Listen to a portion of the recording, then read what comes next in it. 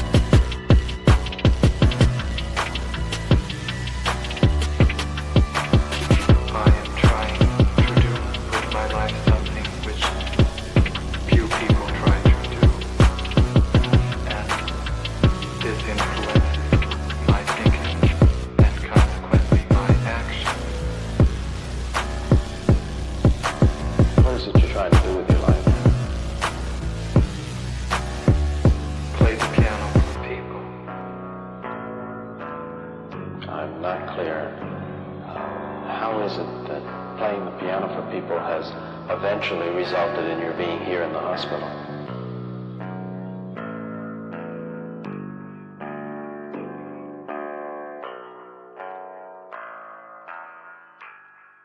That's difficult to answer.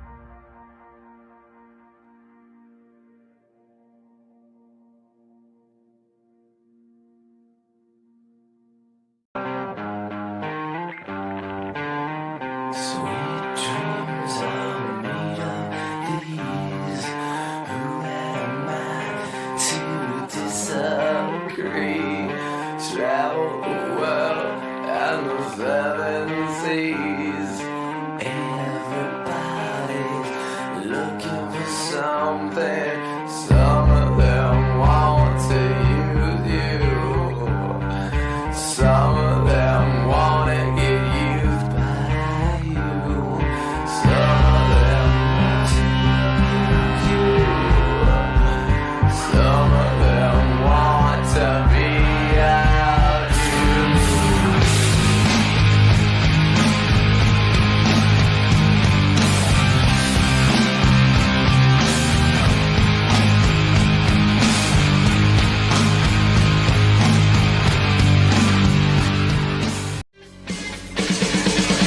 Won't anybody help us? What are we running for?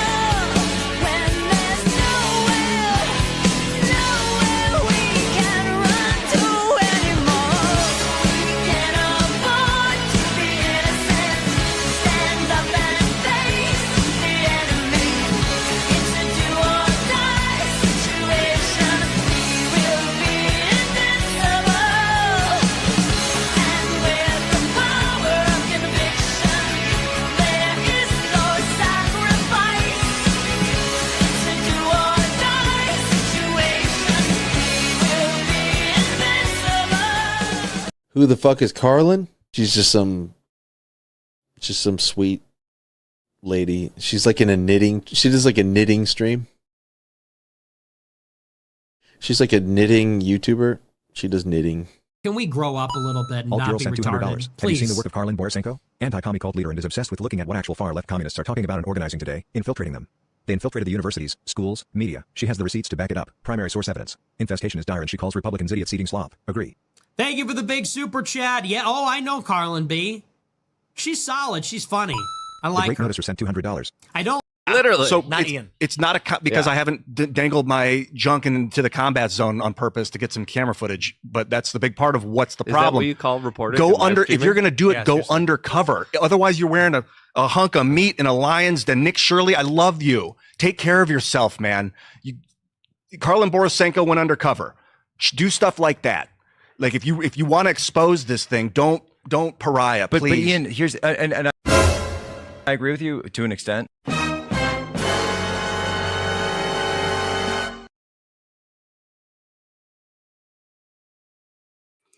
Well, another day.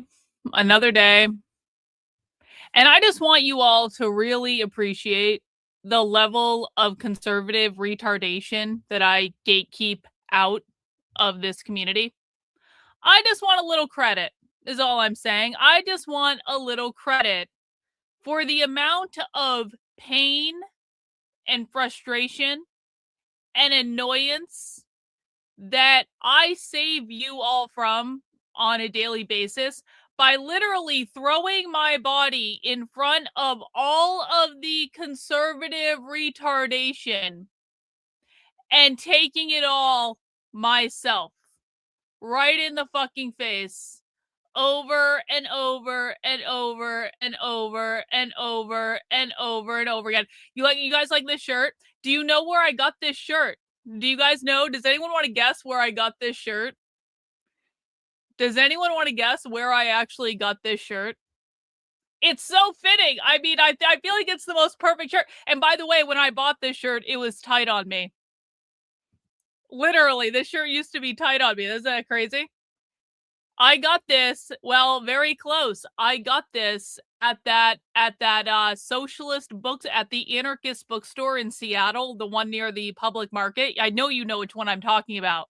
I got this at a socialist bookstore in Seattle. And it's perfect because socialists are anarchists too. I mean, I got it as a whenever I go to socialist like bookstores, I'm always like looking for merchandise and shirts and stuff that I can, wear to go undercover. So I actually bought this t-shirt originally because I was like, I'm gonna wear this to go undercover, and I actually did wear this to go undercover.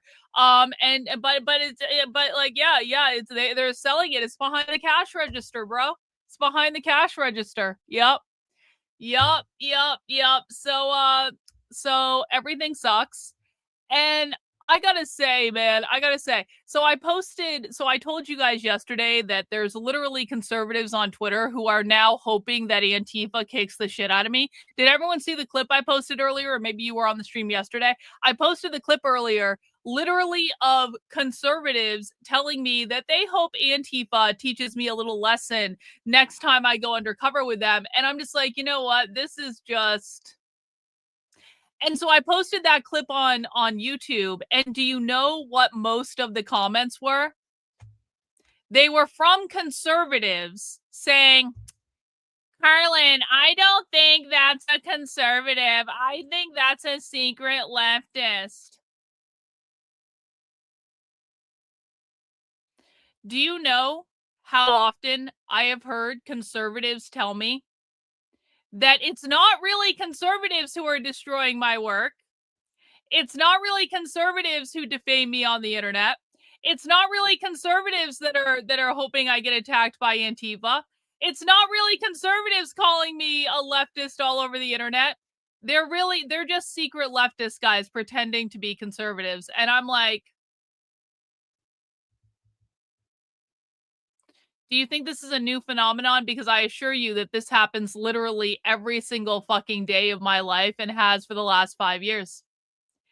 And then I had another instance today on Twitter where there's this guy on Twitter that used to brag about me being his teacher all the time. And he was posting my content all the time. And he was supporting my work. And he loved me. This is an example of what we're up against, guys. I really want you to understand this. I have people that are super, super, super, super, super into my content until they find out I don't support Israel, and until they find out that I am vehemently anti-war, and until they find out that, no, I don't think that Donald Trump bombing Iran is a good idea, and no, I don't think it was warranted, and no, I don't think we should be butting our fucking noses into the Middle East, and no, I don't want to be funding Israel's war, and no, I don't want Americans to die in Israel's war. And quite frankly, I think that anyone who approves of Americans dying for Israel in the Middle East, I think you're a traitor.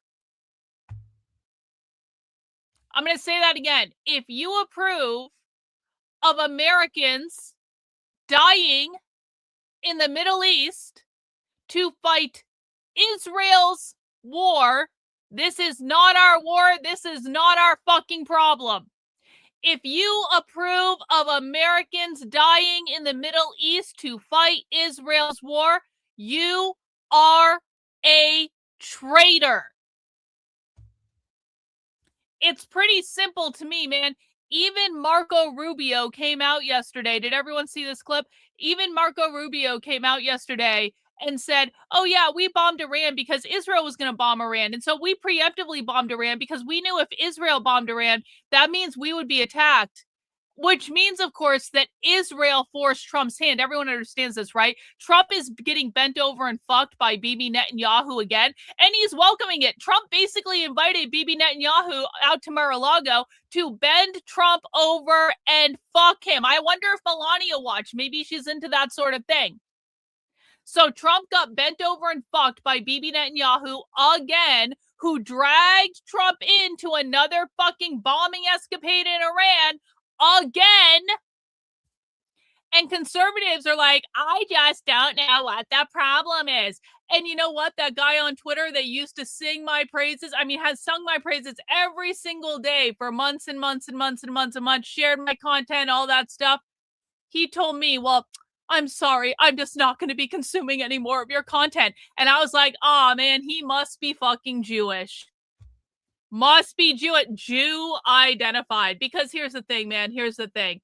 I personally do not care if people are Jewish. I really don't. I have Jewish friends. I actually do have Jewish friends in real life. However, one of the things that I've noticed over and over and over and over and over and over and over and over again is that it is always Jewish people, not all Jewish people, but it is always Jewish people who, as soon as you say maybe we shouldn't be funding Israel's war in the Middle East, they love you, they give you money, they promote you, they do all this stuff, they sing your praises until you say, I do not support Israel, and if you are willing to send American children to die in the Middle East to fight Israel's war, you are a traitor to America, because America is not Israel and it is not our fucking business.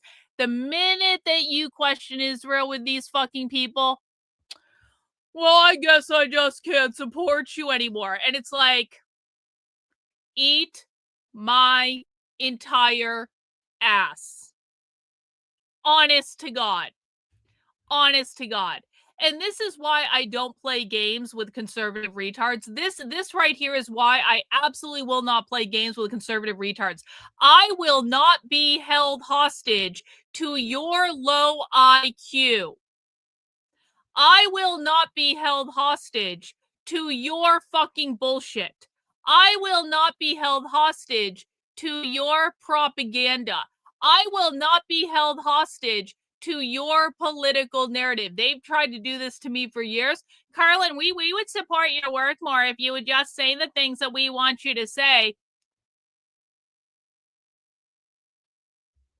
I would sooner have a smaller, more focused community that understands that there is not a single person in this world who will control what I say. There is not a single person in this world who will control what I think. And there is literally no one better on the internet at analyzing the far left than I am. There is no one better at doing what I do. So you don't have to like me. You don't have to agree with me. I quite frankly do not give a flying fuck if people agree with me or not. If you want to support Israel, that's your business. It's retarded and stupid. But if you want to be retarded and stupid, that is your fucking business. It is not mine. But the minute you come to me and you say, I just don't understand why you don't want Americans to die to fight Bibi Netanyahu's war to regime change Iran and get America stuck in yet another conflict in the Middle East that will last fucking decades. I just don't understand why you don't support that. And I just can't watch your content anymore if you don't support Israel. The minute you do that is the minute that I tell you to get fucked and get the fuck out of my community. And I do not care. I do not care. If you do not value my work enough to keep your opinions to your fucking self, we got nothing left to say. And when you suffer at the hands of the left, and when you find yourself in a fucking gulag because you thought you knew everything, but really you knew nothing, I'm going to sit here, I'm going to laugh, and I'm going to say, I tried to tell you and you didn't want to listen because you were beholden to a foreign nation, you fucking traitor. So let's grab some super chats and some channel memberships, shall we? Cynthia! And like a champion before I even started the stream. Good afternoon, anti-communist family. Good afternoon, Queen Cynthia, the legend of the channel. Thank you, Cynthia, for the very generous super chat. Murphy's Pool is in with the dad joke. Why did none of the members of the all-female band, the Go-Go's, have any kids? It was because their lips were sealed. Thanks, Murphy's Pool. Thanks, Murphy's Pool. Appreciate it. Old Sub Sailor says the conservatives are so fractured they can't even own their own retardation. Complete denial. Yeah, it is. It is. There is complete fucking denial. And listen, guys, if you wanna deny reality, that's your business. It's not my business. But on this channel, in this community, we hinge into reality, regardless of if reality is what you want it to be or not, regardless of whether it adheres to your narrative or not. We hinge into reality here, motherfuckers. Dragon Tail, really appreciate you, bro. Remember when the Libertarian Party chose Trump over Chase Oliver to help get the anti-war president to office? Oh, yeah. I remember that. Angela McArdle, I hope that she has crawled into a hole and die of shame. Michael Heiss, I hope he has crawled into a fucking hole and died of shame. And I'm so ashamed to have had any part of that whole debacle. And I'm glad I got out before it got really bad. If I'm being honest about it, I'm glad I got out before it got really bad. Thanks so much for the super chat. I appreciate it. W's to NFL Guru, 5 channel memberships. Hey, should we set a channel membership goal today? Why not? Why don't we we're going to do a long stream today. So why don't we just set a channel membership goal? I'm not going to pressure people too much. You guys have been super generous, of course. And I know people love giving channel memberships. And so if you want to give channel memberships, let's set that goal. Let's set 100 new channel members coming into the community today. That would be rad. Core says, happy Tuesday. I don't agree with every position you put forward, but I listen for your unique content. Same with others I listen to and watch. And that's how it should be, guys. That's actually how it should be. If you want to disagree with me, I actually don't care. It doesn't make any difference to me at all. I'm not going to sit here and argue with you. I'm not going to sit here and debate you. But if you're going to put an ultimatum to me and saying, well, if you don't support Israel, I can't watch your content anymore. Like get the fuck out. Get the fuck out. Because I probably wasn't that valuable to you to begin with. You were just trying to kiss my ass. Like, here's what I assume. And this is actually no joke. Here is what I assume. And let's do a W's for Cynthia. But before I go on my rant, 10 channel memberships, Cynthia. Seriously? Cynthia, always the legend of the channel. Guys, here's one of the things I figured out over the years. And this is actually true. Anytime there's someone on the internet that is doing this thing where they sing my praises and they're saying all this good stuff about me and they're obviously trying to ingratiate themselves to me. I love it when people do that, but I've had to learn to be very, very, very careful of that, because one of the things that has happened time and time again over the last 6 years, this has happened from the very beginning of me being a public person on the internet. One of the things that's happened over and over and over and over and over again is that Jewish people, and they're always Jewish when this happens, 100% of the time they're Jewish. Jewish people will say all these nice things about me, and they'll try to ingratiate themselves to me, and they'll share my content, and they'll talk about how amazing my work is, and yada, yada, yada. And for the longest time, I didn't even think about any of the Jewish stuff at all. Thank you, Trendlin. I appreciate that. I appreciate that. It's probably something dumb that Trendlin just sent me, but oh, great. Okay, that's a good one, Trendlin. Maybe we'll watch that another. We're never going to watch that, Trendlin. You want to know why? I am not watching Karen Ann Harlos on this channel. Karen Ann Harlos is such a fucking fraud. And like, again, another person that I really wish I had never trusted, because she has no intellectual integrity at all. I appreciate it, Trendlin.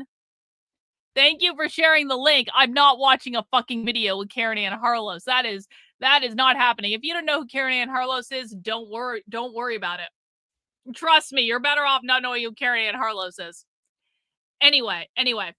So over and over and over in my experience being in this realm over the last 6 years, I have had experience after experience after experience where I've had Jewish people joining my community, saying all these good things about me, trying to get on my side, trying to become friends with me, inviting me to invite-only things, having me on their shows, saying all this nice stuff about me, etc., etc. Like really like laying it on thick to be like nice to me. Oh, I'll give you PragerU, Dave Rubin, everyone associated with PragerU and Dave Rubin. That happened with that whole fucking crew.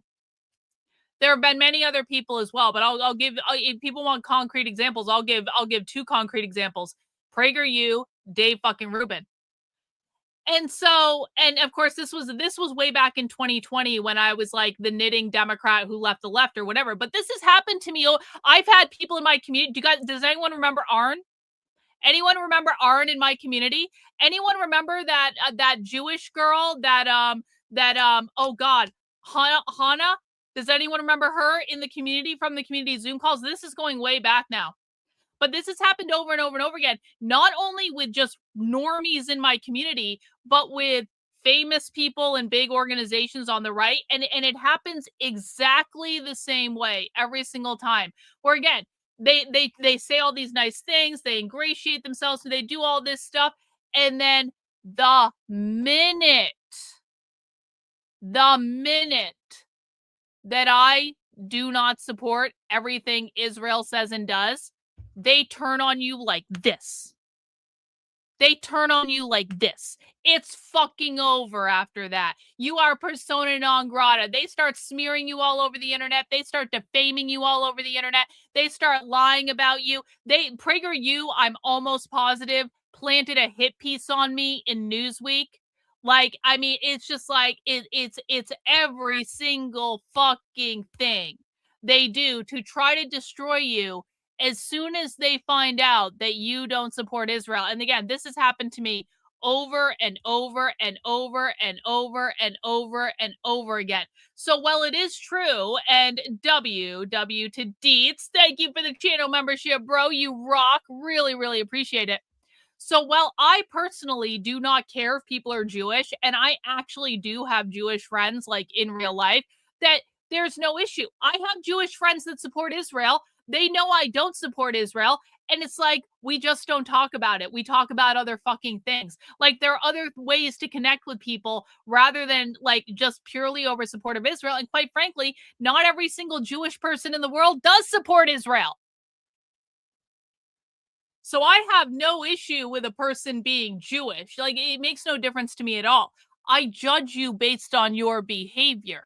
But what I will say is I've had a very long string of Jewish people getting close to me, saying nice things about me, trying to network with me, trying to ingratiate themselves to me, trying to ingratiate themselves to the community.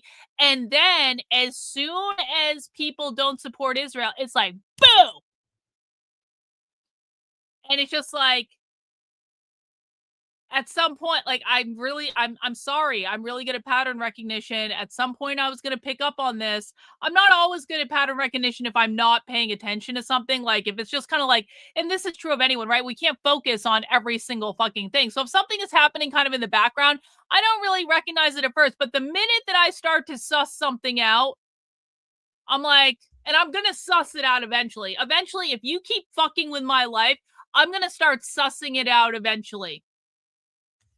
And it's just so consistent. It is so consistent every single time. So am I going to be held hostage to this bullshit? No. Thanks, Nick, for being a member of the channel for 41 months. Our Jew members were so supportive. Yeah, Nick, remember, Nick is an OG. Nick has been around the community almost since day fucking one. Okay? The Jewish members of the community were extremely supportive of my work until October 7th. And if I didn't, and by the way, Nick and other people were in my community Zoom calls where I was very nice to these people. And I didn't kick them out. I didn't tell them to go fuck themselves. I literally let them say whatever they wanted to say and to try to convince people that they should support Israel. And I said, okay, I just don't agree for reason X, Y, B, and Z. I was not mean to these people. I was not cruel to these people. I let these people say whatever the fuck they wanted to my entire community. But as soon as there was not 100% backing for Israel, they all turned. They all turned. People were disrupting my fucking community Zoom calls. They were acting fucking crazy. Like, I had to actually ban people from my community because they kept coming. I used to do community Zoom calls all the time. Some people might remember this. People would come into those calls and be just extremely fucking disrespectful. And it was always the fucking Jews. Every single fucking time.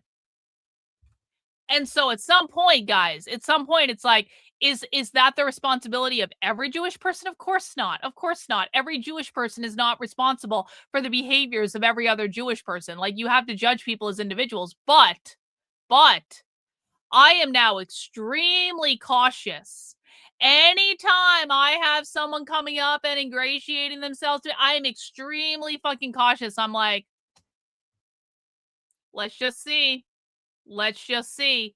And that's not to say I don't want people to like my work. Of course I want people to like my work. But yeah, you got to understand, it's like, this has bitten me in the ass so many fucking times where I trusted someone that I shouldn't have trusted, and it backfired. And that's just that's the way it goes. You got to learn the lesson and you got to move forward. Thank you, Grim, for the super chat. I really do appreciate. Oh, Adam King, ding ding ding, mentioned Adam King over on Rumble. Don't even get me fucking started on Adam King. I will rant for days about it. Adam King, I've blocked on Twitter. I want nothing to do with that guy. That guy is sleazy as fuck. I don't believe a single fucking thing that guy says. Like, honestly and truly, congrats on the shirt being too big for you. I know, right? Look at this shit. Look at this shit. Look at this shit. Like, it's so funny. I'm like in the process of like, I'm redoing stuff in my house. So I'm spending a lot of time at like Home Goods. You guys have seen pictures on Twitter of me being out every day. It's because I'm going to like Home Goods and Target and things like that. Because I'm doing things around the house. And one of the things I'm doing is I'm cleaning out like the closets of like all the old clothes I had from what I called the before times back when I was an organizational consultant. And I was like, holy shit, I bet I actually fit in some of these clothes now. And so now there's this whole like project where I have to go back and actually try on all of my fucking clothes. And some of my clothes are much smaller than I currently am. I'll get there eventually, I'm sure. But like, I'm starting to fit into some clothes that I haven't fit into in a very long time. And that's actually kind of fucking rad. I never thought I would. I mean, honestly, like I always knew I could lose weight if I wanted to. It's never been a question of if I could lose weight. It's like, I know how to lose weight. I used to spend 4 hours a day in the gym. I used to run fucking marathons. I know how to, I used to be one of those people who, there was a time in my life where I was eating 6 small meals a day. And I was meal prepping all of those meals with the perfect macros, everything fucking measured out and all that stuff. Cause I was training to run marathons, right? And so I know how to do all of that shit. There was never any doubt in my mind that I could lose weight if I wanted to. But it's also kind of like one of those things where when you're losing weight and your body starts changing and all of a sudden like you start shrinking, it's like I don't even have a sense of what my body looks like right now, to be honest. It's just like the weirdest fucking mind fuck in the world. It's like, oh, this is different now. Oh, my pants are falling off now. Oh, none of my clothes fit now. Oh, this is just like, it's weird. And what's funny about this is Victor is also losing weight at the same time. Not that we planned this or anything, but Victor changed jobs at the end of last year. He was in a very sedentary job where he wasn't moving around a lot. And now Victor sells cars at a really big car dealership. And one of the things they have to do is they have to, like, when it snows and stuff, they go in and they have to shovel all the sales, like everyone who works at the car dealership has to go in and shovel the snow essentially. So Victor has had much more exercise and much more physical activity in the last several months than he had in, quite frankly, years. And he gained a bunch of weight and he was really unhappy about it. But even Victor has dropped so much weight. And so like Victor and I are just like coincidentally losing weight at the same time. And we're kind of like, we're like talking to each other about it. It's like, this is so weird. None of my clothes fit. So he's like, I know, none of my clothes fit either. I'm like, this is awesome. Anyway. Yeah, they're always on their feet. Victor loves it though. Victor loves selling cars. I'm really glad he did this because he was, quite frankly, pretty miserable at his last job. So I'm really glad he did this and he gets to drive cars around all day. And he's really happy about that. So that's rad. Anyway, guys, what we're going to watch today, what we are going to watch today is the Revolutionary Communists of America. Now, if you are unfamiliar, one in the chat if you know who the Revolutionary Communists of America are. 2 in the chat if you are unfamiliar with the Revolutionary Communists of America. Well, you know what's funny about this is a couple months ago, I was about ready to throw out all my skinny clothes or sell them or donate them or something. I really was. I was like this close. I was like, I need to clean out these fucking closets. And I just never did it. So I ended up having all my skinny clothes. But there was a moment like several months ago before I started losing weight. I was like, I just need to get rid of all this shit. Like, I'm not going to wear it anymore. Like, whatever. And now I'm like, maybe I don't need to get rid of it after all. That's pretty rad. Anyway, it looks like a lot of people do know who the Revolutionary Communists of America are. They are a far-left revolutionary group. They are more economic communists than they are cultural communists. They don't really believe in queer Marxism. Not to be confused with the RevComs. Exactly. They are completely different groups. And so we have to keep that in mind. They do have an organized presence all over the country. They protest the RNC. They protested the DNC. No, they didn't vote for Kamala Harris. They hated Kamala Harris. They published a newspaper called The Communist that you can find them handing out on street corners. They do stickering campaigns all over the country, and they produce a fuck ton of content. And they've got a couple videos that I thought we might like to watch. The first video that I want to watch is only 5 minutes long, and it is called Why We Call Ourselves Communists Openly. So that's good. Did Cynthia come in with another 5 W's for Cynthia? Cynthia, you rule. Really appreciate it. Guys, you're going to let Cynthia do all the hard work? I hope you don't. I hope you don't. We got to respect our queen, Cynthia of the chat. Thank you so much, Cynthia, for your ongoing and consistent generosity. You are the best, and we very much appreciate you. So this is the first video we're going to watch, guys. We're going to hear about why these communists are openly calling themselves communists, and I think that's going to be good. But the second one, I think you guys are going to like this. An hour-long discussion on will Epstein spark the next American Revolution? One of the things you need to know about the Revolutionary Communists of America is the Revolutionary Communists of America, or the RCA. Yo, Graham, W's to Graham in the chat. 5 channel memberships. Thanks so much, bro. You rock. Really, really, really appreciate it. Let's add that to our tally. They're already up to 26. You got, yo! I have seriously the best fucking community on the internet. W's to Core in the chat. Thank you so much, my friend. I really, really appreciate you. Welcome to all the new channel members. You guys rock. There we go, all the way up to 31. Yes. So one thing you need to know about the Revolutionary Communists of America is that they believe that we are in late-stage capitalism. They believe the revolution will spark at any moment. And the reason they formed the political party of the Revolutionary Communists of America is not because they plan to run for office, because they're revolutionary communists. Revolutionary communists don't run for office. Revolutionary communists don't believe in reformism. They don't believe in incrementalism. They believe the only way to get what they want is to violently overthrow the government, and they're planning to infiltrate the military to do that. Them specifically, we've actually watched presentations from the RCA specifically where they talk about infiltrating the military, organizing like the military. They're very keyed up on this, and you can find all that stuff on their channel. You can find it in my back archive of content if you want to do that. But what I want to impress upon people is the RCA formed as a political party a few years ago. I want to say this happened in 2023. They formed as these guys are different than the RevComs. Yes, completely different groups, not related at all. Very good question and very good clarification. The RCA formed as a political party because they are organizing for the spark that will start the revolution. Essentially, far leftists in America believe that there will be some sort of spark that ignites the proletarian uprising.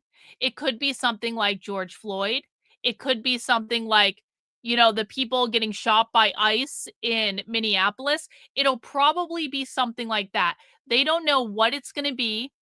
They don't know when it's going to be, but they are completely unequivocally convinced that it is going to happen soon. And they want to be organized and ready to go because the Revolutionary Communists of America want to be the vanguard party that leads their version of the Russian Revolution in America. And they're deadly serious about this, guys. They are deadly serious about this. So the reason they formed as a political party was not to run for office because they don't believe in that. It was to give people something to join that would make them already organized and ready to go whenever that spark happens to start the proletarian uprising that leads to their version of the Russian Revolution. These guys are very into studying the Russian Revolution. They are basing everything around the Russian Revolution. They denounce Mao. They denounce Stalin. They are Marxist-Leninists, and that is what they are preparing for. Hey, Ginny over on Rumble. AARP discount tuition. All right, Ginny, I appreciate that. Thank you very much for the Rumble rant. And so that's what we're going to watch today, guys. That is what we're going to watch today. Now, there may be a little surprise later in the stream. There may be a little surprise coming up later. Okay? I'm not going to say what that surprise is right now. We're just going to save it. We're going to save it because maybe it'll happen. And I will let you know when the time comes, but I just want to say that maybe you guys should stick around for a little while because maybe there's going to be a surprise. I'm not going to say what it is, but we like surprises on the channel. And maybe I have a surprise for everyone. Maybe. We'll have to see. But for right now, we're gonna watch. Yeah, it's donuts. It's donuts. I got everyone donuts. Exactly. I got everyone donuts. Exactly. That's exactly what it is. You guys are all gonna get a knock on the door. You're just like, you're gonna get a fucking elf to deliver you a fucking donut. Yeah, that's exactly right. I can't have a donut, of course, because I'm on the keto crash starvation diet. Can I tell you guys? Okay, before we get into this, can I fucking tell you guys what my dog did? I know this is a stupid story and you guys are like, Karlyn, we're here to watch communism. We don't want to hear about your dog. But like, I have to fucking tell you what my dog did today. My dog is such a little fucking bastard. You guys will all appreciate this. Okay. So because I am on the keto crash starvation diet, one of the things that I have found that is helpful to keep me on the keto crash starvation diet is basically every day lately, I've been driving my ass a couple miles down the road to the Market Basket, which is a New England grocery store chain. If you know, you know, all right. I've been driving my ass down the road to the Market Basket. The Market Basket has $5 rotisserie chicken. And I'm like, I can't even buy a whole fucking chicken and roast that myself for $5 fucking. So why don't I just go to Market Basket, buy a fucking $5 rotisserie chicken, bada bing, bada boom, that's like food for the day, right? Well, because I now have a constant stream of rotisserie chicken from the supermarket coming into my house. And let's just be honest. There's like nothing better than a rotisserie chicken from the supermarket. They're really fucking good. The dog has gotten a little bit entitled. And I may have enabled this. I may have given the dog a bite or two of chicken when I was eating my chicken. And the dog comes up, he's like, and he's looking at the chicken, and I would give him, and then it turned into fixing the dog his own bowl of chicken. So the dog would, and then so I basically get home and I'm making my coffee. The dog is whining the whole time because the chicken's sitting right there. The dog can smell it. So the dog is now getting very entitled. And the dog believes that every single time I go in the kitchen, or anyone goes in the kitchen for that matter, he is owed a bowl full of chicken because the dog is now entitled. Well, today I get home, I've got the chicken, I put it on the counter, dog comes in to start whining. He's whining, he's complaining. His name is Kobe. He's whining, he's complaining, he's looking at me. And I need to make my coffee. I wanted to make the coffee before I actually ate the chicken because I just gotten home. I need a fucking cup of coffee. So I was like, Kobe, settle down. I'm making coffee. I will get you your chicken in a second. I'm like trying to reason with the fucking dog. And so the dog starts sitting there and the dog starts barking at me. He's like, meh. He's like actually demanding now. He's like, you will give me the chicken. And I'm like, no, buddy, I'm making a cup of coffee first. Fucking relax. And then I was like, Kobe, how about if I give you one of your bones? And Kobe has these favorite bones that he likes. They're basically their fish skin, and they're like dried fish skin. Kobe fucking loves the fish bones. He's loved the fish bones for years. I thought the fish bone would shut him up for a couple minutes so I could make a cup of coffee and eat my own fucking lunch. But so I try to give him the fish bone, and he's like looking at it. And Kobe usually snatches the fish bone and runs away and hides it in his bone area or whatever. I'm like giving him this bone. He's like looking at it, and then he just starts sniffing my hands. And I'm like, Kobe is actually rejecting a bone, like his favorite fucking bone, because he is so dead set on, you will give me chicken now, bitch. And so then he just started whining, and he wouldn't take the bone. He kept going, like, he's like, and he wouldn't take the fucking bone. And I was like, Kobe, here's a fucking bone. And then he took the bone and he dropped it. He actually dropped it on the floor and just stood there and looked at me. I was like, oh no. I was like, I've created a monster. My dog is now a monster. My dog feels entitled to chicken at all times.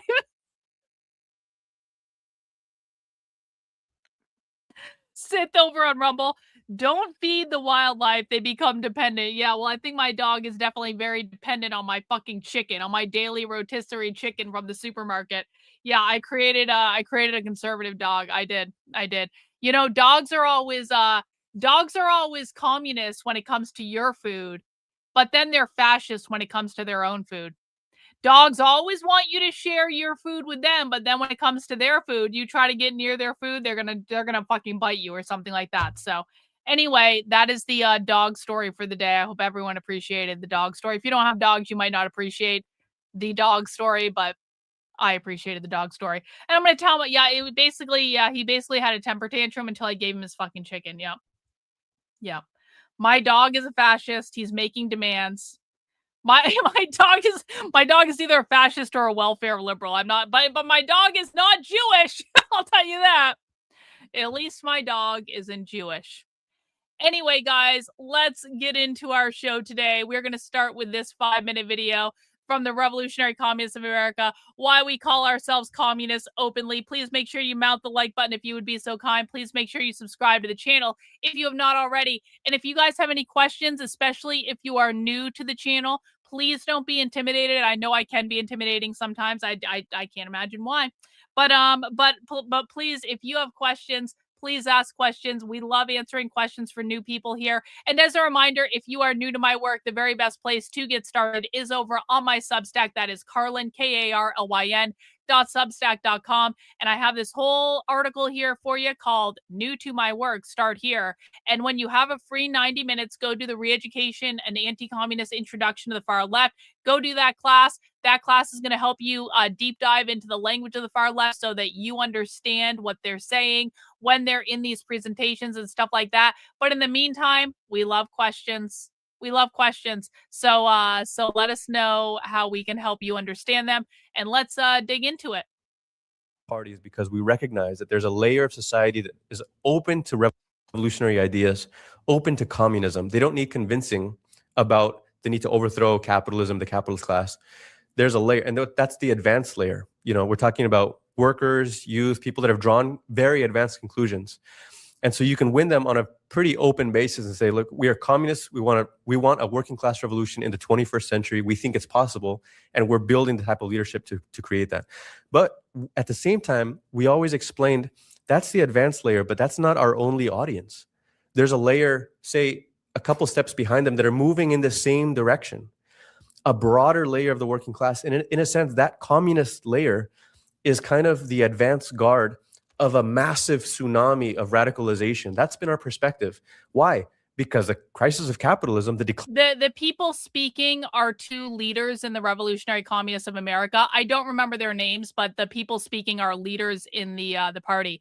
Hey, bro, you're on my fucking Twitter. Do your own fucking research. There's this thing called a bio that you can go and read, and maybe you should avail yourself of those resources. Let's test your IQ and see if you're smart enough to be in my community. Decline of society is becoming so overwhelmingly clear. You don't even need to make an argument. Young people say, why do you hate capitalism? They just say it's just everything. Look at the news. The news is just this endless stream. All the headlines are just a recipe for mass radicalization. You don't need to make a very sophisticated, careful. Wait, what is Grillis here saying? By the way, did you see Tom Homan's brilliant plan to have the FBI and Homeland Security make a website to dox the far left anti-ICE protesters by posting their info and trying to shame them to their employers? Oh, you mean the things that we've been doing basically for years? You mean exposing these people like we've been doing for years and putting them, bro?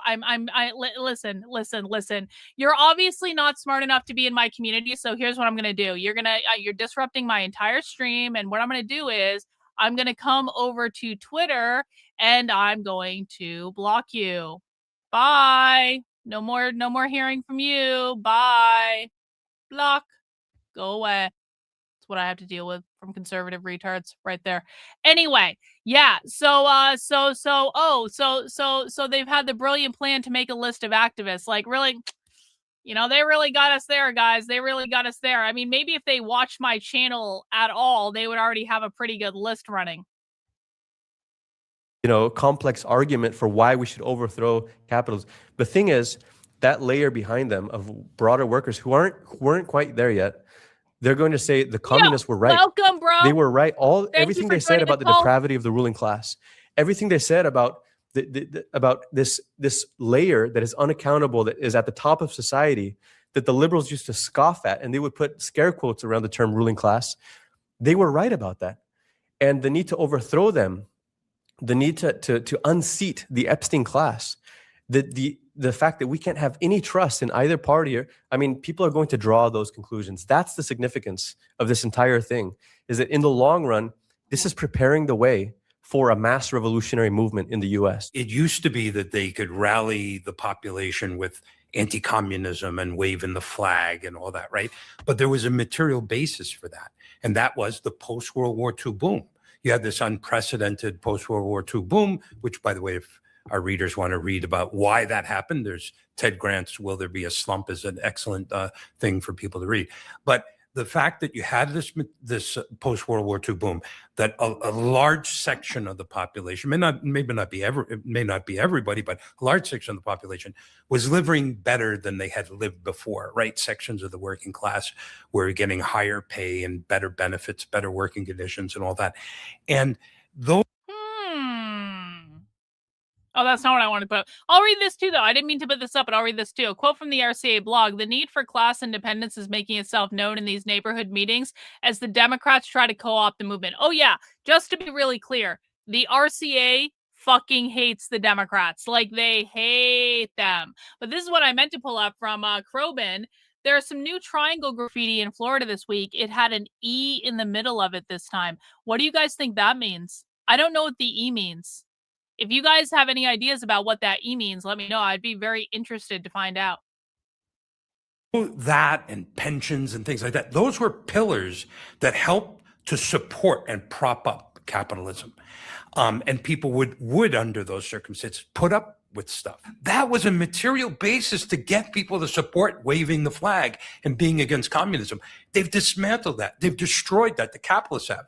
So as a result, now they think that they can go and start waving the flag and put all their anti-communist propaganda. And the fact is, it's not having the same echo as it used to be, right? More and more people are saying, maybe communism isn't so bad, right? Let's take a look at what the real ideas are of communism, because things have changed because capitalism is dismantling all those pillars of support. The post-war boom ended in the early 70s with the recession of 1974.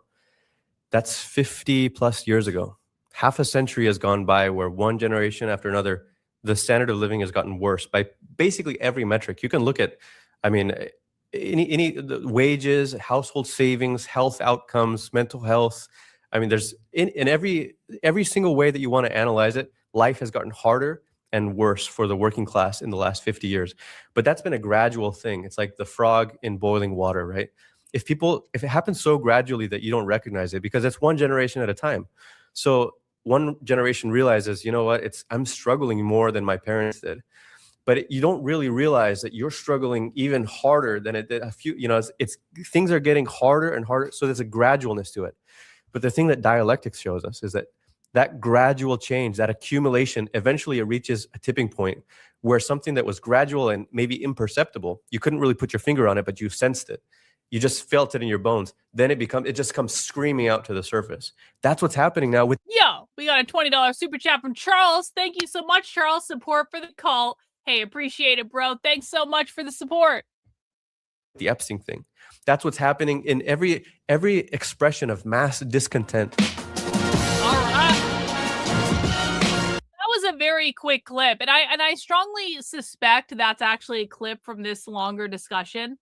But that was interesting, though. That was, I mean, and it's like the RCA has never been shy about, like, you know, overtly being communist. The RCA is if anyone remembers, actually it's on their fucking channel homepage. If I just show you, well, homepage, right there. That's the RCA marching through the middle of the street, all carrying communist flags, all waving red t-shirts. That went viral on conservative media when it happened. Of course, conservatives didn't tell anyone about the organization because they didn't know. All they saw was communist flags, and they said, oh my God, communists are marching in the street. They didn't know shit about, no, it's not, E is not for equality. Communists don't believe in equality. Communists believe in equity. So there's no universe that the E is for it. And if the E is for equality, that wasn't a communist symbol. Communists do not believe in equality. They believe in equity. Those are two different things. Anyway, so the RCA is not, it's not, I strongly doubt it's a Greek symbol. Okay, okay.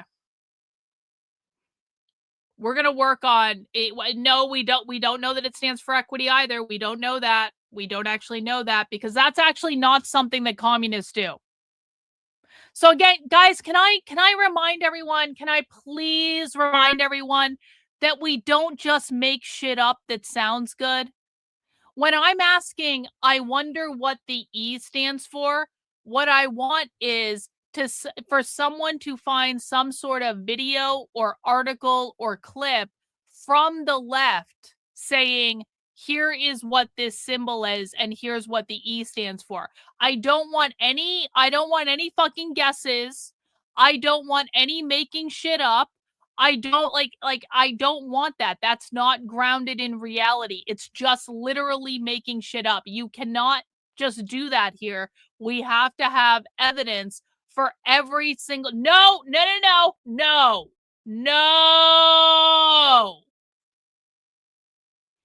Never ask AI, especially Grok. Grok is the shittiest fucking AI that exists on the internet. Grok feeds misinformation all the fucking time. I want no one is allowed to do AI research in this community. No, you can use only if you're advanced with this content are you allowed to do fucking AI research in this fucking community, because AI lies and makes shit up all the fucking time. AI gets shit wrong all the time. We are not going to be like conservative retards who go to Grok every time they don't understand something. This is why conservatives don't know what the fuck is going on.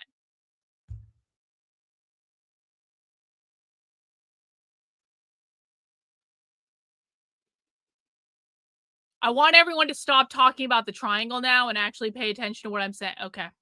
All right. You think you're being funny? I don't think you're being funny.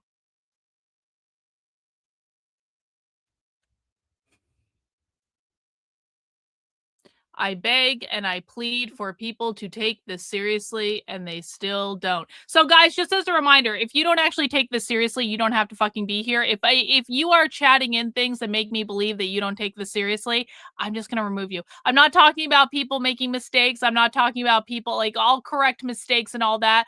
But if you're, I mean, I'm being fucking deadly serious right now.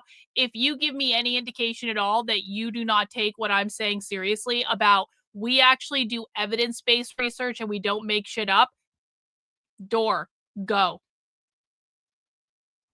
All right?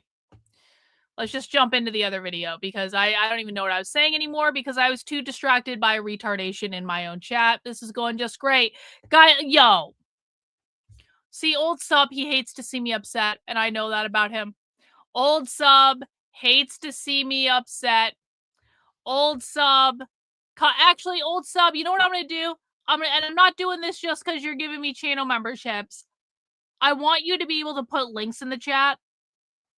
So, old sub, welcome to the moderation team. In addition to the W's we're going to give you for sending in 10 channel memberships, I want old sub to be able to put links in the chat. Old sub, if you want to link that sticker that you made please feel free to do so. I really appreciate you, bro. Thank you for everything you do for the community. You rock.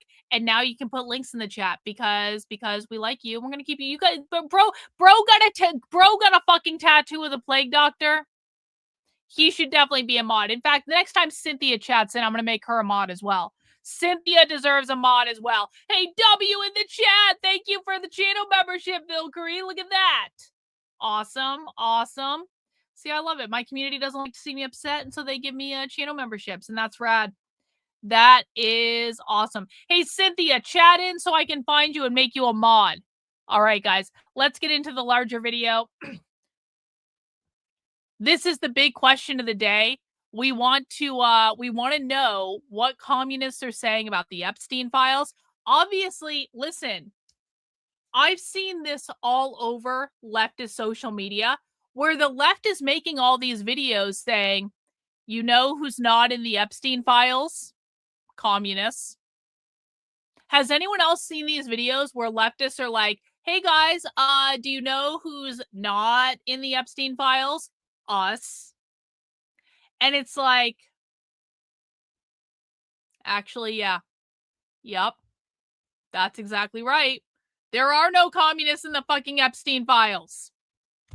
There are no fucking leftists in the Epstein files. I mean, W leftists, I guess. You can't, like, I mean, they can't get everything wrong.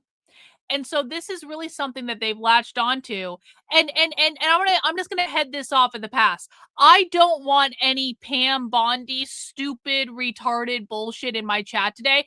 I don't want to see a single person say, did they say anything about this when Joe Biden was president? I don't want to see that one fucking time. If I see anyone who says, now, excuse me, did the left say anything about the Epstein files when Joe Biden was president? I will put you in a timeout like immediately. And if any mods see that shit, I want that person in a timeout immediately. Yeah, I don't want any of that shit. No. What matters is not the fucking conservatives doing the owning the libs bullshit where they really think if they just point out hypocrisy, then they win. That doesn't fucking matter, and it doesn't fucking work. What matters is how the left is taking advantage of this to push their revolution. It doesn't matter what they did under Joe Biden. It doesn't matter if they ever cared about Epstein in their fucking natural lives. It doesn't fucking matter. What matters is how are they harnessing the Epstein files to push the Marxist revolution? Okay? Thank you for that. It's a good thing you told me because I would never check Facebook if you didn't tell me. So I appreciate that. I'll take a look at it when I get a chance. So let's dig into it, guys. We're going to be watching this very long video. Will Epstein spark the next American Revolution? Let us know if you have questions in the chat. We do have our channel membership goal that we're working towards. So if I teach you something today, if you learn something new, please feel free to pay it forward by donating some channel memberships to the community. We really appreciate it, of course. They're going to say the communists were right. Everything they said about the depravity of the ruling class, everything they said about this layer that is unaccountable, that is at the top of society, they were right about that. And the need to overthrow them, the need to unseat the Epstein class, the fact that we can't have any trust in either party, people are going to draw those conclusions. That's the significance of this entire thing. In the long run, this is preparing the way for a mass revolutionary movement in the US. Again. And there's Cynthia. Cynthia in with the 10 gifted channel memberships. Cynthia, I got to find you so I can make you a mod. I should have done this a while ago, Cynthia. I think Cynthia has earned a wrench in the community for all that she has done. Welcome to the mod team, Queen Cynthia of the chat. We appreciate you. Thank you so much for your ongoing and perpetual generosity. And I hope you enjoy your wrench. Welcome to the mod team. Against the population, the government throws tear gas, smoke bombs, and they kill people. Against these people, what is the U.S. government doing? What is the police doing? We don't expect the ruling class to police itself from a point of view of any kind of justice. That will be the job of the working class.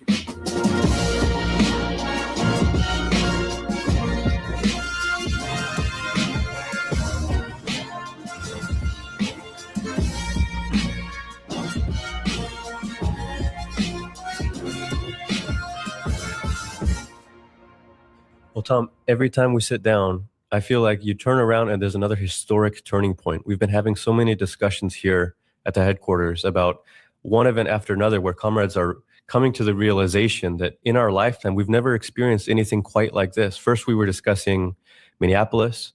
I mean, the year began with Trump's most aggressive imperialist attack in his political career against Venezuela, taking out Maduro.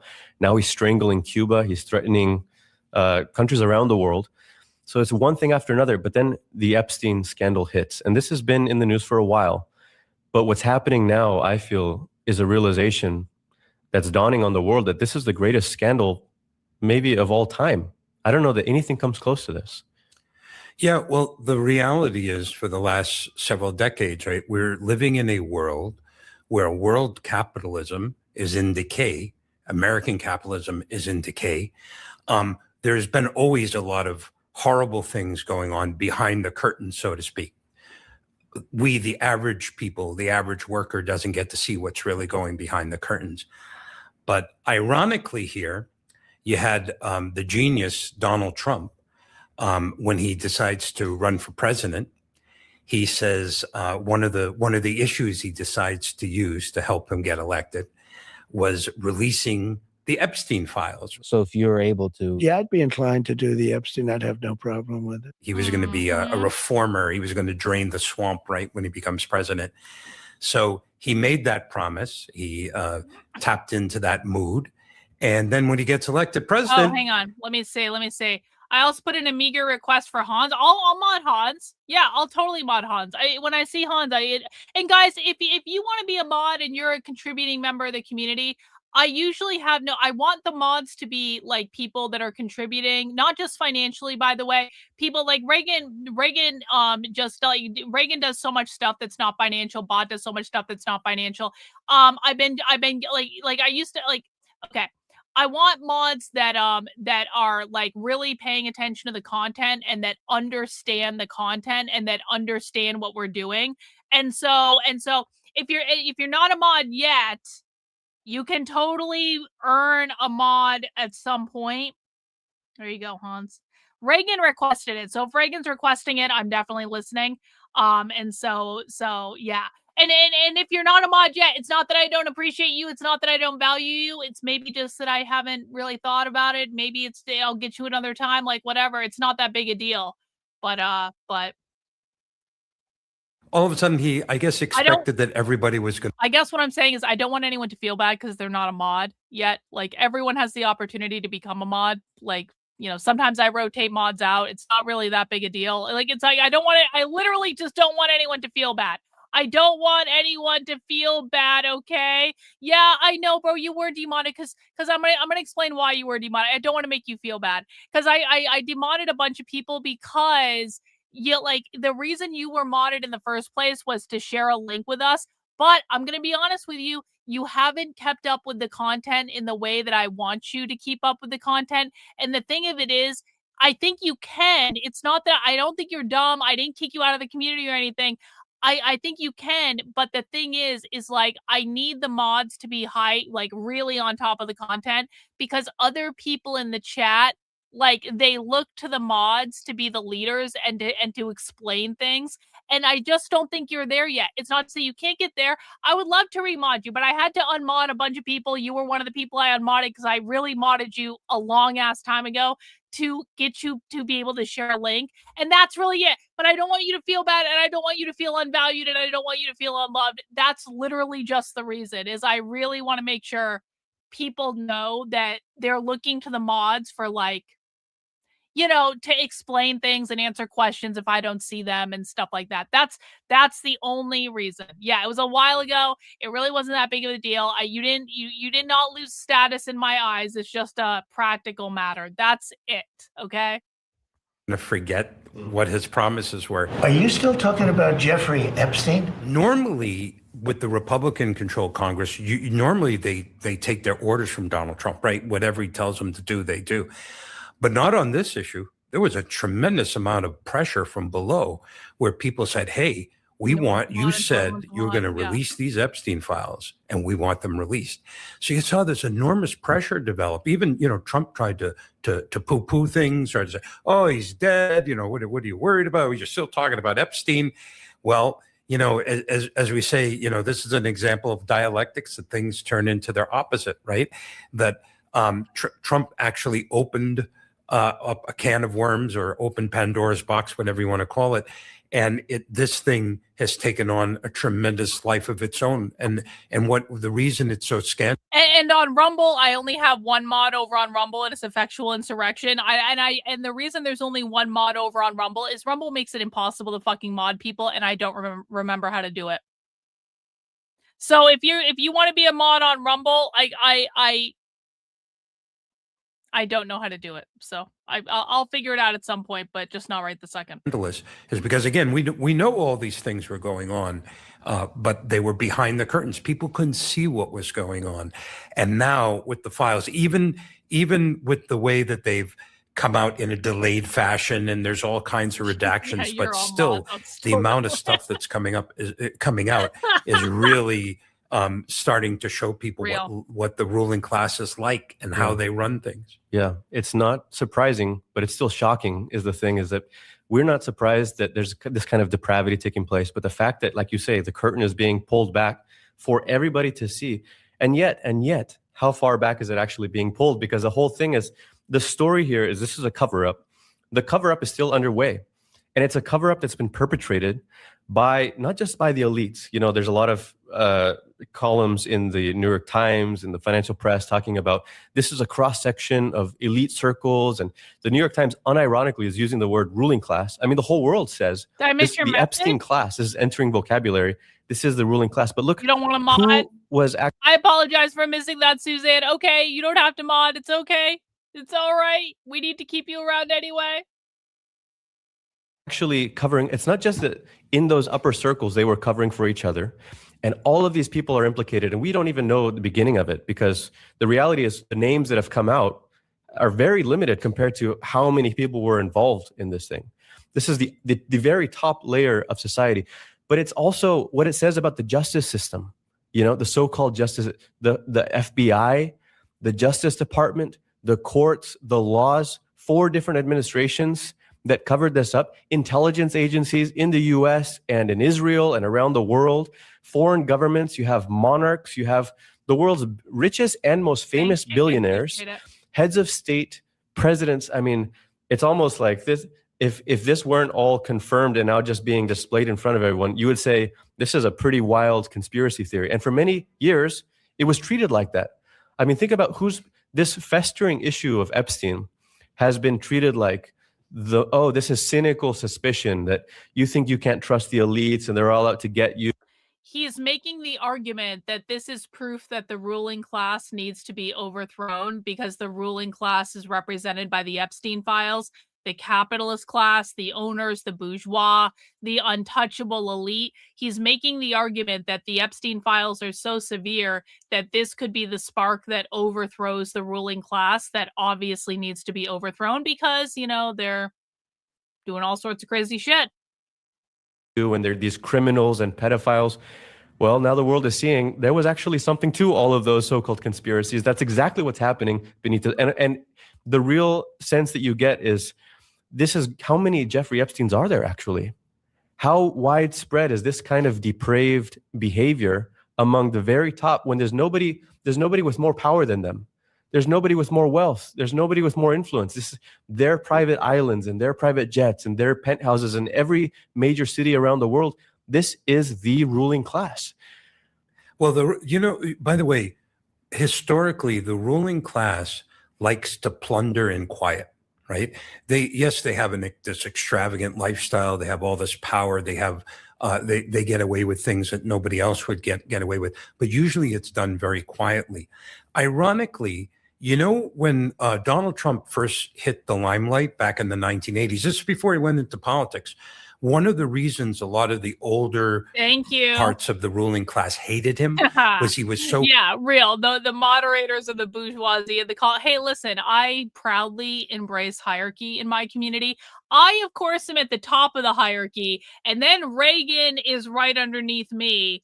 And then there's some other people that have status along with Reagan, but Reagan is like the number 2 in command. Let's just be clear. If I die a mysterious and sudden death, Reagan is in charge of carrying on the legacy of this community. And then there are a whole bunch of other people that have status that have been around a long time as well. And then there's the mods. And if they aren't in one of the higher level mods, like there's different levels of mod. And then there's everyone fucking else. And your status is generally indicated by how long you've been in the community. So if you have been here 6 years since day one, you're going to be higher ranked than someone who just showed up. That's okay. We value everyone. I'm just saying there is a pretty distinct hierarchy in the community, and the longer you've been around, the more status you have, the more shit you've done, the more status you have, the more you've contributed to the community, the more status you have. Yeah, and Amalek is too good looking, so he has status because I fucking say so. You want to know why? Because I'm at the top of the fucking hierarchy. Let's see, I saw someone actually had a real question though. Hang on. To clarify, the ones who use AIDS, ice, etc., to cause disruption. No. The Revcoms are a very culty group on the far left that do a lot of very culty things, but they're not indicative of the whole far left, and these are a completely different group. But to be really clear, the Revcoms didn't do ACT UP. The Revcoms didn't do anti-ICE organizing. The Revcoms are just like a weird culty little group. They actually don't do much real organizing on the far left. They're so kind of like obscure that I don't even really talk about them all that much because it's just not relevant. So no, the ACT UP was not the Revcoms. ACT UP was a completely different thing. The anti-ICE organizing is a completely different thing. It's a good clarifying question though. But yeah, these people are completely different than the Revcoms. Please correct me if I'm wrong. Is there any hint of irony on what they're trying to capitalize since communism's roots have ties to the no, there's no hint of irony at all because it doesn't matter. It doesn't matter. Guys, what happened 200 years ago doesn't fucking matter. What happened 100 years ago doesn't fucking matter. What happened 50 years ago doesn't fucking matter. Any papers from any dead philosophers that you really like, they don't fucking matter. What matters is how they are organizing in the real world today. That is all that matters. So is there any hint of irony? No. Because what happened back then has no relevance to what is going on today. So no, there's no hint of irony at all. Yo. We need an organizational chart. Okay, we'll get right on that. Reagan, can you create an organizational chart, please? Here's the organizational chart, Reagan. I'm at the top. You're number 2 in command, and then the high status people, and then everyone else. And you can just make like several circles, and that'll be that. I'm kidding, Reagan. I don't need you to make an organizational chart. Reagan is the chief organizational officer of the cult. That's why I asked her to do it. But I don't actually need that, Reagan. brash and like in the media and stuff. He was bringing attention to the ruling class in a way they did not want. They want to plunder in quiet, in silence. They don't want to. They want to do things behind the scenes. They don't want to be out front. And this whole situation, ironically, Trump here is the one that unveiled. This whole situation is really shining. I love it. Reagan's like, I wasn't going to do that shit anyway, Karlyn. You want to be the chief undercover officer, average person? All right, you can do that. Average person, bless, the chief undercover officer of the cult. We've got Bot as the chief. What the fuck is Bot's title? I forget. Bot, Reagan, and now average person have title. Nick has a title too. Nick is like the sergeant at arms or something. Everyone, like people with titles have status. Anyway, I missed the original E conversation, but would assume the E is for it. No, I would not assume that. And again, I don't want assumptions being made. I wouldn't assume that. Why, like, when have we ever seen communists advocate for putting a fucking E in a triangle for education? We've never seen them talk about that. We've never seen any propaganda to that effect. So no, I wouldn't assume that at all. And I would really prefer if people didn't make assumptions. I do appreciate the super chat though, very much. Thank you for the support. a light on things that they didn't want people to see. Another thing I think we should think about is there was a quote by Engels. I don't have the quote, but I'm going to paraphrase what he said. He said, in an unjust economic system, the average working class person, the average person will tolerate a lot. But it's exactly when that system is in decline, it's exactly when that system is not delivering the goods, that then these kinds of scandals really take hold of the population, because the population might be willing to accept it and look the other way. They may not like it, but they might.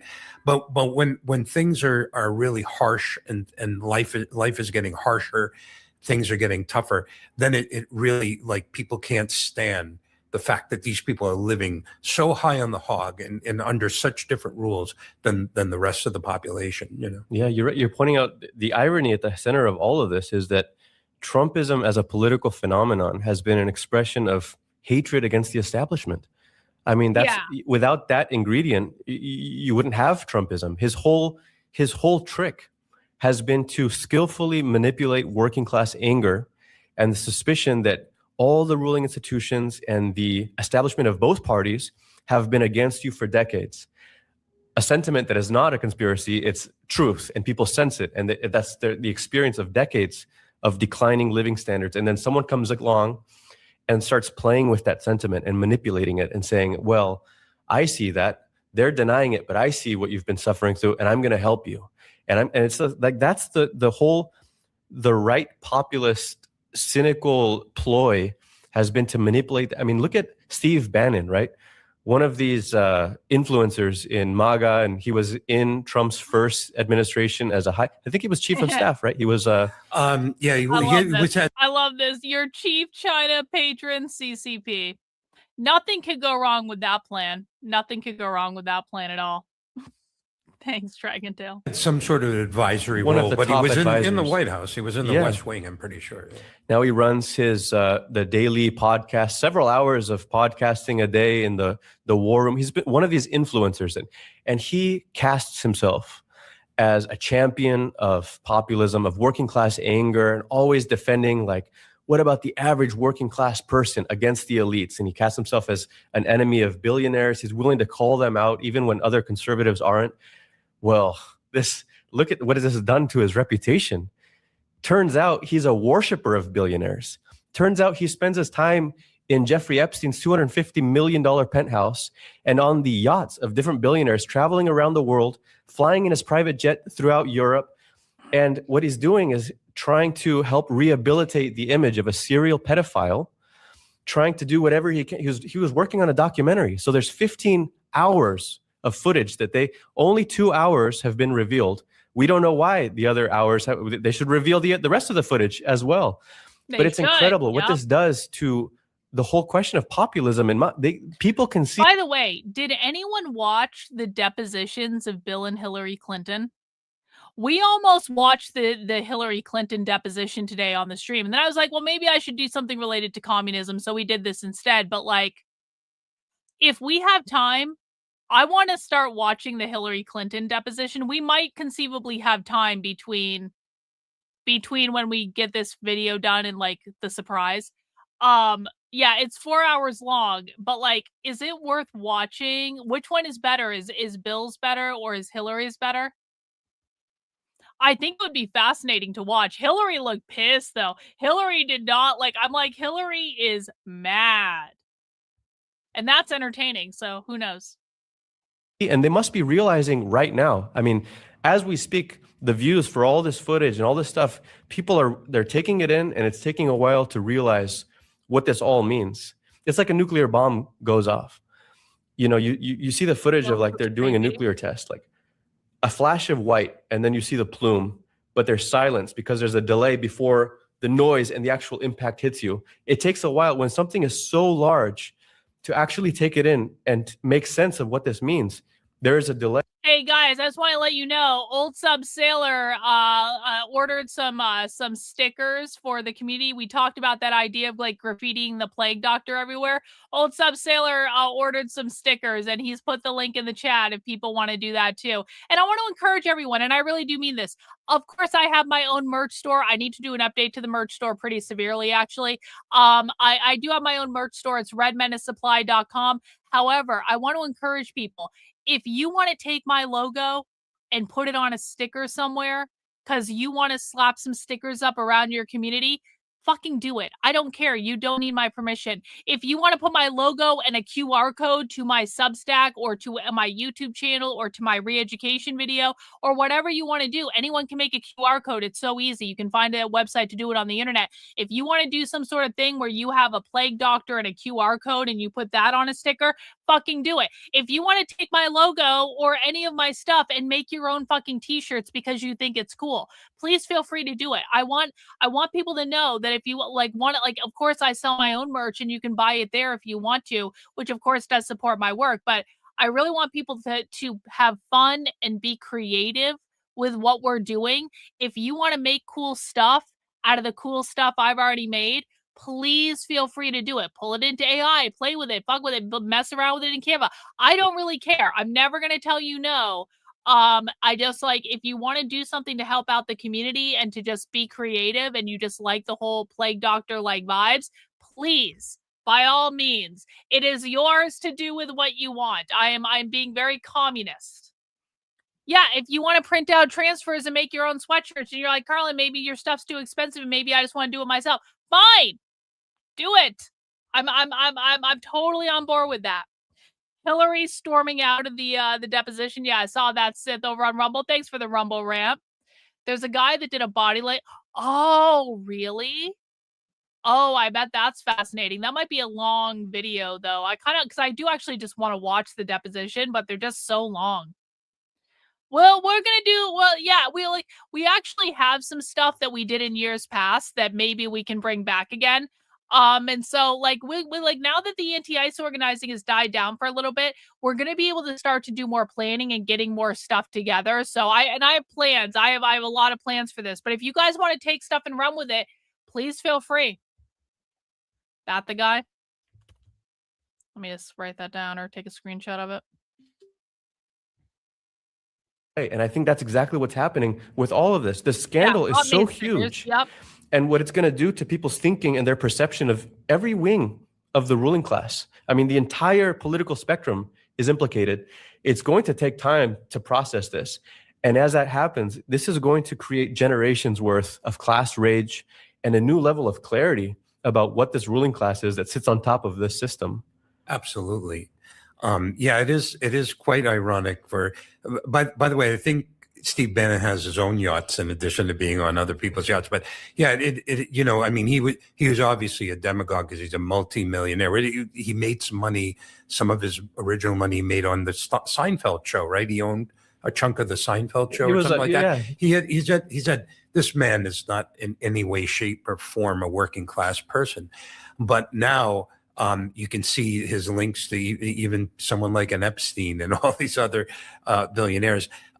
I remember I heard that he had said like a few weeks ago that we're, as in MAGA, is losing the base, right? They can't.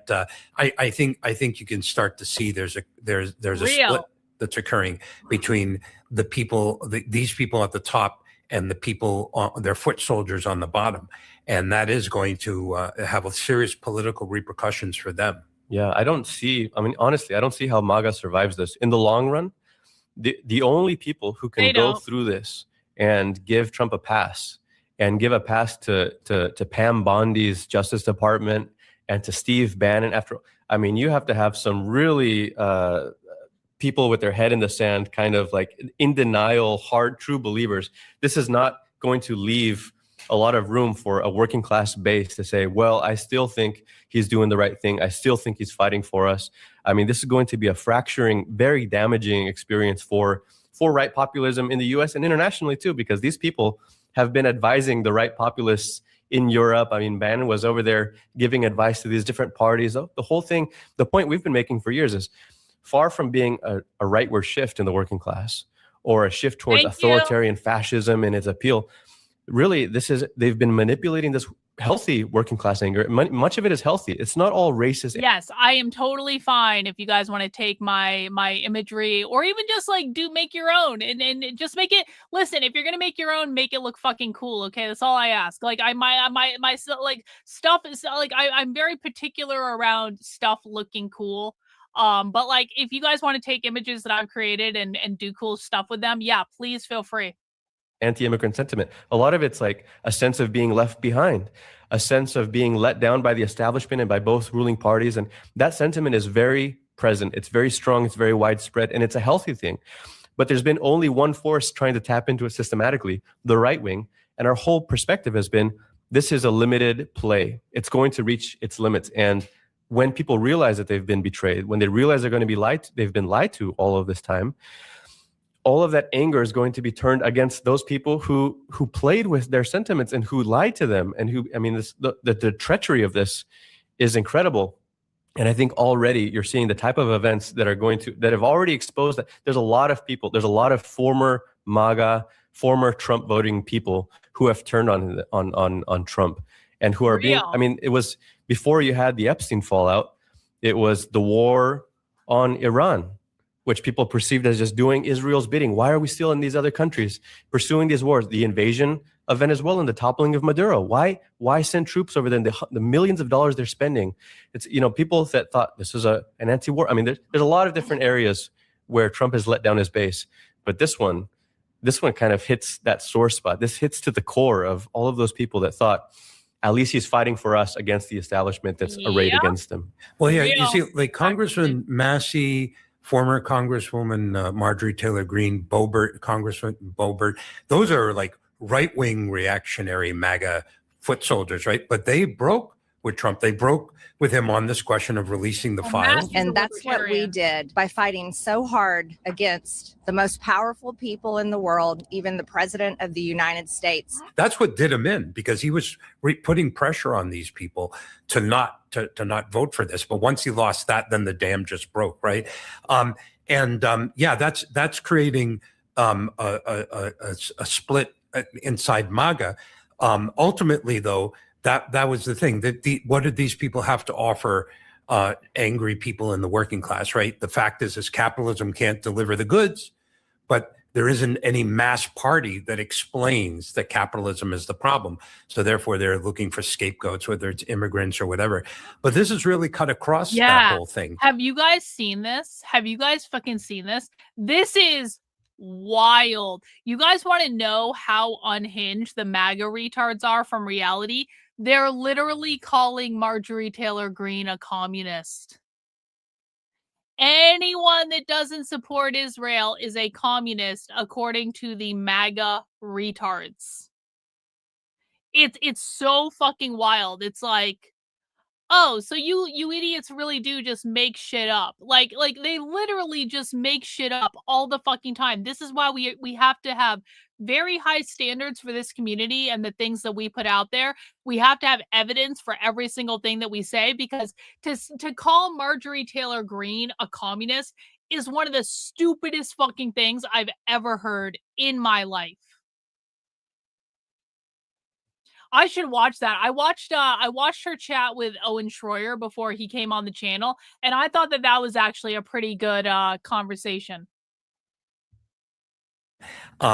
It's opening up opportunities for the left. Now, the question is what will the left do? We have a mayor in New York now, right, who's facing a budget deficit, right? Mandami, right? There's this budget gap, right? And he's saying, well, I want the governor to tax the wealthy, but if not, then I'm just going to increase property. I'll be using the chat for Monsignor 5 gifted channel memberships. Thanks so much, bro. Really do appreciate it.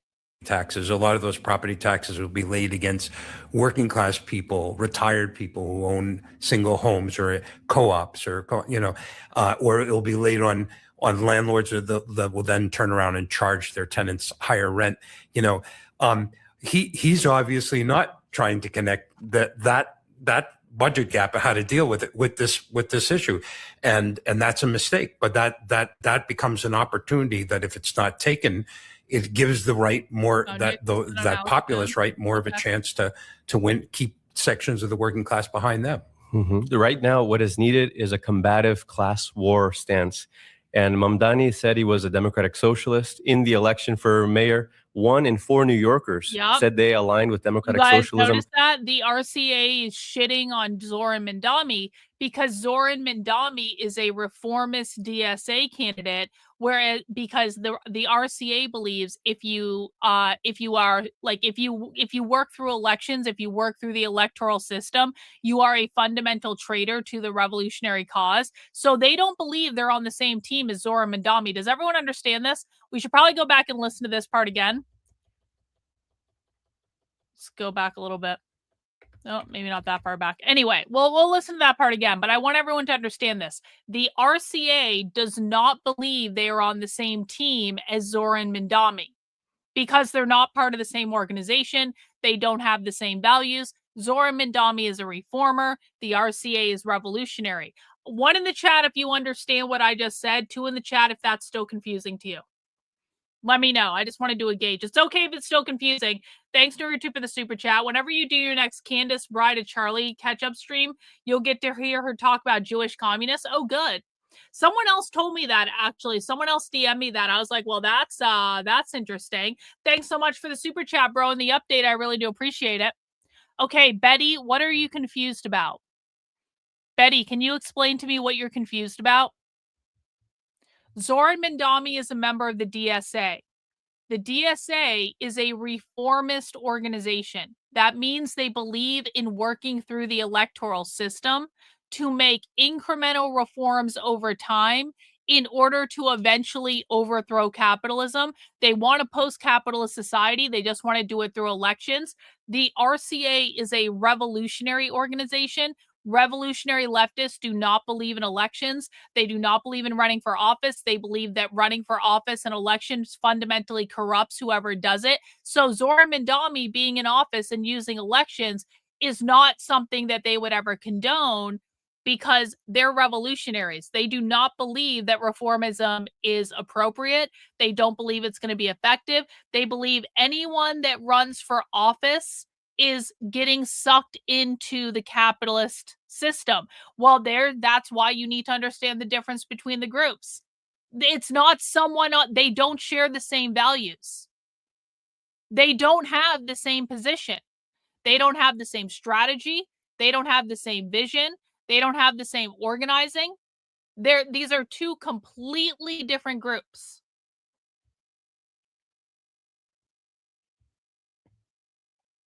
And yeah, that's creating a split inside MAGA. Ultimately, though, that was the thing.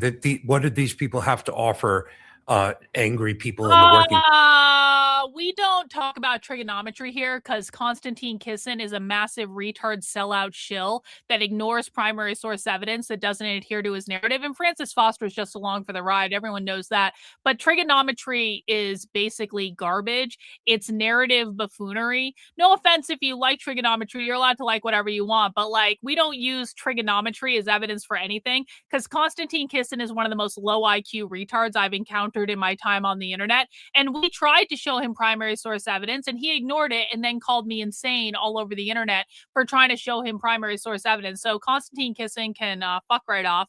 And I don't believe anything he says, and I don't believe anything that shows up on his show because he is a paid-off narrative shill. He is a failed comedian that failed being a comedian because he wasn't funny in the first place, and now he's taking money to push conservative bullshit onto the internet and to make it more tenable for left-leaning people. That's Konstantin Kisin's role. Class, right? The fact is capitalism can't deliver the goods, but there isn't any mass party that explains that capitalism is the problem. So therefore, they're looking for scapegoats, whether it's immigrants or whatever. But this has really cut across that whole thing. It's opening up opportunities for the left. Now, the question is what will the left do? We have a mayor in New York now, right, who's facing a budget deficit, right? Mandami, right? There's this budget gap, right?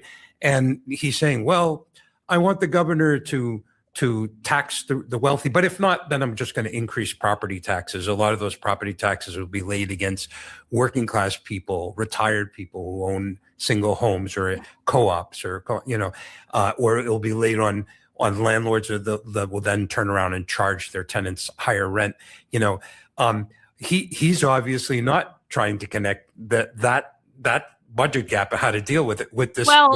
This is the thing. Yeah, I mean, I agree with that. And I suspect he might come back at some point and be like, Karlyn, I was wrong. I mean, maybe he will, maybe he won't. But like, anyone who watches my content knows I literally say fuck Israel like all the fucking time. Like, I'm very clear about this. I always find it funny when conservatives are like, I watch all your content and I support you and I'm just really shocked about this. And it's just like, how the fuck are you shocked? Like, literally, how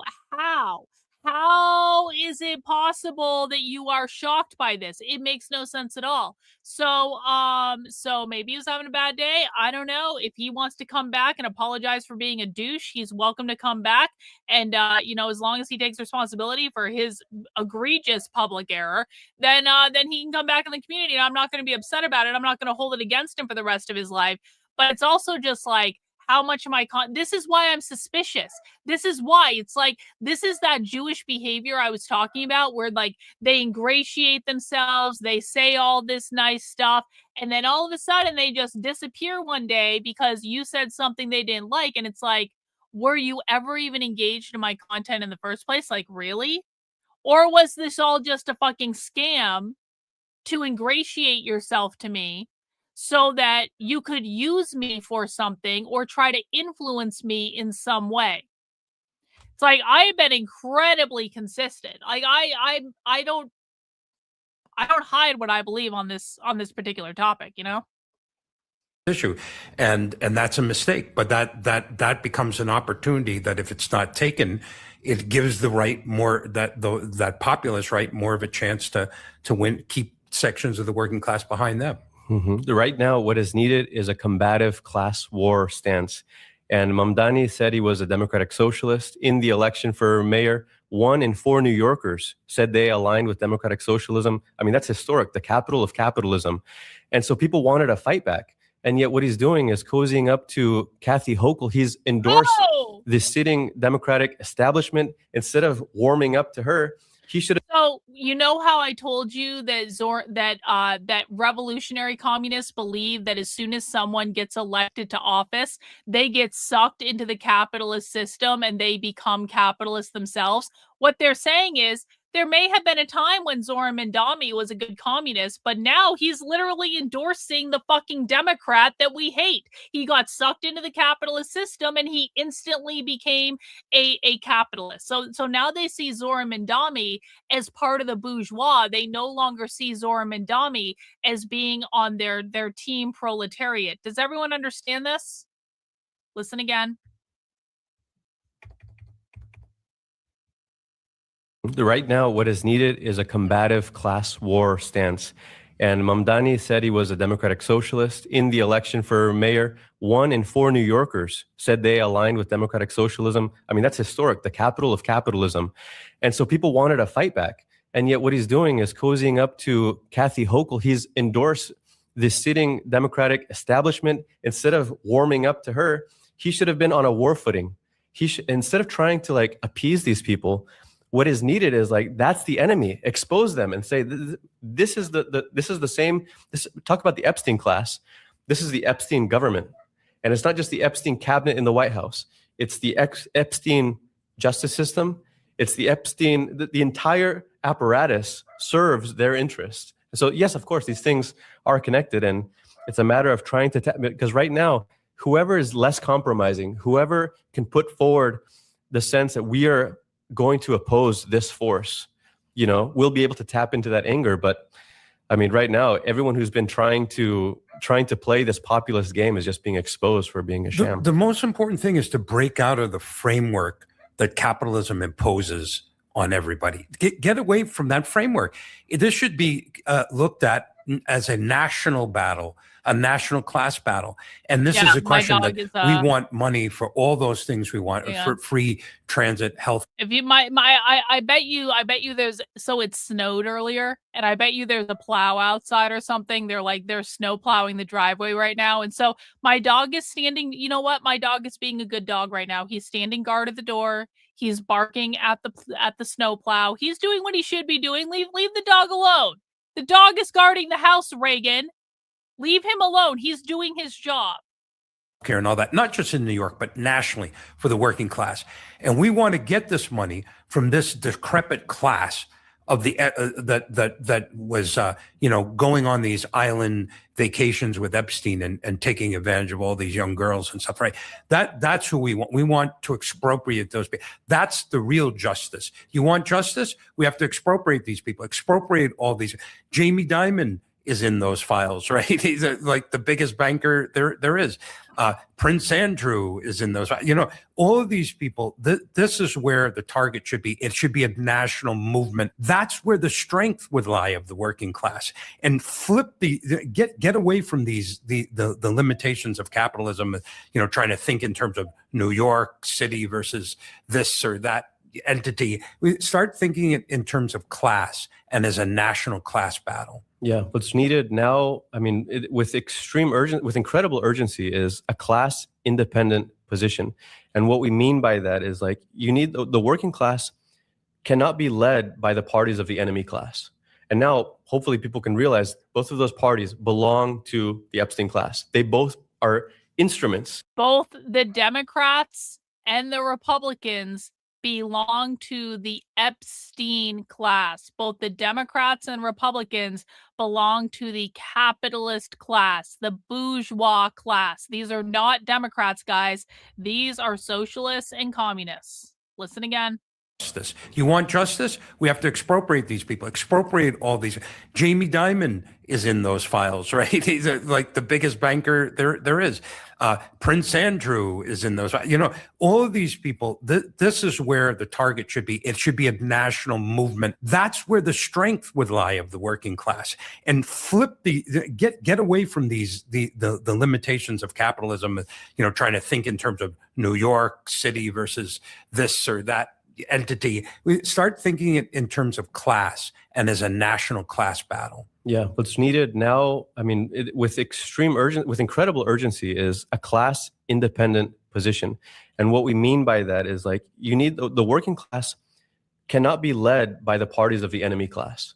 And now, hopefully, people can realize both of those parties belong to the Epstein class. They both are instruments for covering up and giving a veneer of a political decision to decisions that are actually being made on the phone from these islands, from a private jet. All of these decisions, it's not just the shadowy, there was one moment in the interview that Bannon did with Epstein, where Epstein is describing the 2008 moment where Bear Stearns is collapsing, the government is scrambling to respond, and they're making the decision to bail out these companies. And Epstein is essentially bragging that he had so much influence that from his jail cell in Palm Beach County, where he's doing time for this horrible, depraved child sex predator activity that he was locked up for in 2008. So he's behind bars, but he gets just 2 phone calls a day. And he's talking about, who do you think I was on the phone with? The president of Bear Stearns, and then the president of JP Morgan. So I was actually going between 2 phones talking to Bear Stearns and JP Morgan at the same time. Amalek was on Adam's stream earlier. They were calling out everyone. That might be interesting to listen to. So I found it amusing. The next day he gets more phone calls. So he's on the phone with Washington, D.C., talking to the Fed. He's giving them advice about, we need to save the system. The patient is in critical condition. Basically advising them, we need to bail out this, we need to bail out. Decisions that are impacting the lives of countless millions in the US and around the world. Think about it, the impact of 2008 and the entire generation that has been raised in a post-2008 world, those decisions being made by people like that. But the thing is, that's not exceptional. That's the rule. That's the way this happens. It's just that for once, we get a glimpse into what this actually looked like. This is what we're learning, what the world is learning, what it's going to do for mass consciousness, the awareness of the way decisions are made, the way the justice system operates, The fact that these people are totally above the law.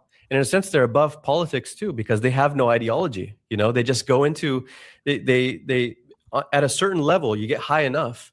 I mean, you can see it in Epstein too. He didn't really care if somebody was on the left or on the right. Those things became meaningless, just like laws and the things that he did to women, to working class women, and to children. You could see it for him. It was like an ironic, uncomfortable issue. He would grin about these things, but he didn't feel any he was a psychopath, obviously, but it's kind of like the real point is this is a psychopathic class. The crimes that they're committing against the working class as a whole. I mean, is this really any different from the way you would expect them to respond to the crimes, the genocide that they're committing? I mean, the crimes that they're doing to the working class, they feel no remorse, and their system doesn't create people who feel remorse at the top. If anything, they're just removed from it. They're in a totally different world. They have tremendous hypocrisy. You know, that's actually one of the things that this whole scandal exposes is the tremendous hypocrisy. By the way, how many times have the ruling class, Trump and other people, they've attacked like affirmative action and say, we're against affirmative action. We're against DEI. We think people should get those positions by merit. Well, look at what Epstein wanted somebody in Colombia. And he just makes a few calls and a couple people. I know these people have lost their jobs now, but got these people into Colombia. What is that? If that's better than affirmative action, right? That's just you make a call. You don't have to get it by merit. You don't get it by what you've done or haven't done. You just get it because who you know. And this is look. We all know that this is the way things have been run for years, but now it's finally out in the public. You know, anybody who was skeptical. You don't have to be skeptical any longer. It's right there. It's right there in black and white. You can see it. I was thinking about that. You know, you've had this anti-elite, anti-rich sentiment. It's been building for years, understandably, because, I mean, the majority of the working class has entered the workforce and has been raised in a post-2008. That's 18 years ago. It was 18-year-old kids that were born working, you know, born when those things were happening. So this new period of rapid decline of the working class being squeezed while a tiny handful at the top. I mean, we're talking like, and they used to say in the Gilded Age, 60 families or 200 families. That's exactly the same structure of power that exists today. And now you see this small world, how networked they are, how much they all get. And to think, I mean, obviously they all knew about Epstein. They all knew what he was doing. This idea that, you know, is it guilt by association? Just because you're in the file doesn't mean, you know, just because you went to his island doesn't mean you partook in any of these crimes, or just because you were friends with him, exchanging all these illiterate text messages with Jeffrey Epstein, or Hey, Reagan, can you check your DMs, please? I would appreciate it. Visiting on his private jet. That doesn't mean you necessarily partook in all. No. All of these people, after 2008, it was very clear. I mean, this guy, not only does he get around and he has all these connections, but everybody knew what kind of person he was. You could see he didn't hide it. In fact, he boasted about it. What he was doing to you know, Richard Branson called it his harem, said, bring your harem. I mean, everyone treated it like it was a humorous idiosyncrasy, like, oh, that's just an eccentric guy, you know, this is what he does. But to think that anybody was, I mean, nobody seemed to be repulsed by it. And nobody was shocked. What does that tell you about how common that kind of behavior is at the top? But nobody can argue that they were ignorant. I mean, after 2008, when he had to think this layer of society thrives on gossip. The whole thing was like they were all sharing information about each other. Do you think any member of the ruling class was not aware that Jeffrey Epstein was a serial sex predator? They were all aware. They were partaking. And then they have, you know, then they say their little prayers before Congress. And what was it, Kansas? Was it Kansas or Oklahoma, one of those states passes a bill that every school has got to buy its Bible, and they got to buy the Trump Bible, and Trump puts out. I mean, this is what I'm saying. Complete hypocrisy. The rule, you know, they want people to live by certain rules, but they don't live by those rules. And it also, you know, this whole thing about crime too. Oh, we've got to fight crime and stuff. Well, what kind of crime was this crime being fought? Was the government doing anything? Is the U.S. Justice Department, is the FBI, is ICE going to be deployed against the crime of Jeffrey Epstein and all his clientele? You know, in fact, right? They don't want to be tough on crime, but no. Was it Maxwell has some sort of special deal, right? She's got a great setup to put in a nice federal prison, like a hotel type Yeah. situation, get special meals It's like or a summer whatever. camp. Yeah. Maybe she'll get pardoned, but maybe Trump's just waiting till after the election to do that. Who knows? But this is, people are seeing this, and the anger is there. The anger will be building, and I'll tell you why it's going to build. Is there going to be any justice provided by anyone in the capitalist class, by either of these political parties? Anyone who thinks, oh, well, the Democrats will win the midterms. Well, they may win the midterms. Do you think that's going to change anything? Bill Clinton, Hillary Clinton, they're in this, The Democrats might win the midterms, but do you think that's going to change anything? Because these guys are not the Democrats. They don't like the Democrats. They don't support the Democrats. They don't vote for the Democrats. Again, I just need to make sure everyone understands this.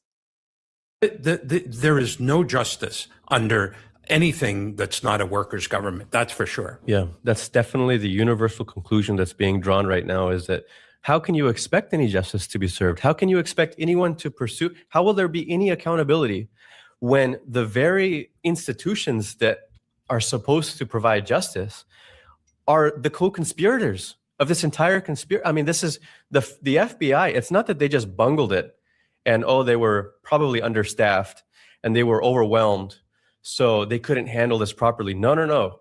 Let's be very clear. The FBI, the Federal Bureau of Investigation, the Justice Department, these are co-conspirators of these crimes. They're actively making redactions to cover up and protect the perpetrators of these vicious crimes.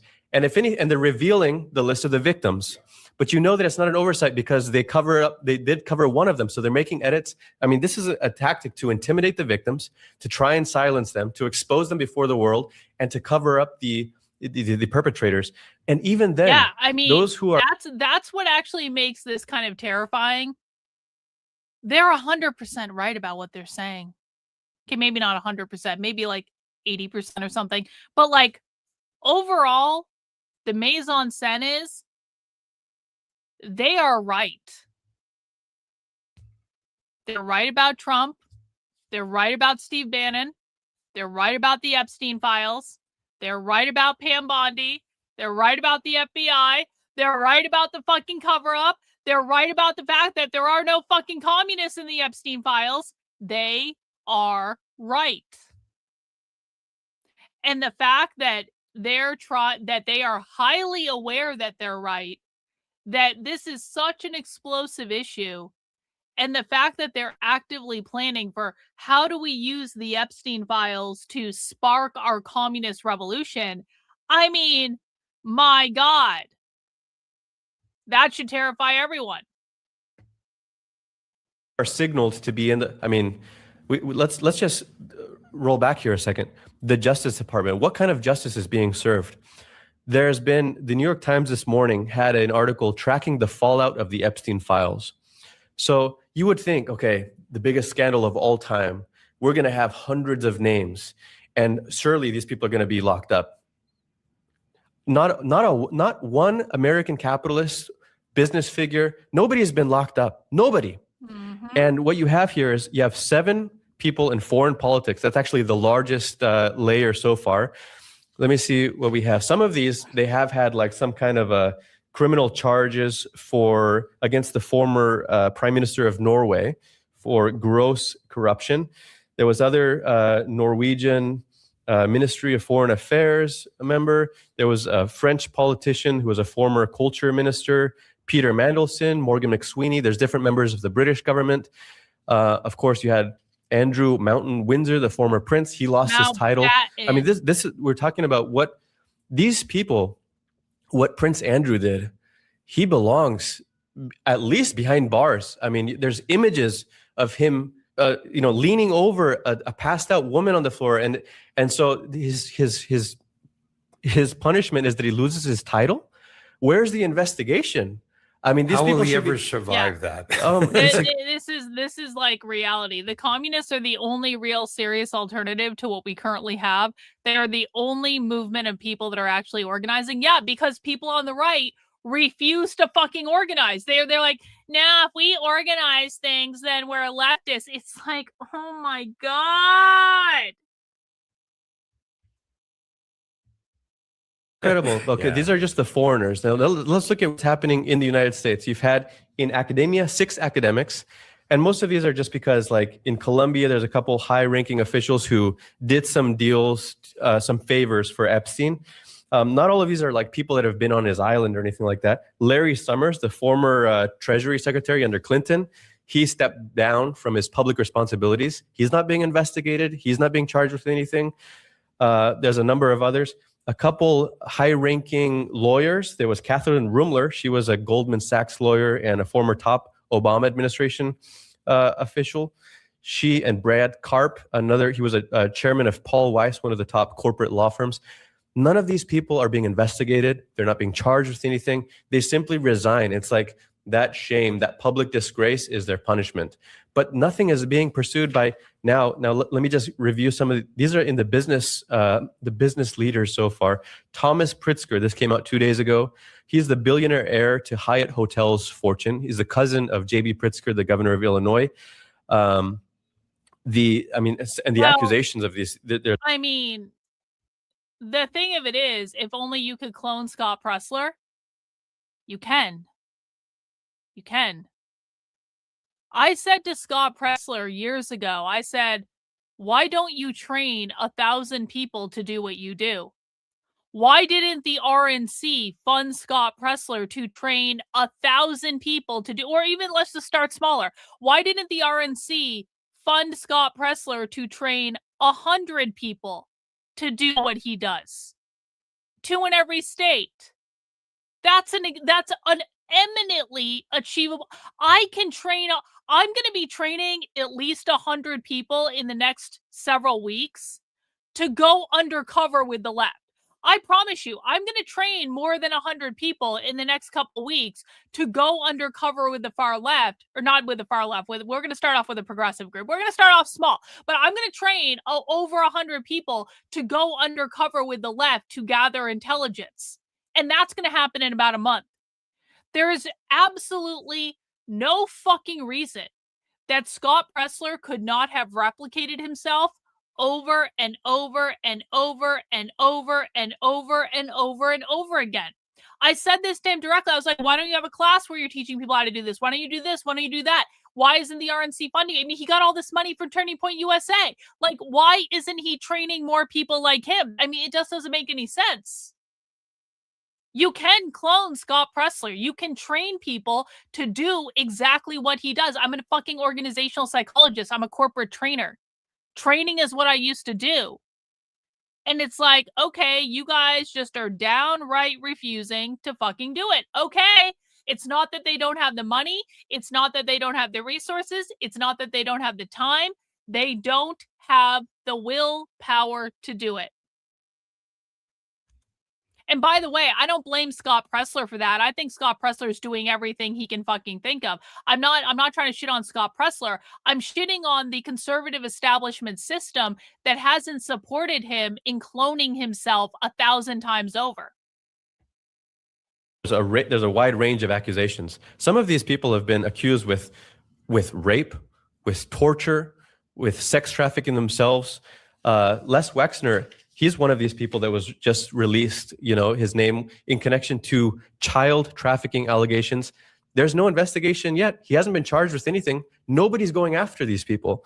Casey Wasserman, he is the chairman of the 2028 Olympics in LA. So far, his punishment for showing up, being very connected with Jeffrey Epstein, flirting with Ghislaine Maxwell, so far his punishment is he has to sell his businesses and he's losing clients. So his profit margin might take a little dip. Sultan Ahmed bin Sulayem, he was the Dubai-based head of a port. I mean, if I remember correctly, I don't know if you've seen this one about bin Sulayem. He was one of the names that was released on the floor of the Judicial Committee by Massey and Ro Khanna, right? He was in an email saying, I enjoyed the torture video. I mean, the kinds of exchanges that are taking place with this. James Staley, he was a former CEO of Barclays, one of the largest banks in Britain. He's an American banker. There's some very vivid accusations against these people, accusations of rape, allegations of rape, which at the very least, okay, they're allegations, they should be investigated. These people should be asked under oath in front of a committee. What were they doing with Epstein? Why were they on his island? Who was there with them? I mean, so just to say, yes, the greatest, the largest cover up in history, the largest scandal, and there's no heads have rolled. So far, nothing has happened to any of them.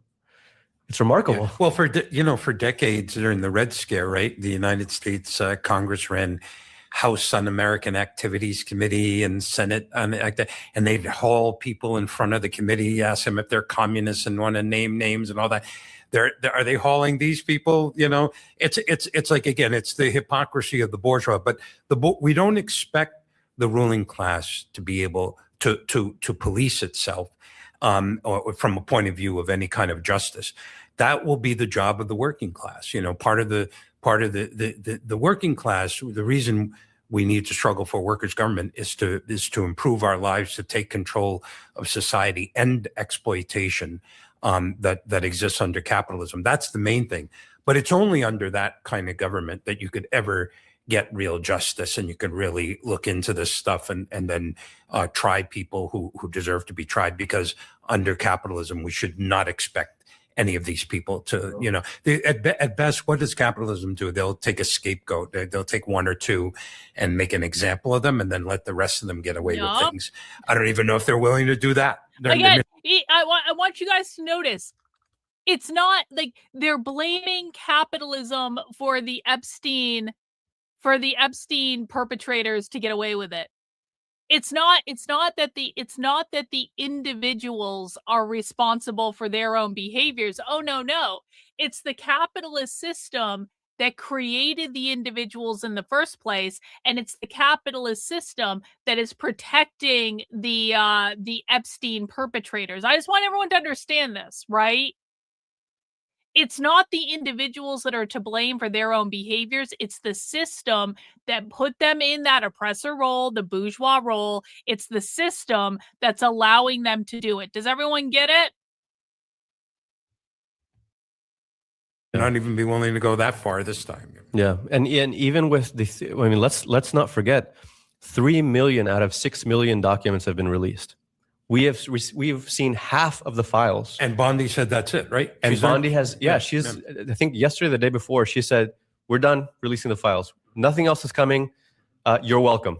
That's her attitude, And in these hearings where she is testifying before members of Congress, they're grilling her, but it makes you think, like, the Democrats are leaning into her. Some of the Republican officials in the Judicial Committee are asking these very uncomfortable questions. She's totally deflecting, not giving any answers. I mean, it's a humiliating performance. One of the most blatant, treacherous lying that you've ever seen. It makes you think of the Gregory Bovino performance on CNN, this former at-large commander of the Border Patrol. The whole world has seen this footage of these people being shot and killed. You can see it from 12 different angles. And then he goes on there and says, nope, they were attacking our officers. The ICE agents are the victims. Don't believe your lying eyes. I mean, this is like, people could see this lying. And it's insulting. It's insulting to the public. Like, you expect me to just take your arguments when you can see the footage. We're not children. We can see it. It's the same thing here with Pam Bunn. She says, oh, the Epstein client list is on my desk. It's sitting on my desk right now. And then later she says, there was no client list. There's nothing to see here. Our memo on Epstein clearly points out that there was no client list. And now they reveal, all right, here's 3 million files. There's another 3 million. Okay. Update.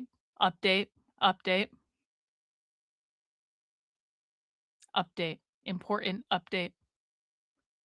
The surprise is a go. That's all. Million, we're not interested in sharing those. They're irrelevant anyway. Oh, and of the 3 million, they're heavily redacted. And you don't know who's being covered up. I mean, it's one person said, this is the opposite of closure. When you thought, finally, we're just going to rip off the Band-Aid and just, sunlight is the best disinfectant. Well, all they've really done is just increase the amount of suspicion and the impression that the cover-up is well underway. I mean, are they going to get away with it? But what this does to public perception of this lying government, you cannot trust them. You cannot trust these people.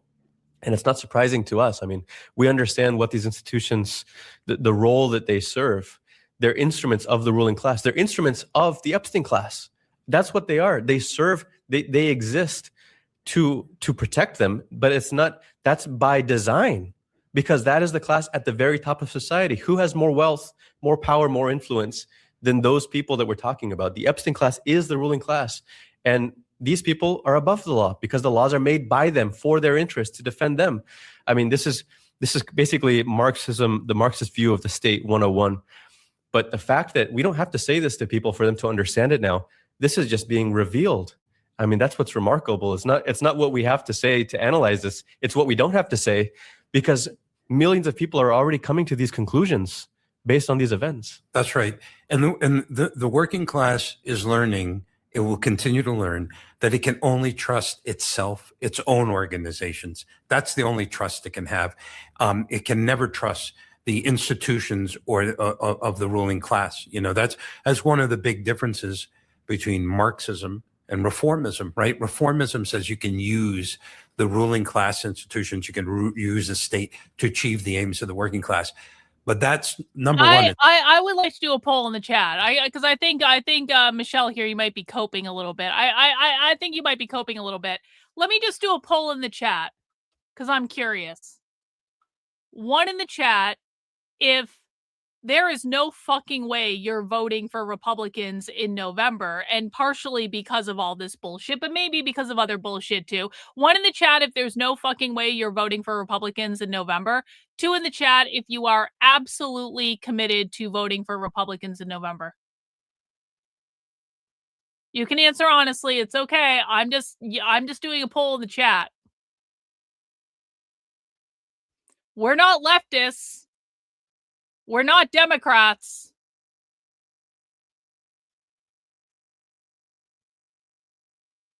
There's a lot of fucking people in my chat that they're saying there is no fucking way. James Fishback is the exception. You're allowed to vote for James Fishback. James Fishback is fucking awesome. But there's a lot of people in the chat saying, I am not voting for fucking Republicans in November. And we are the people that are studying the far left more than anyone. What does that tell you guys? It's not true. But number two, this scandal, I think, shows that. If anything, if we can't convince you on any other thing, at least take a look at this, and it shows you cannot trust the institutions of the ruling class to do anything in the interest of the working class. And you see these polls that have measured the falling rate of trust in these different institutions. I mean, Congress has always been near the bottom, but now people are basically told to put their trust in Congress because, well, the members of Congress have access to the unredacted files, and they're going to go look behind the curtain for you, and you can trust them to make sure that justice is served.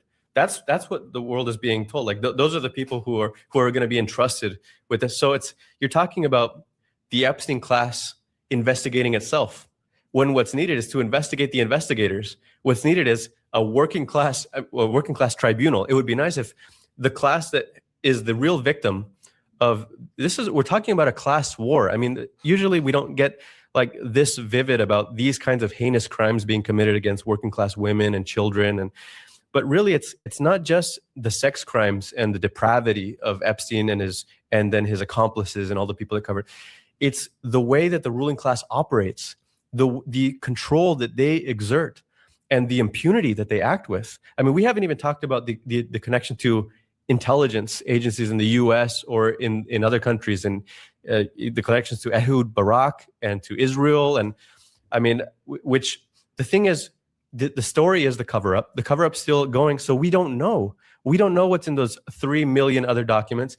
We may never know until the socialist revolution, until we actually get our hands on those files ourselves as a working class. That may be, and that is ultimately the only way to realistically expect that justice is going to be served. But in the meantime, you have this drip feed of new names might come up, but you'll never know what names are going to remain hidden.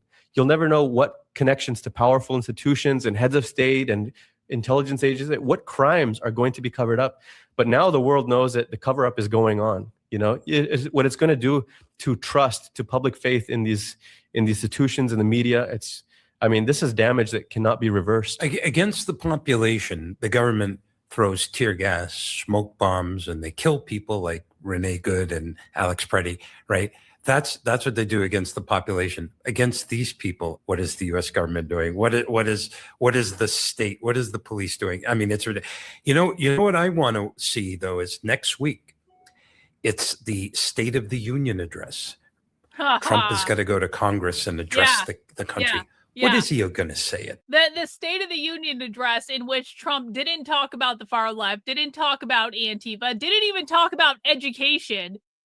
Basically, I just don't even know what to think. Like, the State of the Union was such a fucking waste of time, if I'm being honest about it. And maybe it should be a waste of time. I don't know. But, like, the State of the Union changed exactly 0 fucking minds. This point, how is that going to help him? I mean, my guess is he's going to just dig a bigger hole for himself, because he surrounds himself with yes men. He doesn't really get sometimes occasionally he gets a picture of what's really going on. Occasionally he does, but a lot of times I think he's insulated from what's really going on, and I think he thinks it was the Twitter State of the Union. It really was. There were Twitter fights in the State of the Union. The State of the Union was a fucking meme. Yeah, the state of June. What the fuck? Thinks he's much smarter than what he really is.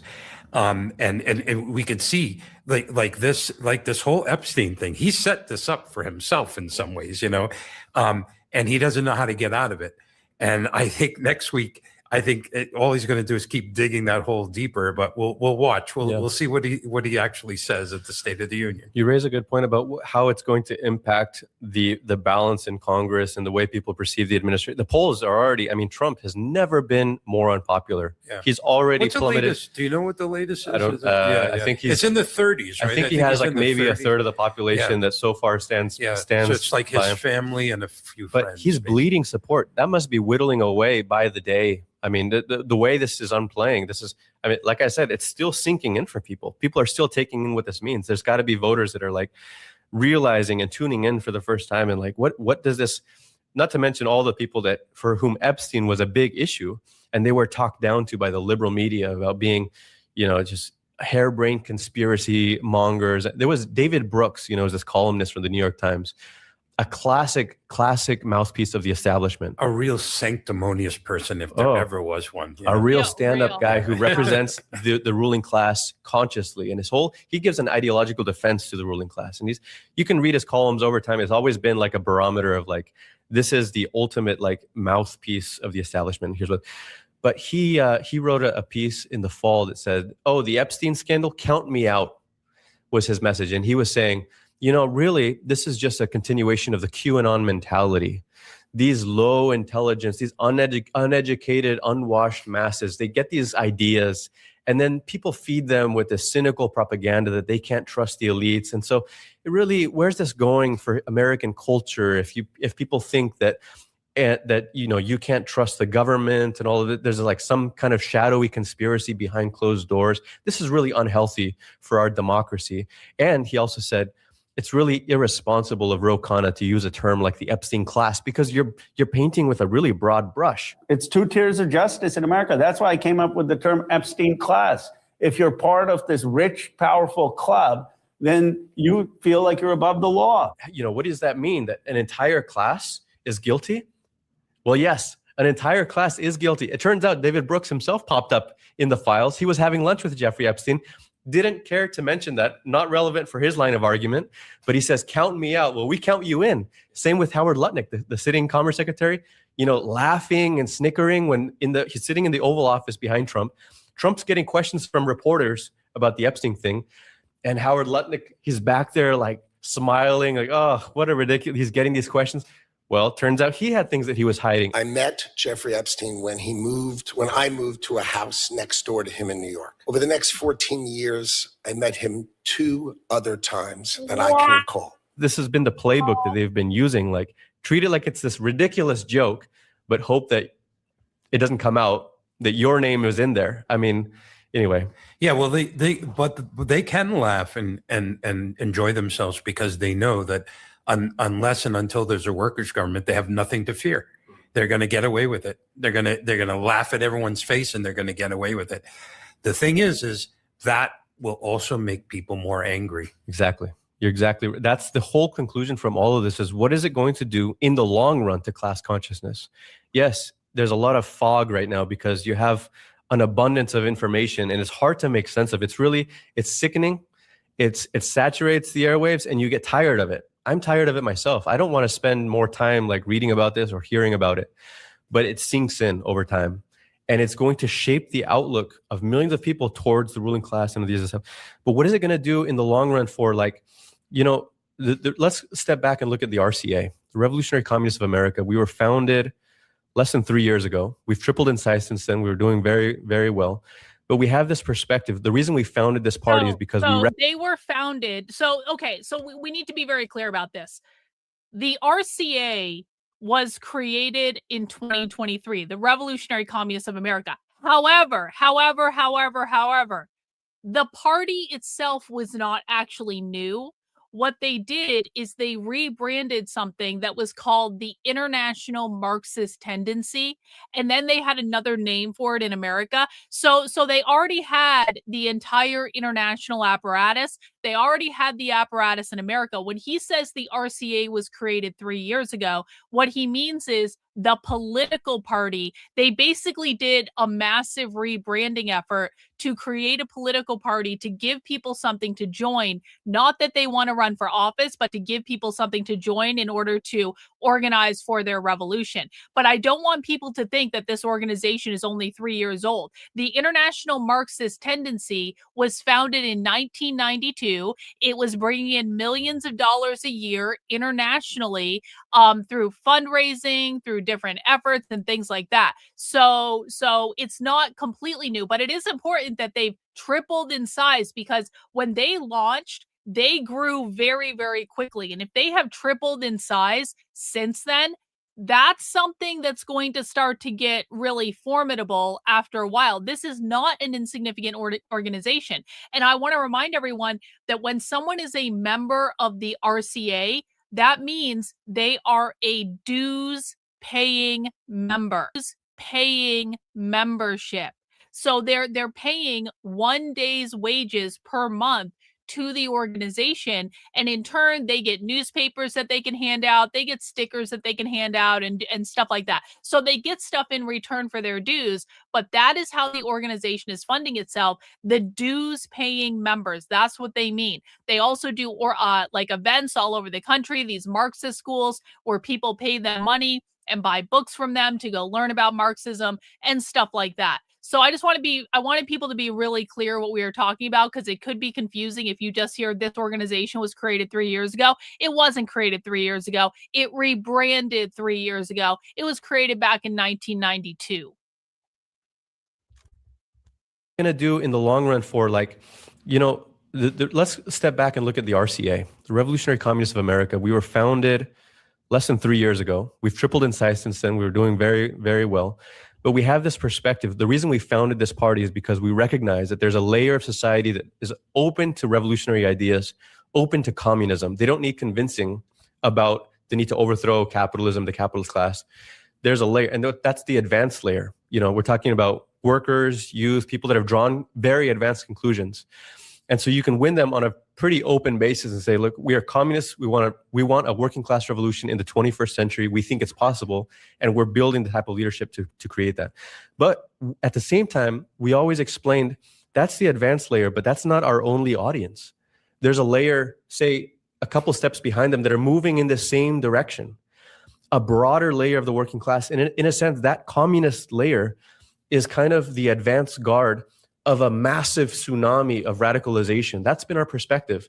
Why? Because the crisis of capitalism, the decline of society is becoming so overwhelmingly clear that it's just, you don't even need to make an argument. Young people say, why do you hate capitalism? They just say, it's just everything.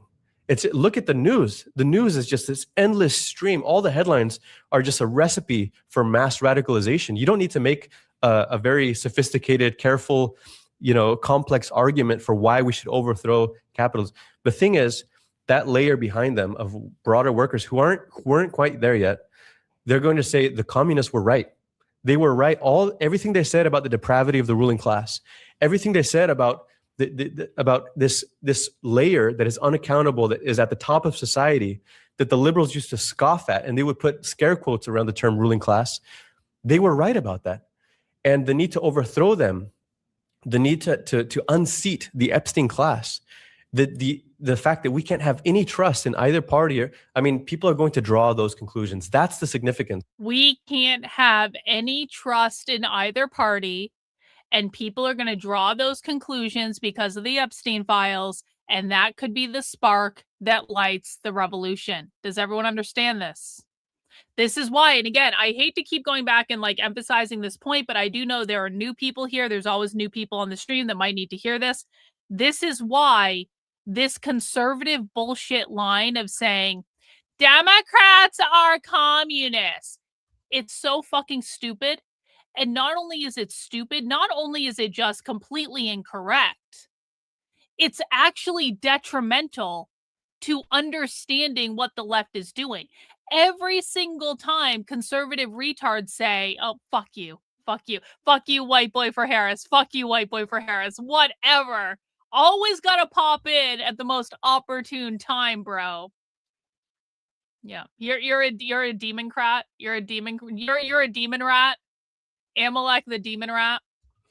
Anyway, the point I'm trying to make is every single time the right says Democrats are communists, they are literally running cover for the real communists. Because if your eyes are on the Democrats and you're expecting the Democrats to be communists, it's like the real communists basically get to operate completely unopposed. Yeah, it's the Democrats that are the real racists. Yeah, so true.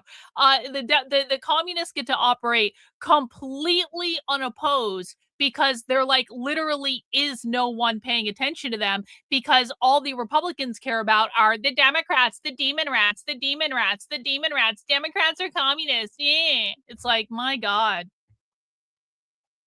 Of this entire thing is that in the long run, this is preparing the way for a mass revolutionary movement in the US. Yeah. And I think, one thing, and this is probably very scary to the section of the ruling class that is astute, because the other one is probably just trying to blot its mind out with drugs and alcohol or whatever short-term thinking, whatever.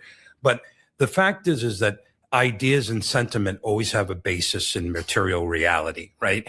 And it used to be that they could rally the population with anti-communism and waving the flag and all that, right?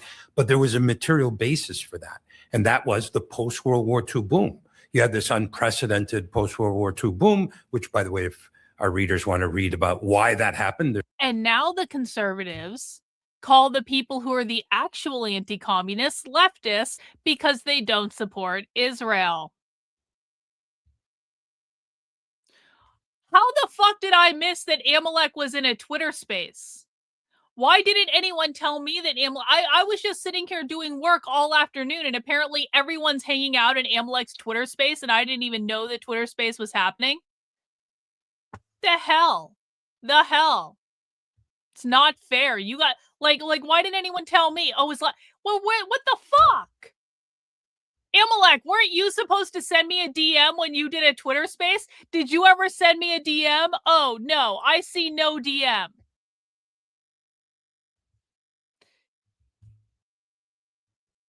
Not fair. It's not fair, and it's not okay. And whatever. There's Ted Grant's Will There Be a Slump is an excellent thing for people to read. But the fact that you had this post-World War II boom, that a large section of the population, may not be everybody, but a large section of the population was living better than they had lived before, right? Sections of the working class were getting higher pay, and better benefits, better working conditions, and all that. And though that and pensions and things like that, those were pillars that helped to support and prop up capitalism. And people would, under those circumstances, put up with stuff, right? And they look the other way. But the capitalists themselves, the system itself, has dismantled that. They've taken the pensions away. They've taken the high wages away. They've taken all those goodies away. You go back in the 1970s, you talk about like people worked in a factory in Detroit, the UAW, like auto plants, right? And you not only get high union wages from September till, let's say, the end of June, you get your paid vacation, you get your sick time, you get your health care. And then they'd shut the factory in July and August, right? Because it was summertime. They'd shut it down, lay you off for 2 months. You get your unemployment checks. You'd still get your health care paid. And then they had a top off where you'd be basically getting your wages. So you'd basically have a 2-month vacation in the summer, right? Remember those days, right? No, most of the young people don't remember that. But see, that was a material basis to get people to support waving the flag and being against communism. They've dismantled that. They've destroyed that. The capitalists have. So as a result, now they think that they can go and start waving the flag and put all their anti-communist propaganda. And the fact is, it's not having the same echo as it used to be. Right, more and more people are saying maybe communism isn't so bad. You know what? We gotta get better at making propaganda, guys. We gotta get better at making propaganda. We gotta revive the zine project. You guys remember when we were gonna make our own fucking zines, and then I'm an Aries and I start too many fucking projects and it went by the wayside. We've got to, I think that one of the things we can do as a community is we can start making better anti-communist propaganda. We're not going to do this conservative retard shit. We're not just going to do fucking memes on Twitter. I actually do want it. We did a stickering campaign a couple of years ago where people were sticking stickers all over their fucking cities. We actually got people into the community because, do you guys remember this? When we did that stickering campaign, and we actually got people into the community who were like, I saw your sticker. And I was like, that's fucking cool, actually. We need to make anti-communist propaganda. We need to make anti-communist zines. We need to take everything the communists that are doing that is effective, and we need to take it and appropriate it and use it ourselves and basically satirize them, which I think is the very best way to do propaganda. That's going to be something we work on. That's going to be a thing. Right. Let's take a look at what the real ideas are of communism, because things have changed because capitalism is dismantling all those pillars of support. And by the way, I think I mentioned this on a past program. Take a look at another big pillar of support for social stability in this country, Social Security. In 8 years, they're projecting the surplus is gone.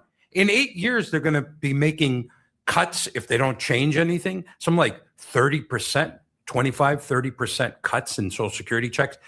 Wait till that happens. What do you think that's going to do? You think people are going to be greeting that with a smile? That it could be an enormously revolutionary thing. I actually have a workshop. There's a video workshop. You can find it on the Substack, but you can also find it on the YouTube channel. We actually had a member that used to hang around the community do a whole workshop for us to teach us how to make zines. And she actually did it in a really kind of lovely way. And honestly, it's she made it something that's approachable to everyone. She taught everyone just a basic technique for doing it. And I thought it was so fucking cool. And so we're going to have to revive that stuff. That will occur in the United States. So this is the situation. This is how the Epstein files, the echo it gets is connected to all those material things that have been and are unfolding in society. The post-war boom ended in the early 70s, the recession of 1974. That's 50 plus years ago. Half a century has gone by where one generation after another, the standard of living has gotten worse by basically every metric. You can look at, any wages, household savings, health outcomes, mental health. There's in every single way that you want to analyze it, life has gotten harder and worse for the working class in the last 50 years.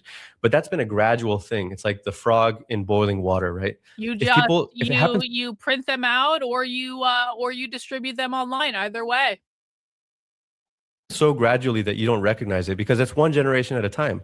So one generation realizes, you know what, I'm struggling more than my parents did. But you don't really realize that you're struggling even harder than a few, it's things are getting harder and harder. So there's a gradualness to it.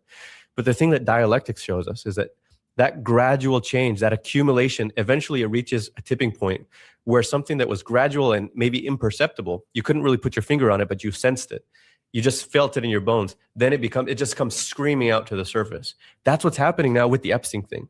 That's what's happening in every expression of mass discontent, every expression of rage against the establishment. Look at the Luigi Mangionis of the world, and the sentiment that Did the you way guys that hear? echoed. Did you guys hear that they're? Hang on.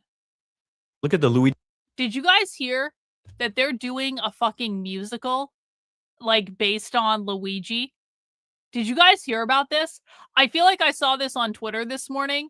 They're actually trying to do, I think it's like a Broadway fucking musical, or maybe it's off Broadway, I'm not sure. They're doing a fucking musical based on Luigi Mangione. Like, this is the shit that the left does. They are completely unapologetic about any of this. Mangionis of the world, and had the sentiment that the way that echoed what it did to mass sympathy that it inspired, because who did they see as the violent criminal involved?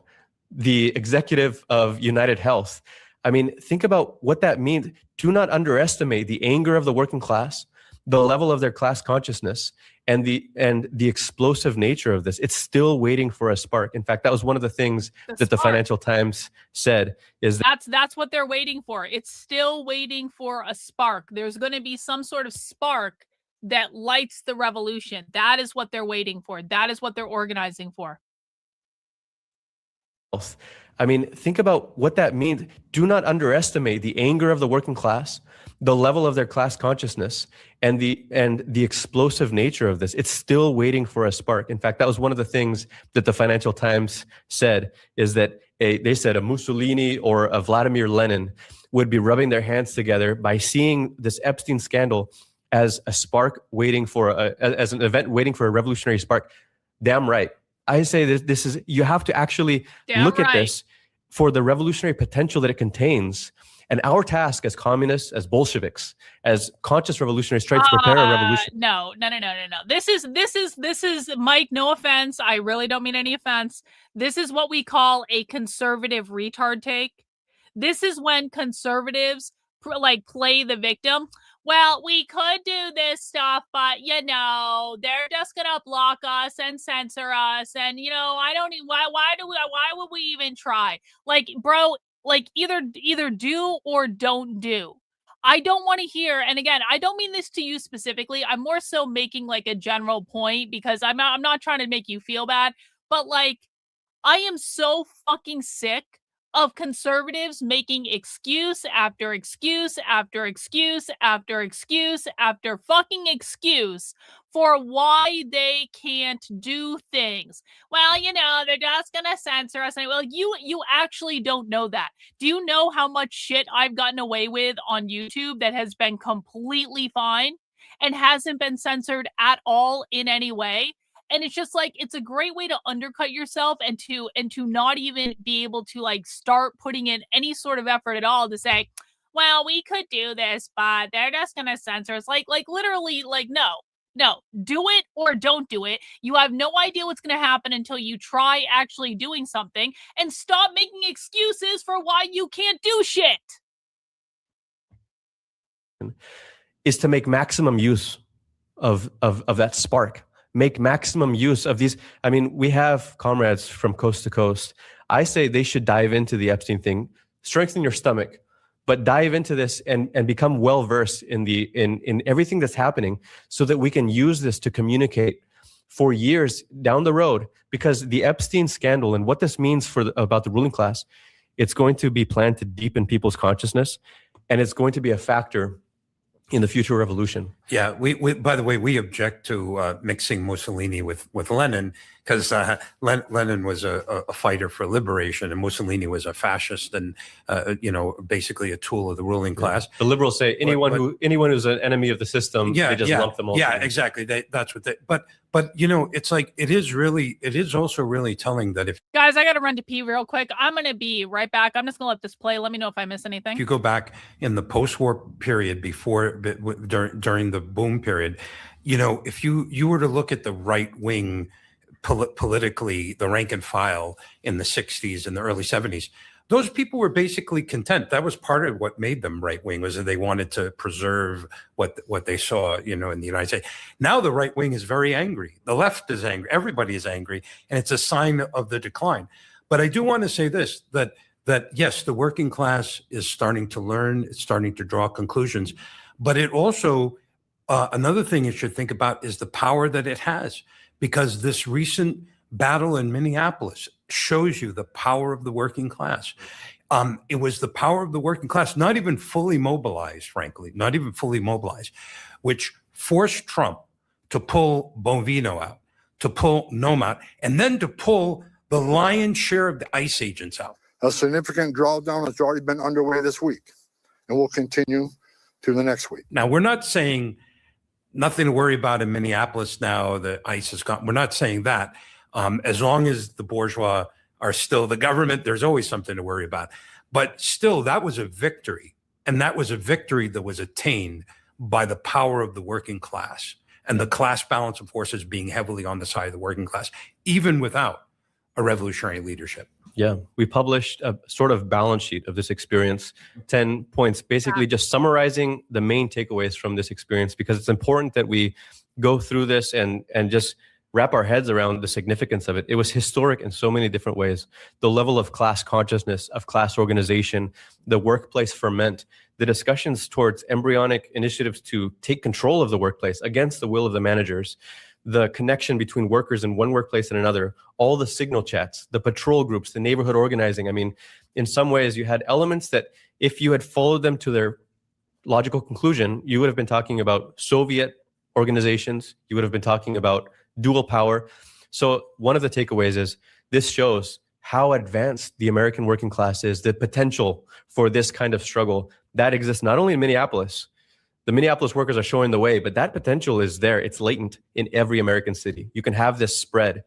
It also shows what was missing, a revolutionary leadership that could realize that potential and maximize it, and have a general strike that would actually strike and paralyze the profits of the Fortune 500 companies. There's a couple dozen of them in Minneapolis, strike the largest employers, the top 3 or 4 employers together. I think the top 3 in downtown Minneapolis employ like 20,000 workers. That's like Target, Wells Fargo, Hennepin County Health. The airport alone employs 20,000. So if you want to organize those workers, it's not the... It's okay. It's okay. It's okay. I figured it was something like that. I was going to ask you again, but it's okay. It's all right. It's all good. The situation has resolved itself. Same as just having a casual discussion in a cafe, in a workplace of 3-4 people. You need a force that can go and... Oh, and my God. Bobby, you're new. You're new, and so we're going to be nice. Do you think they pay anyone to protest? No. I don't think they pay anyone to protest. That is what we call a conservative retard narrative. It is not real. It has never been real. It is one of the most detrimental lies that conservatives tell, because conservatives are lazy motherfuckers that don't want to get off their fucking asses and do any real organizing, because organizing would make us like the left. They are actually good organizers. They are highly effective. They are highly strategic. And if you just watch their meetings, you know that they're not paid protesters. Like the whole idea. And again, you're new. It's okay to ask. I know there's a lot of conservative retardation out there, and it's not your fault that you've been lied to by the people who you entrusted to tell you the truth. But like literally stop listening to anyone who says they're paid protesters. Like literally just stop listening to literally every single person that says that, because they're lying to you. Yeah, they're lying to you. And listen, you don't need to take my word for it either. Just come and watch the content. Guys, one in the chat if the content that I show on this channel clearly shows that they're just really good and effective and strategic organizers, and they're not paid protesters. 2 in the chat if you still believe the conservative retard narrative that they're all paid protesters. And like you literally don't need to trust me either. I tell people, do not trust anyone. Don't trust me. Trust the primary sources. Trust that when they put these videos out on the internet, they're not putting these videos out to communicate with people like you and me. They're putting these videos out in order to communicate with each other. We just are watching the videos. We are just watching the videos because I know how to watch them. Hang on, I'm just scrolling back in the chat. I saw something I wanted to look at earlier and I missed it. I do appreciate that there are conservatives who support me, but I have to say, listen, and I really do appreciate that there are conservatives that support my work. I know there are many conservatives that support my work, and I really do appreciate it. But I think that the conservatives who support my work are also smart enough to understand that the MAGA retardation is real, and that I'm very sorry they're on your team. I really am. I am very sorry that there are smart conservatives out there that have to deal with that level of retardation. But if you're smart enough to understand my work, then you're also smart enough to know that I am not blowing smoke about the level of retardation and cult-like behavior that exists on the right. And so if you're one of the smart conservatives, I'm not talking about you. I'm not calling you a retard. I am talking about the retarded faction within the conservative right, most of whom are also MAGA cultists who think Trump can't do anything wrong ever and have no values and no position beyond Trump is amazing. And if you question Trump, you are a leftist. It's like, you're allowed to be a conservative, but like, there are dumb people among conservatives. Yeah. Well, and it's like, you know what? Listen, I'll say this too. A lot of people have not been exposed to this information.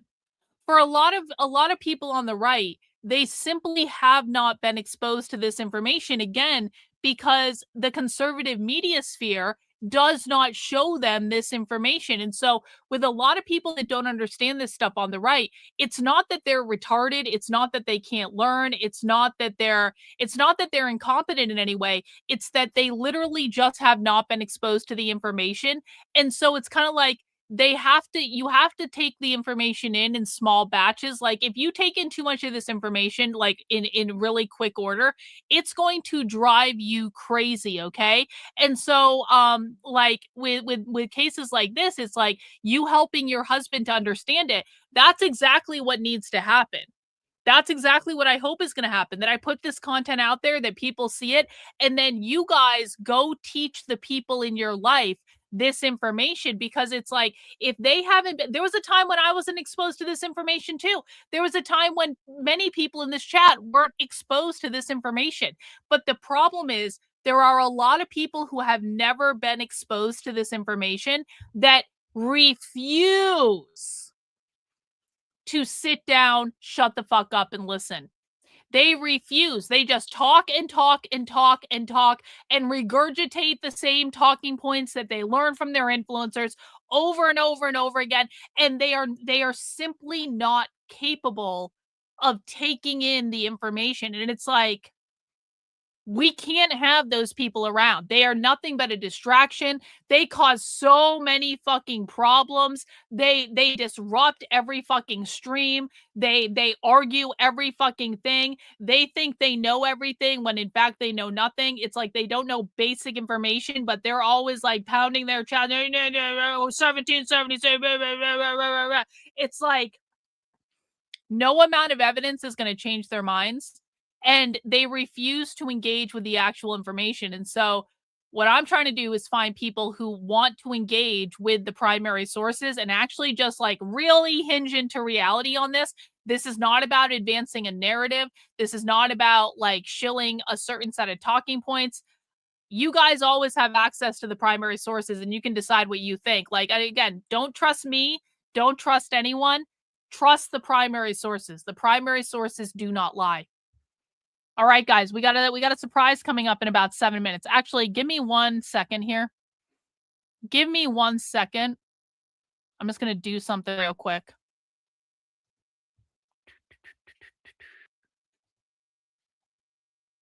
All right, we're back. We're back. Guys, stick around. We got a surprise coming up in about 7 minutes. You guys are not going to want to miss the surprise, I promise you. Have influence, political influence in a workplace of thousands, tens of thousands, that means you need cells on the inside. You need workers that are organized, that have political education, that understand the mentality of the workers there, the grievances that they have, that can make an argument that convinces them, here's why we need to organize, we need to take this action, and it's worth it. It's worth it to take whatever risk is involved in order to go and be part of this movement that's going to harness the actual strength of the working class. You would have a real general strike that would paralyze the profits that are actually going to be, that's when you would really have an effect on Wall Street, on BlackRock, on... If you guys want to support me in bringing you a very big surprise that literally no one else on the internet will show you, I'm the only person that's going to be covering this, I promise you. Please feel free to send in some channel memberships to show your gratitude. We still have, I'm having to do math now, 42 memberships to go to meet our goal today. So if you want to support the surprise and all future surprises, you feel free is all I'm saying. Feel free. On the bottom line of the ruling class, that potential was there.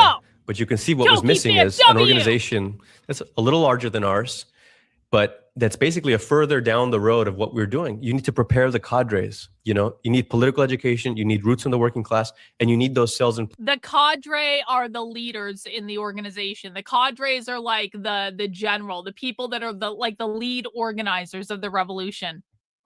It takes time to build that. It has to be built in advance. You can't just try and erect that in the spare of the moment under the heat of events. Part of the problem that we have to overcome, and the RCA is trying to overcome this, is that so much of the left, all you hear is all this pessimism and cynicism and the working class can't fight the state and can't fight the ruling class. They're too big and powerful. Actually, if you look at it, if you want to look at the original American Revolution, the class balance of forces there, ruined it. Or you compare it to the Civil War, the class balance of forces there. The American working class now is stronger. Its battle to transform society will be much easier than the American Revolution against the British or the battle against the Confederacy. It's going to be much easier. The question is, it needs leadership. Right? It needs people to take what is unconsciously in the mind of the working class and make it conscious. And just imagine, like in November. Hang on. Thank you guys so much for all those channel memberships you're sending in. I really do appreciate it. We are now at 72% of our goal, which is awesome. Thank you, Kai Noticer, for the super chat. When did the unions go from being controlled by the mafia to be controlled by leftists? Yeah, that's a good question. I have not reverse engineered the organizing of the unions yet. Maybe I'll do that someday. What I will say is I think there are still mafia connections in some of the unions. I don't think the mafia has completely gone away.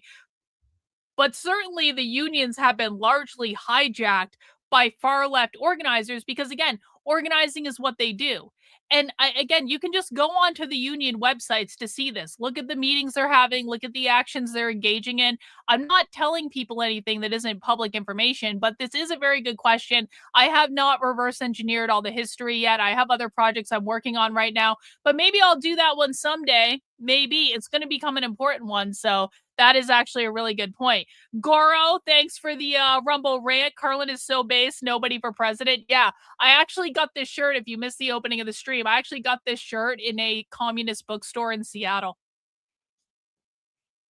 If the leaders of the American working class, the people who run the unions, because they have the money, they have the institutions, they have the buildings, they have the resources. Cynthia! Imagine if they... Cynthia, always in with the dub.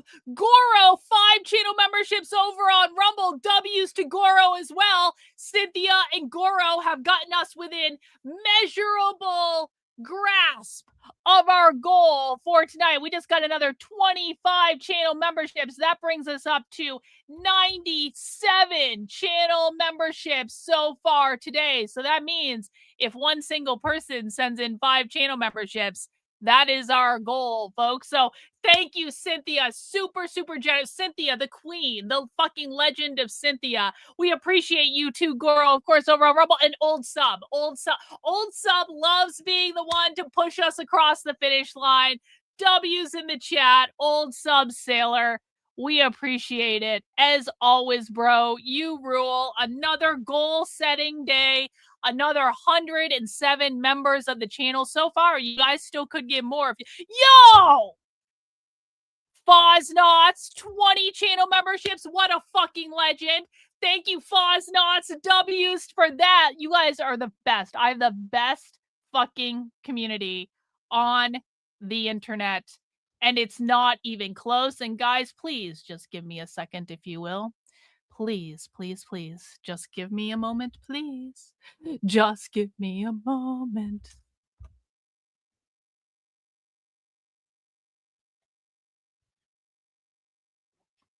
Okay. Ran a slate of workers' candidates in every single one of the 435 House districts. Imagine the tremendous support. I mean, it would be a landslide. It's like, clean out this government, clean out this dirty government, put a workers' government in place. It would have a tremendous. It would be a tremendous change in November. But we don't have that leadership, so we have to build that leadership. In terms of strategy for the class war in the United States, that is exactly the step that's missing, is that the working class essentially hasn't declared its independence from the capitalist class. When we talk about class independence, that's another way of looking at it. Look, 250 years ago, the first American Revolution, part of that was, you basically had a bourgeois revolution saying this is going to form a different nation. It's declaring its independence from that nation, and that's a revolutionary declaration. And then you fight that force and you become a new ruling class was born through that. What's needed is for the working class to say, we are not a wing of the Republicans or the Democratic Party. We're not like you guys. We have nothing to do with your outlook, your power, your view of the Constitution, your laws. This is your system. We are here to fight against that, and that's the independence that's needed. Is Malcolm, to have not just an independent ballot line, Malcolm, which is of course one of the practical questions. Is the working class needs to be able to run candidates for Congress, needs to run candidates with a revolutionary outlook, but to say no more votes for any bourgeois politician, no more votes for the Epstein class and for their parties. We need our own media. We need our own organization. We're not going to rely on laws and tinkering reforms to try and make life a little bit better for the system. What we need is a war footing. Essentially, we're talking about the working class organizing on its own resources, its own numbers, its own strength. And Minneapolis is a little microcosm of what that could look like. Imagine Minneapolis times 10, like this time, a properly organized general strike. You had the mood on the ground was right. I like how he said Minneapolis needs a properly organized general strike, indicating that they don't think the general strike was properly organized in the first place. People wanted to know what to do. These mass meetings in neighborhoods, our comrades were going to these left and right. And the scenes they were describing was almost like a little mini revolution. People wanted to know, what do you propose? What is the action that we can actually take? If you had a revolutionary party with sufficient forces to communicate that in the moment, you would have had a general strike, and you would have had possibly beyond that. Now, what we're saying is, you can picture this scenario playing out across the United States under the right circumstances. Look how quickly it emerged in Minneapolis. It was provoked by ICE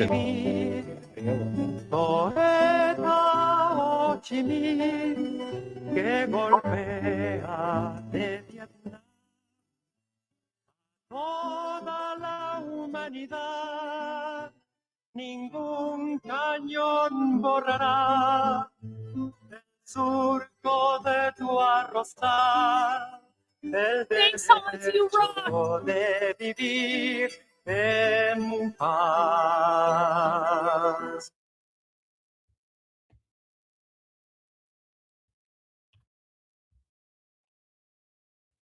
Del ancho mar, donde revientan la flor, con genocidio y napalm, la luna es una explosión que funde todo el clamor, el derecho de vivir en paz.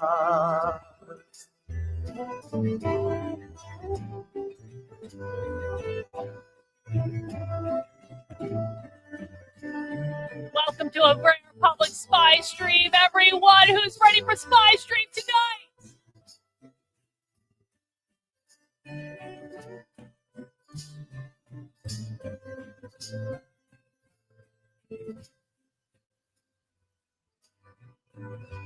They've got the chat disabled, so Stacy can't warn them. Uh-oh. Uh-oh, Stacy, chat disabled. Let's go. Let's go. Yo, Cynthia. Cynthia, thank you. Guys, I will not be speaking over the recording once this starts, but we're just kind of chilling right now, waiting for them to get started. Hi, DSA. Hi. Indochina más allá del ancho mar, donde Another Stacy L. WWF. Stacy L. La Obviously. luna es una explosión que funde They did. todo Yep, el they did just throw this together. Yep. el derecho de Yeah, vivir burritos in the chat, please. en paz. Welcome, everybody. Good evening. We are New York City Democratic Socialists of America, and this is our mass call. New York City says no war with Iran. Thank you all for being here tonight. We want to keep this tight to an hour. Really appreciate everyone making the time to stand in solidarity this evening and oppose US and Israeli aggression on Iran and on the broader region. My name is Huda. I am the membership coordinator for New York City DSA, and I will moderate our call tonight. And I will kick things off by passing them on to our co-chair, Grace. Grace, take it away. Thank you, Hoda. Hi, everyone. My name is Grace Mauser. I'm one of the co-chairs of New York City DSA.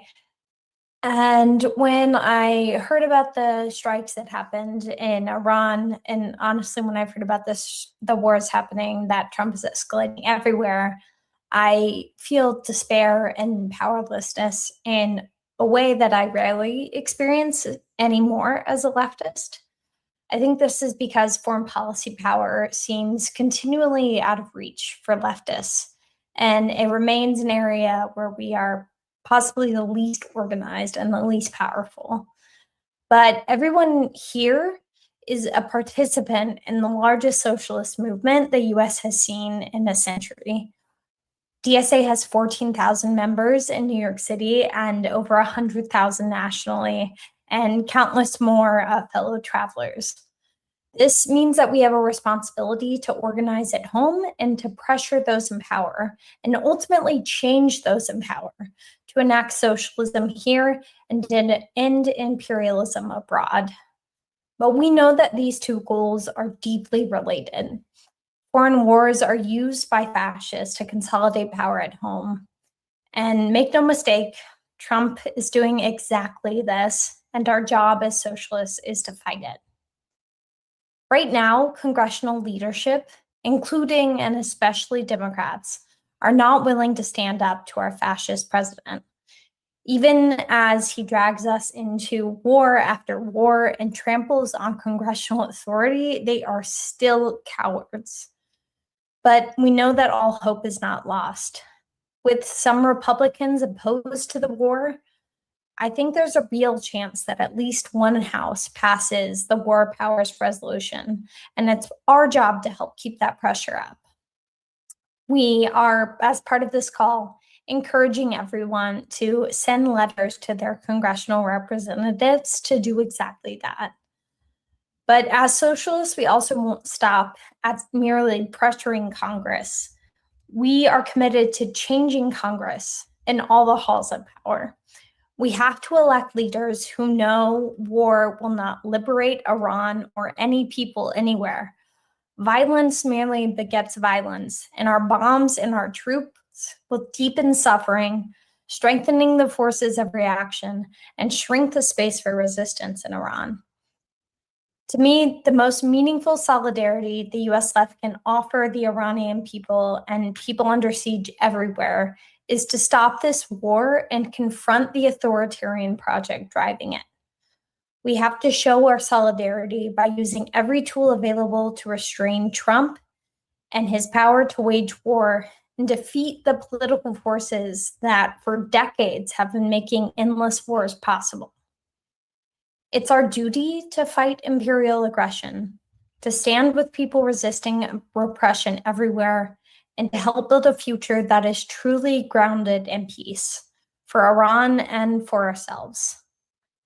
The best way to do that, to join in on that vision and to fight, is to become organized. So if you aren't already, please join DSA.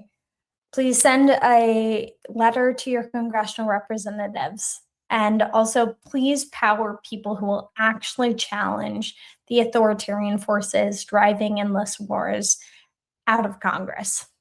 Thank you. Thank you so much, Grace. The US-Israeli war on Iran did not come out of a vacuum. And as the organized socialist left in the United States, we need historical grounding and a shared understanding of the stakes that we face at this moment. Our goal is to defeat the war machine and save the lives of millions of people in Iran and all over the broader region. And tonight we begin with two speakers who have deep ties to Iran. Our first speaker is Nima Tutkaboni. Nima is a former student activist from Iran. He was one of the organizers of a socialist student organization in Tehran in the 2000s. That organization was called Students for Equality and Freedom. His activism led to his arrest and his exile. He's currently based in New York City and has a background in sociology, and he has conducted research on the Iranian Revolution. Nima, thank you so much for being here. Over to you when you're ready. Thank you, and good evening, everybody. It's an honor for me to be here. I think I want to talk a little bit about the background, the history of confrontation between the United States and Iran and Israel.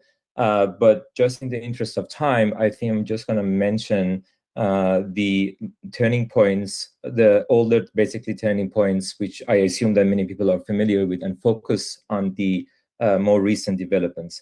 I think, as most of you know, the main or the first confrontation between the United States as an imperial state and Iran started in 1953, when the administration of Eisenhower illegally and forcefully brought down the democratically elected government of Iran and the Prime Minister Mossadegh, and replaced him with a monarch, the Shah, which ruled the country for 25 years, and it was basically a US puppet.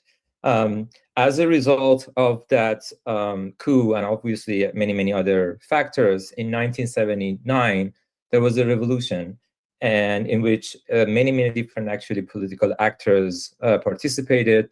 The left was probably, at least at the beginning of the revolution, the strongest one, but there were also the Islamists and the nationalists and others. But then in the aftermath of the revolution, the Islamists took over and consolidated their power and formed the government that is still to this day in power, Islamic Republic of Iran.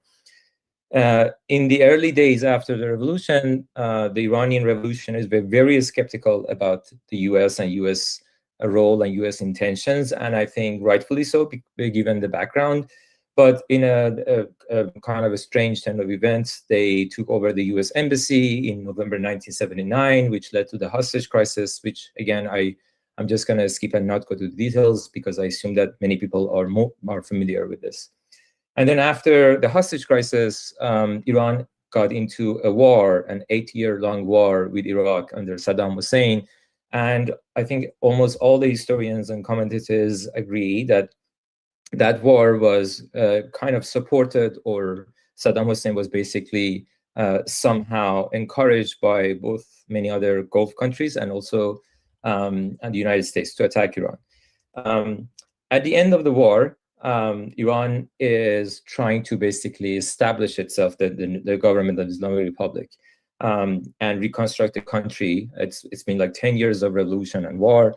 And as a part of their basically establishing themselves as the ruling government, they also think about normalizing their relationship with the United States. Although many of them, or most of them, were ideological and against the United States, but they also realized that living in today's world, it would be very difficult if you want to confront and antagonize the most powerful hegemon of the world. And there were a few moments, I would say, from 1988 to 1999 to the current time, or maybe I can say to 2018, when Iranians actually tried and reached out to the United States to somehow de-escalate and basically pave the way for some sort of renormalization. The first one actually happened right after the end of the war with Iraq in 1989. It was actually in the first George H.W. Bush administration. I'm going to skip that one because that's historically less important. The second and third one, I think, are the ones that are more informative for our conversation. The second one was right after 9/11. There was a reformist government in Iran which really wanted to normalize relationship and get closer, basically, to the United States. And they condemned the 9/11 attacks, and they expressed their official message of condolences to the American people. And then after the United States attacked Afghanistan, they actually helped. And these are not a speculation. These are like very well-established facts. And I can, if anyone is interested, I can share the sources with them.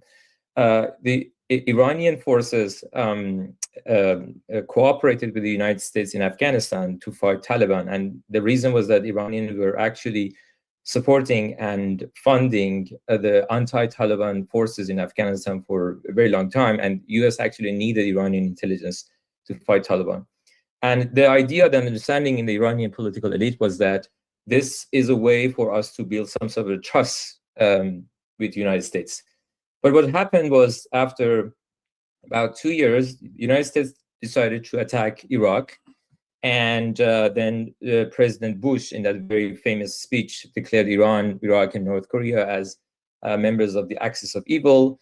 And that was a moment that actually Iranians realized that their optimism was a little bit naive, and they should not have actually trusted Americans. This is actually around the same time that Iranian nuclear program becomes like an issue on the world stage, and rounds and rounds of negotiation, sanctions, and everything basically starts from early 2000s. In 2010s, to be more specific, in 2012, Iran was under heavy sanctions from the United States because of its nuclear program. And once again, they received some messages from the United States, and they actually basically responded to those messages positively, and they started negotiating again.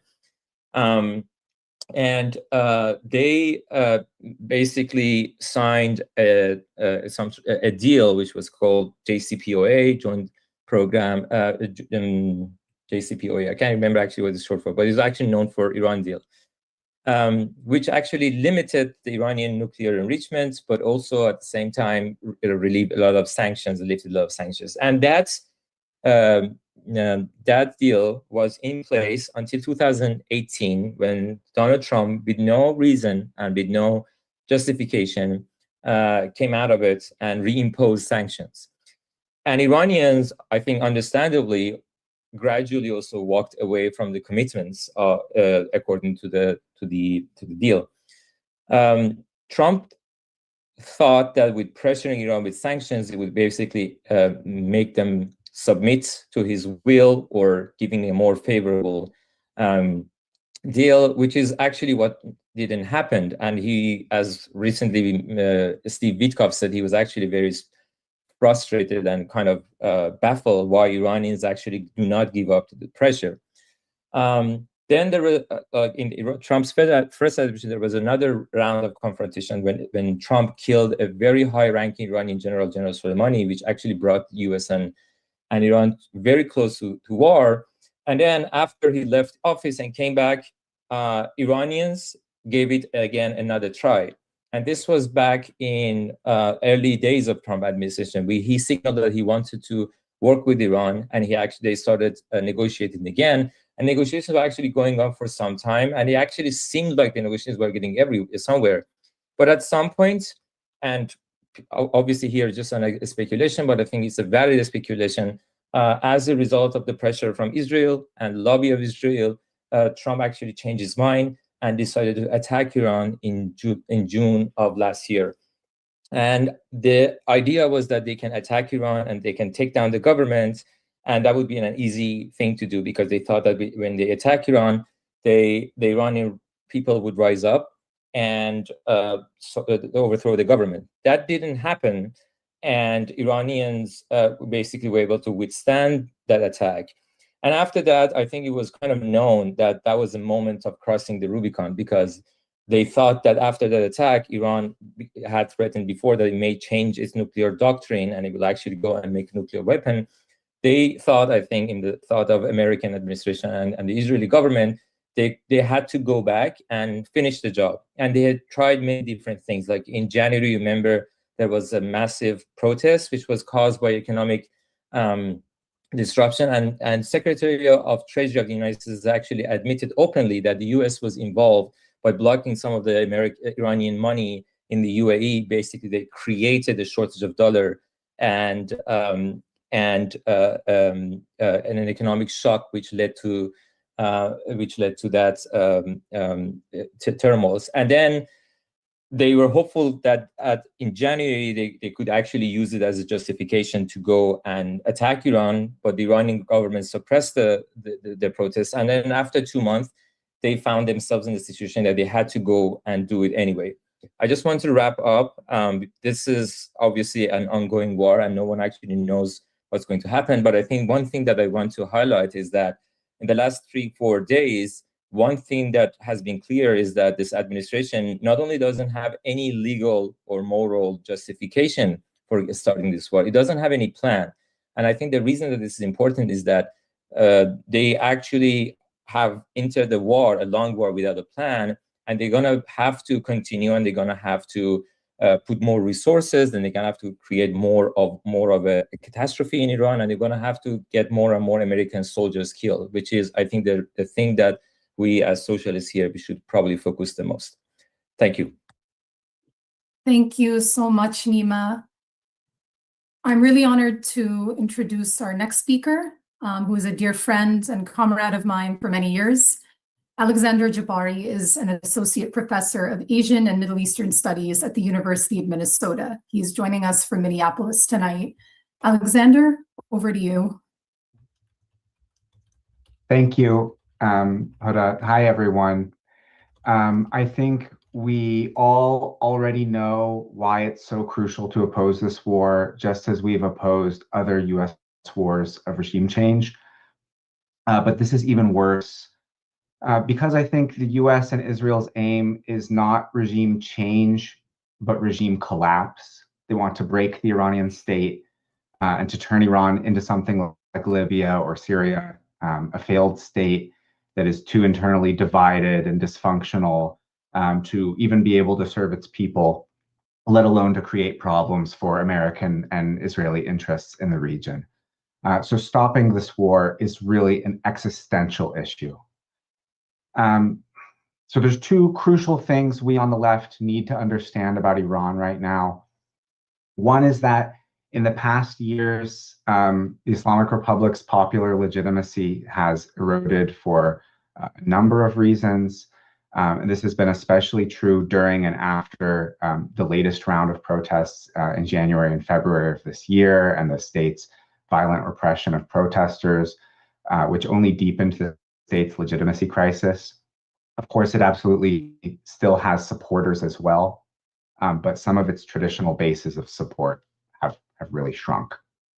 And the second and related point is that these past years of state repression, but also the brutal sanctions regime imposed on Iran by the US that Nima spoke about, and the US-Israeli war on Iran last June, all of this has really taken a toll on Iranians, both at home and here in the US.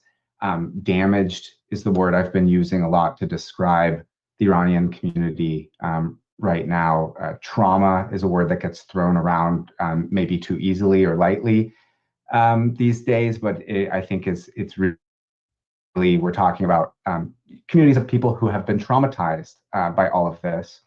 Partly as a result of that, reactionary ideas and positions are very widespread. Obviously, like any group, Iranians are diverse. There's a range of different opinions, different kinds of politics, but right now, among many in Iran and in the Iranian American community, there is a lot of hostility to the left. Many in this community have embraced the far right. There's a lot of pro-Trump, pro-war, pro-Israel sentiment, a lot of open Islamophobia, a lot of nasty anti-Arab and anti-Palestinian racism. It's really ugly. I wouldn't excuse any of it, but it's a reality that we're going to need to grapple with if we want to build a mass base to stop this war. We need millions of people to come together to oppose the war.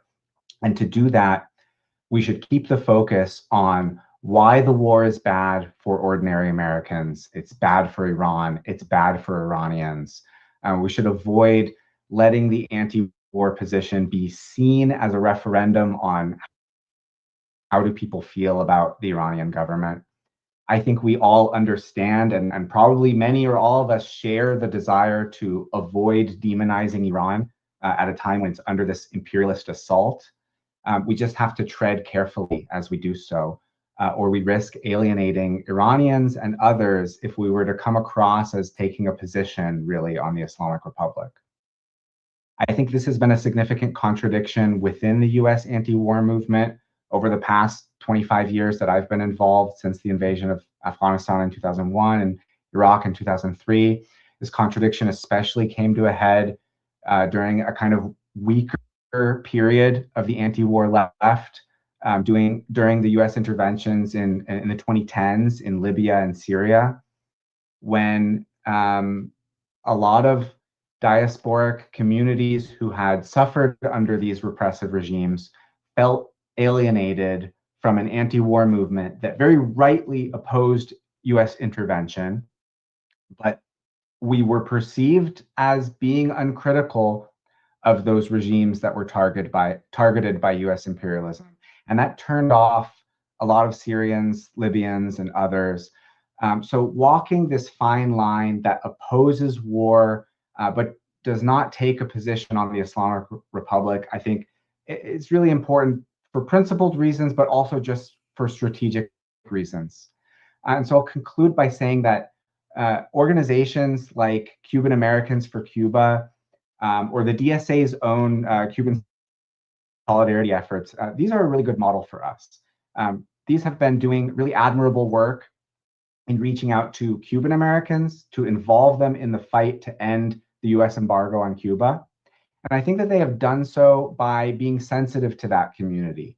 People doing that kind of work understand that you're not going to have a lot of success organizing, Miami Cubans if you're wearing a t-shirt with Che Guevara on it.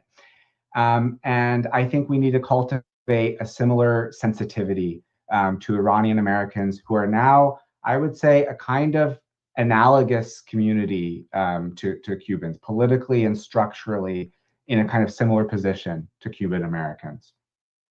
So we must end this war and end as well the brutal sanctions regime imposed on Iran by the US.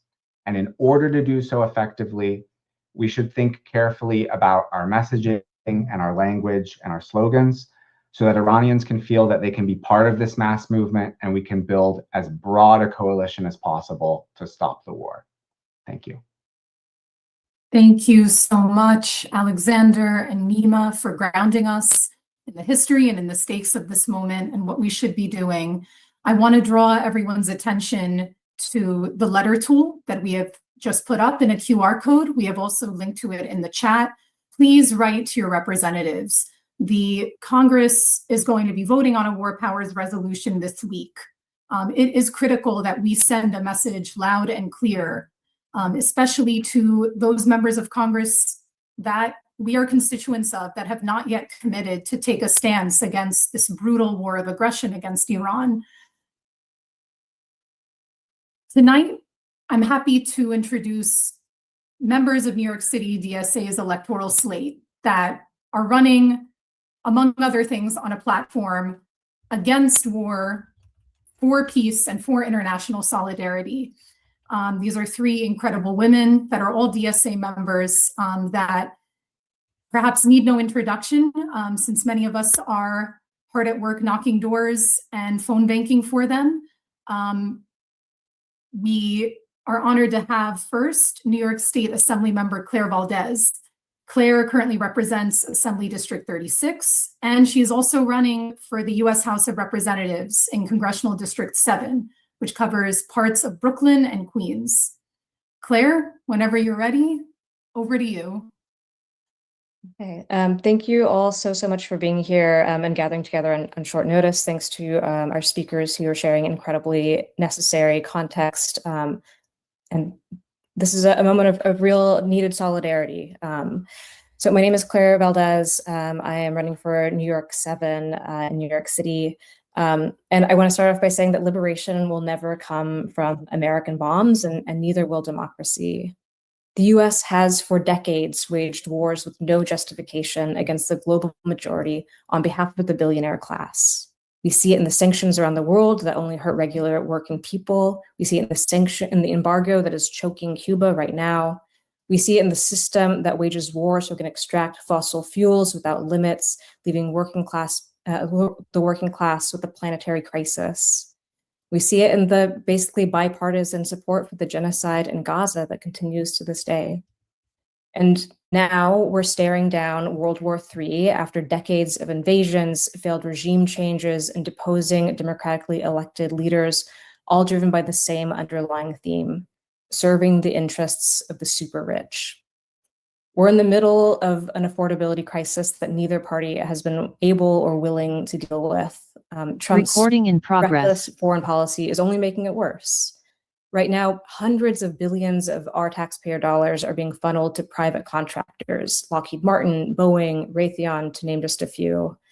These are the companies that stand to profit from this illegal war, while untold numbers of working class people will suffer. And we should make no mistake either. Working class people are already suffering. We're already suffering with inadequate healthcare, housing, childcare, food assistance. In New York City alone, there are over 100,000 homeless New Yorkers. Rather than investing in their futures, right now we are foreclosing the futures of working class Iranians in massive violence and bombardment. We need to end this illegal war. We need a foreign policy that respects international law, that leans into cooperation and away from violent escalation. We need to dramatically reduce our military budget and the apparatuses that support this destruction all over the world. We need to close US military bases around the world and invest in life here at home. We have to get out in the streets. We have to make our voices heard. Please write your Congress members if they have not already committed to voting for the War Powers Resolution and speaking out against this illegal war. And we have to continue to challenge the political status quo in the halls of power. And this really is the promise, in my opinion, of a democratic socialist world, that we, the working class, can determine collectively where our resources are being spent, that working class people can determine our future, and that we can organize together for a future without war.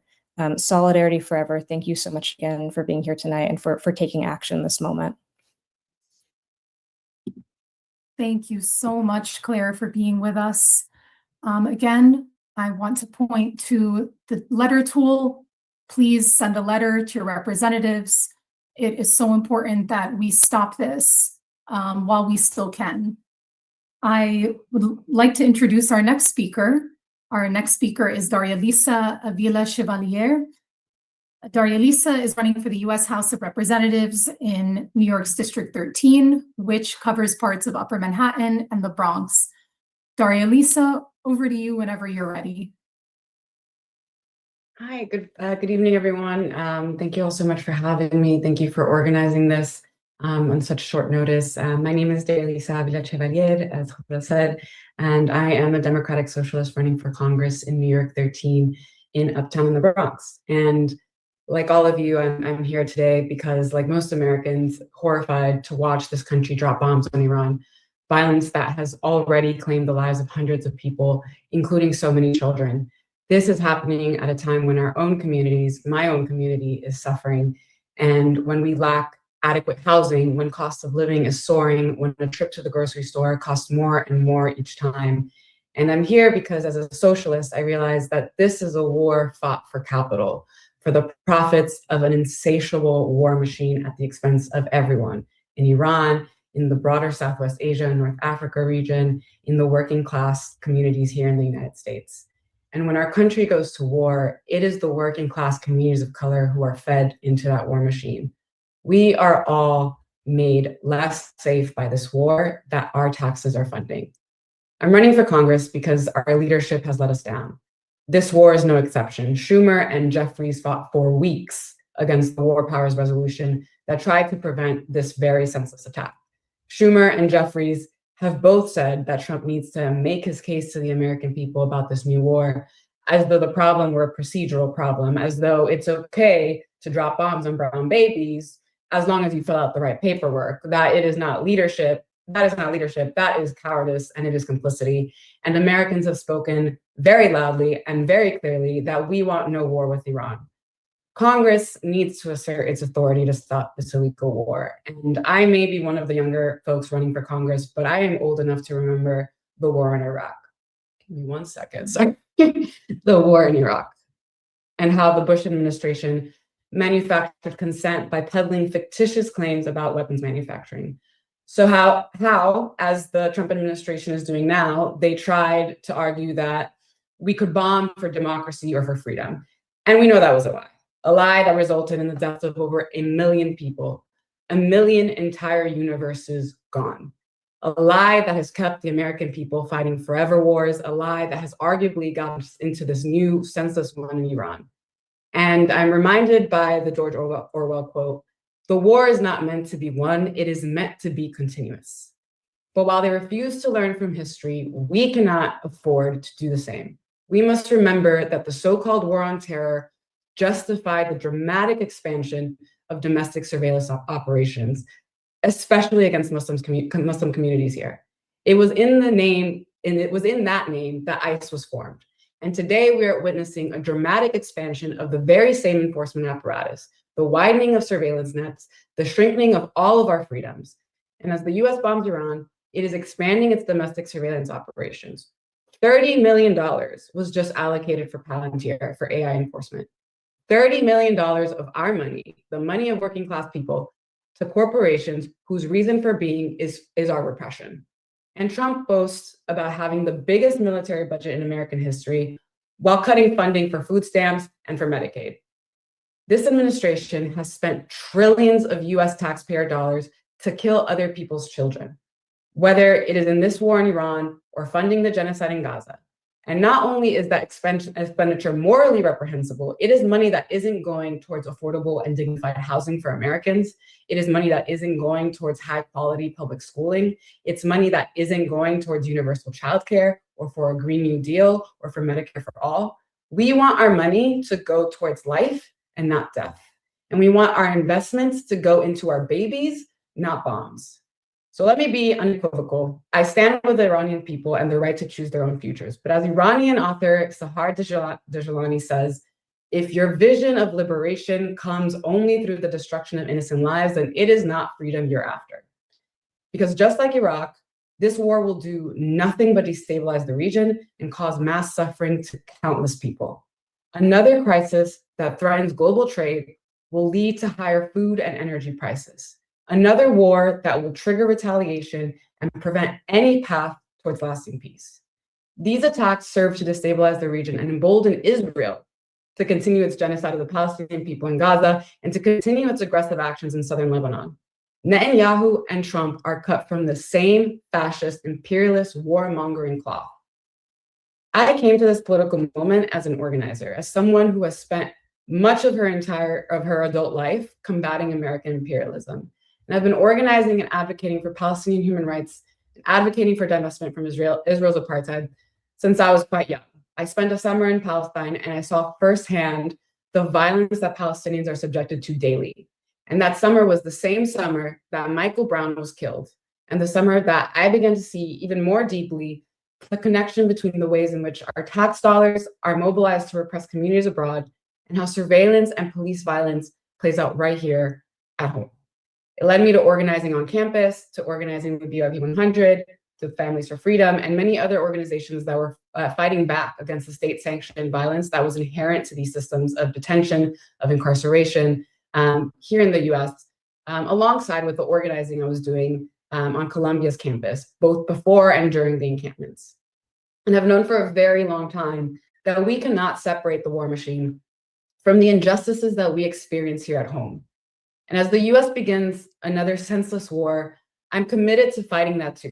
I'm running for Congress because I believe that it's our Democratic leaders like Schumer and Jeffries and Espaillat who have failed us and have brought us to this moment of having to fight against rising fascism. And because I believe that our children deserve to live in a world that isn't governed by the whims of oligarchs like Donald Trump, intent on the destruction of all of our communities. So, I am very proud to be among all of you as a democratic socialist, but also all of you who are fighting for the same vision. And I'm so grateful to DSA for your leadership and your moral clarity in this moment, to all of you who are looking for ways to support and make sure that we are pushing back on this war machine. So if you haven't already, please use the Action Network link to email your representatives now. And again, thank you all so much for really having the moral clarity and the will to take action in this moment. Thank you so much, Daria Lisa. I do need to interrupt with an important announcement so everyone is aware. We have been made aware that this call is being streamed without our permission. We want to keep everybody safe. We encourage everybody to turn off your cameras and change your username if you feel you need to. We are not ashamed of anything we're saying because we know what we stand for. We stand for peace. We stand for justice. We stand for solidarity with the working class, no matter where they are. And we're aware that our enemies are constantly trying to infiltrate and bring us down and manipulate our words in order to disorganize us. We know that we are the many and we will win.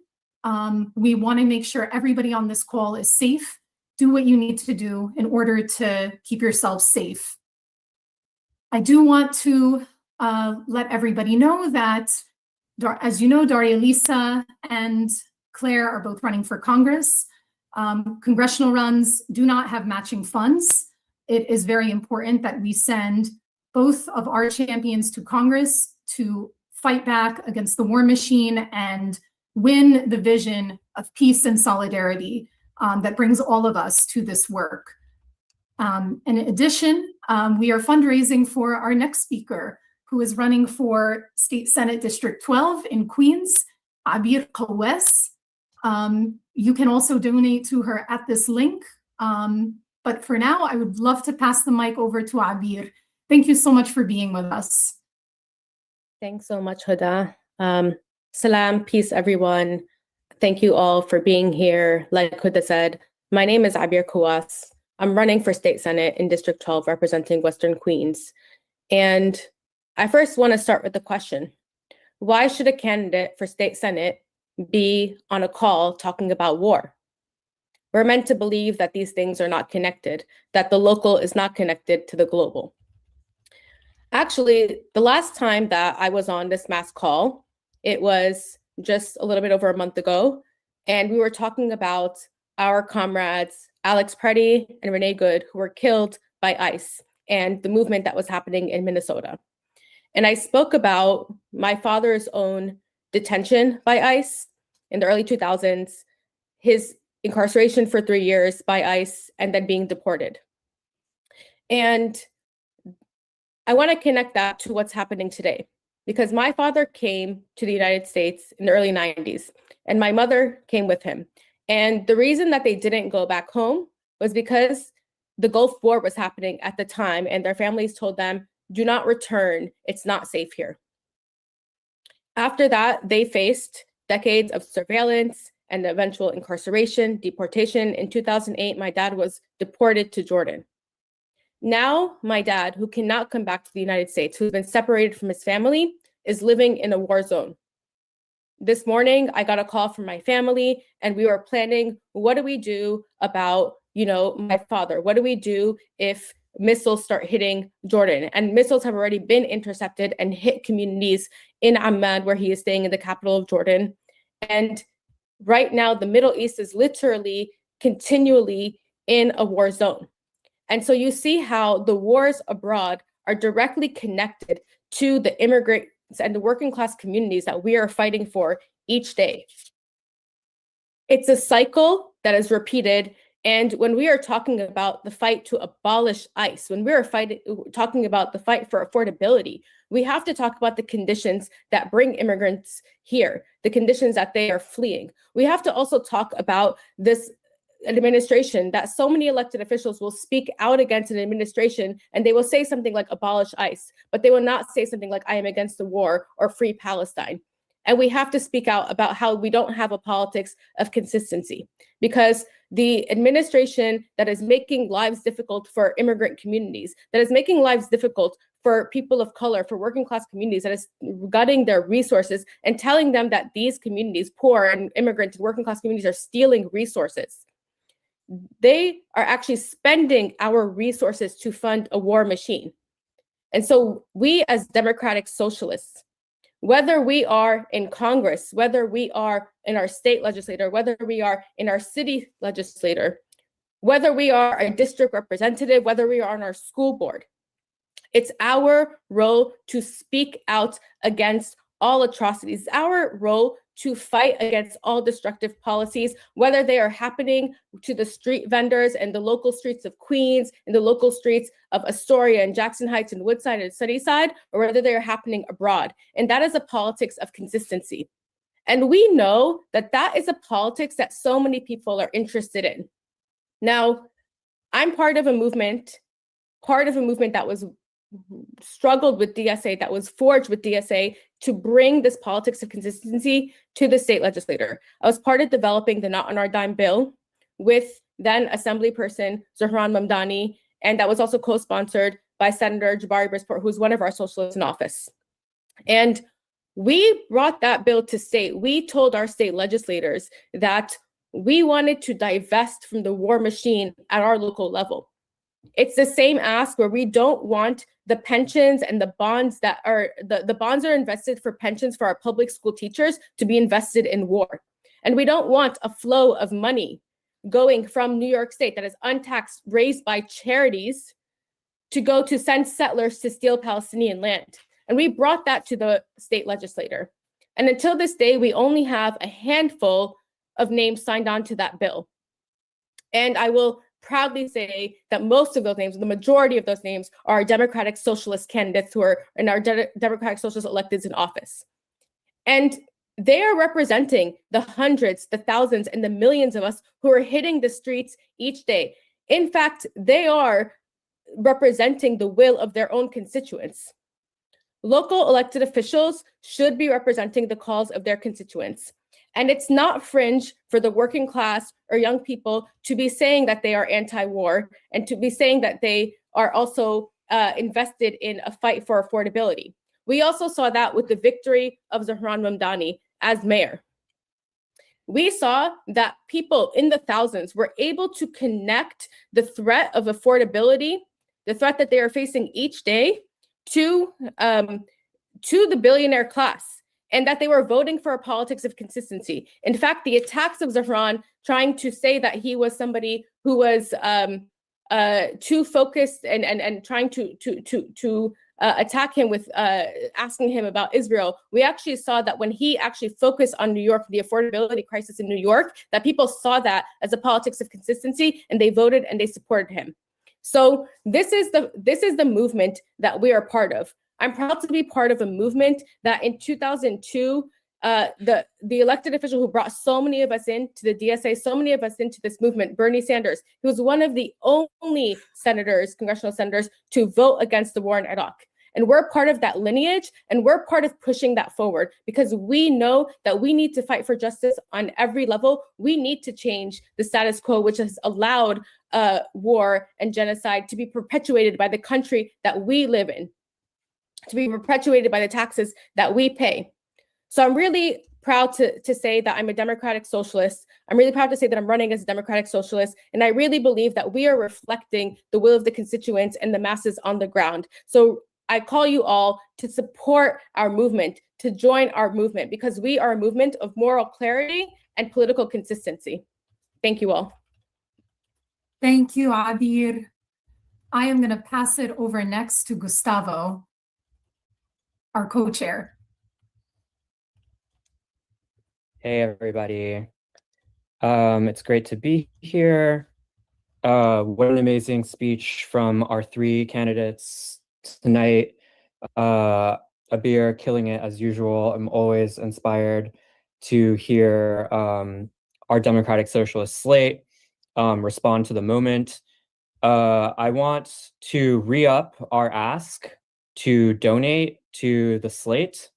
As Grace mentioned earlier today, we know that the Democrats are not fighting this war. Hakeem Jeffries and Chuck Schumer just spent the last several weeks fighting for a war powers resolution not to reach the floor of Congress. They have been fighting every member of Congress who has tried to resist Trump, who has tried to be an obstacle to the Trump agenda. They don't have the basic decency and bravery to say that what is happening in Iran is wrong. They are the kinds of politicians who feel we need to poll test the message. We need to consult with the weapons manufacturers before we put forward our position. And that's why we run Democratic Socialists. Who do you want to see on the news representing the working class, fighting back? Do you want to see people like Abir, who has lived this struggle her entire life, who introduced some of the strongest anti-Zionist legislation in the New York legislature? Do you want to see people like Claire? Claire Valdez is the only candidate in her race who is willing to call out Democratic leadership for failing to fight the Trump agenda and for failing to fight the war in Iran. And Daria Lisa, of course, emerged from the Palestine movement, from campus organizing and the occupation of Columbia University to fight against the Zionist project. So electoral work is one of our most powerful tools. It is not the only tool, and we are not trying to profit off of an atrocity abroad. Rather, we are trying to pool together our collective resources as the working class to build a movement here that can actually fight against anti-imperialism and win and replace it with a socialist agenda and a socialist politics. So if you have not yet donated, please click on the link that's being dropped in the chat, pull out your phone, scan this QR code. Your donation will be split evenly 3 ways among our 3 candidates. And if you have donated to them, please drop an emoji in the chat and show that we're building solidarity among the working class to build an anti-imperialist project. Thank you so much, Gustavo. Please donate to the slate. Please write to your reps. We will continue to share those links in the chat and on the screen. But I would like to hand the mic over to our last speaker of the evening, Ethan, who is a New York City DSA member and who will speak about the Break the Chain campaign. Ethan, after you. Salam, comrades. I'm Ethan. I'm an Iranian DSA member and an organizer with Break the Chain. As we firmly reject the horrifying escalation of the US and Israel's ongoing airstrikes on civilian targets in Iran, destroying children's schools, heritage sites, and houses of worship, accompanied by Trump's proposal for US boots on the ground, it must be reiterated that this is not just a conflict over there. The aggression originates here. The war economy is not an abstraction. While US and Israeli strikes continue to kill hundreds across Iran, the material for that destruction is processed through this city. It is loaded into the cargo hold of civilian aircraft at JFK Airport. It is crafted in the workshops of the Brooklyn Navy Yard, which could be building new subway infrastructure or medical equipment, but is instead machining components for the munitions dropping on Tehran. The city's unparalleled productive capacity is leveraged for US and Israeli arms shipments to fuel an assault that has already killed at least 555 of our people in Iran, according to the Iranian Red Crescent Society. Among the dead are over 100 young children killed in a single strike on a girls' school in Minab. The cost of this trade is visible in the city's own skyline and crumbling infrastructure. And while schools and services in the 5 boroughs suffer, war is waged on Iran not for the liberation of the Iranian people, but in service of US imperial interests. From the personnel uniforms designed by Cry Precision to the explosives shipped on commercial flights from JFK, we know that it is the same weapons manufacturers and defense contractors that benefit from every imperialist aggression on Palestine, on Iran, and in the mass abductions of our immigrant neighbors at the hands of ICE throughout the 5 boroughs. As socialists, we know that it is our duty to fight the moral failures of imperialist war, both at home and abroad. We must be vocal in leading the charge against debilitating sanctions, starving the Iranian people, against Trump's blatant attempts to undermine peace negotiations, and mobilize in the streets to disrupt the war machine. But we must also organize in our own workplaces and in our own communities. Every New Yorker who flies in and out of JFK, every parent, every student, every worker, deserves the peace of mind that their safety as passengers is the absolute priority of the airport, not shipping weapons and explosives in the cargo holds of civilian aircraft so that the US and Israeli governments can continue bombing Iran.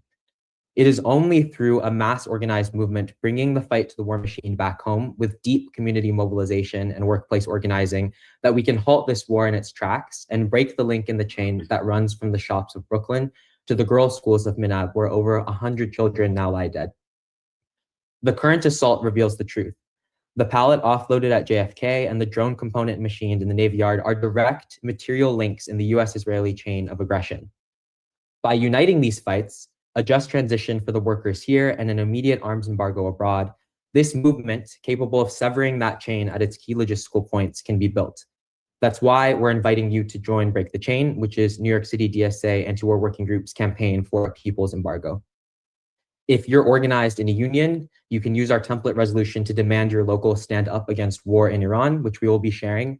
And even if you aren't, we still need you in the streets with us. So we would really encourage you to fill out the Break the Chain onboarding form by visiting the link that we'll be sharing and join us at our next general body meeting in April. And we hope to see you all there. Thank you so much, Ethan. Please scan the QR code to join Break the Chain. We are getting ready to close out for the evening. We want to impress on everyone how important it is that we all came together tonight on such short notice, and that it's important to keep the pressure up. We cannot let this criminal war continue. Please get involved. Please use the letter tool to send a letter to your representatives. Please donate to our slate. We have 9 people that are running across congressional and state seats this year, and it is very important that we send every one of our 9 comrades that are running to Albany or to Washington in order to win the democratic socialist agenda that all people deserve. We have a world to win for the working class, and it starts with all of us. So please use the letter tool, please donate, and if you haven't already, join DSA. We are the political home for all of you.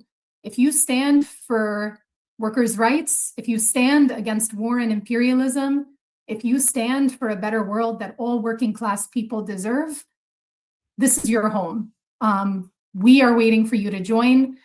And until next time, we'll see you in the streets. Have a good night, everyone.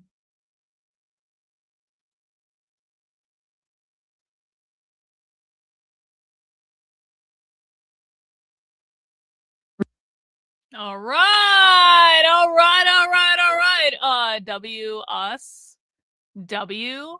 Was that a massive fucking W for us? Another L for Stacy. Another win for us.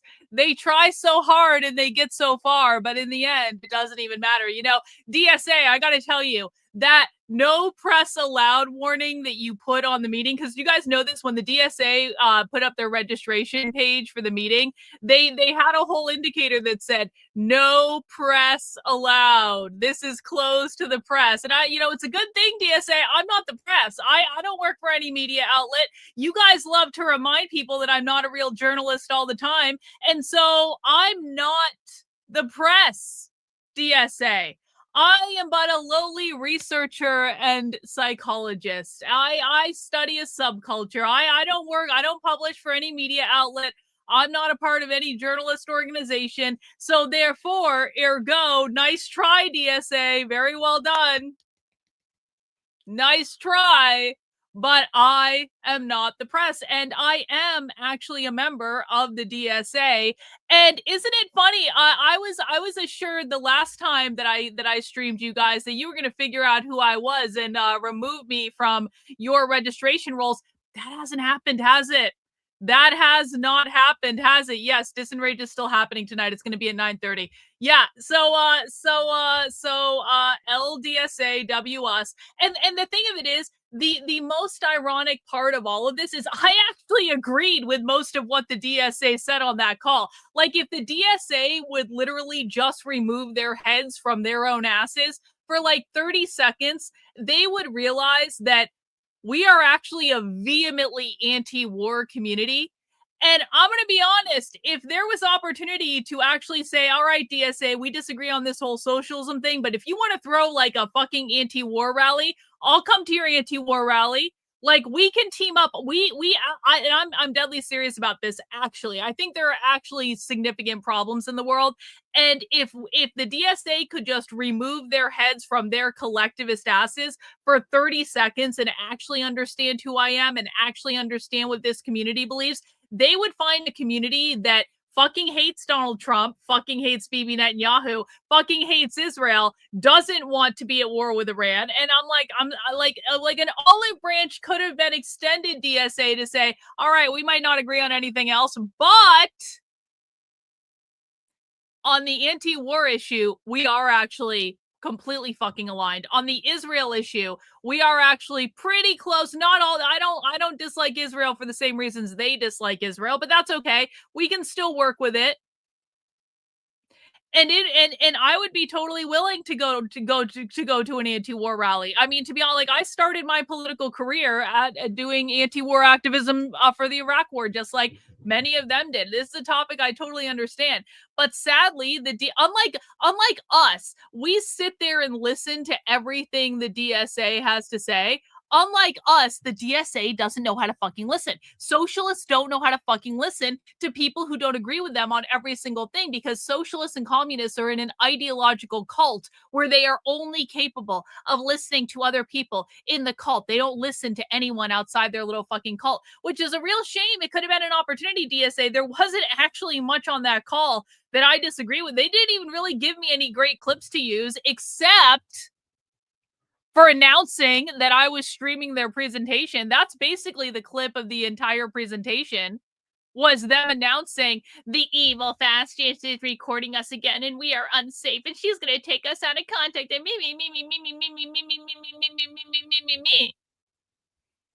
Oh, well, that's all right. Another W for us, another L for them. You know, not every spy stream is a banger, and that's all right. Because our job is to document. Our job is, unlike what the DSA says, because the DSA is a bunch of fucking liars because they don't know the truth if it bit them in the ass. But we do not take things out of context on this channel. I streamed the whole thing, the whole fucking call. I actually expanded your audience tonight, DSA. Really, you should be thanking me. I gave you a much bigger audience than you would have had on your damn own. I streamed the entire thing from start to finish. Everyone can see every single word that's said. Everyone can decide for themselves what they think. And we don't take people out of context. If you say something fucked up and stupid, that is your own damn fault.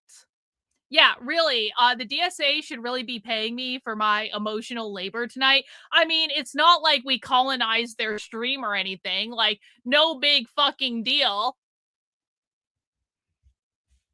So whatever, another W for us. I'm totally fine. I'll take the W. I'll take the W. Guys, just as a reminder, we do have some more spy streams coming up this week. Now, this was a rare public spy stream tonight, but tomorrow's spy stream as well as Thursday's spy stream will be supporter exclusive spy streams. So I want to give a big thank you to to everyone who donated channel memberships today. We have 150 new members of the channel today, and that's fucking awesome. If you are a new channel member, you are welcome to come to spy stream with us. It's a supporter exclusive. Tomorrow there's going to be around 7:30 p.m. Thursday there's going to be another one also around 7:30 p.m. I may, you know what, like, listen, if people are generous with the channel memberships on the public streams, I may make those public. I can make them public if I want to.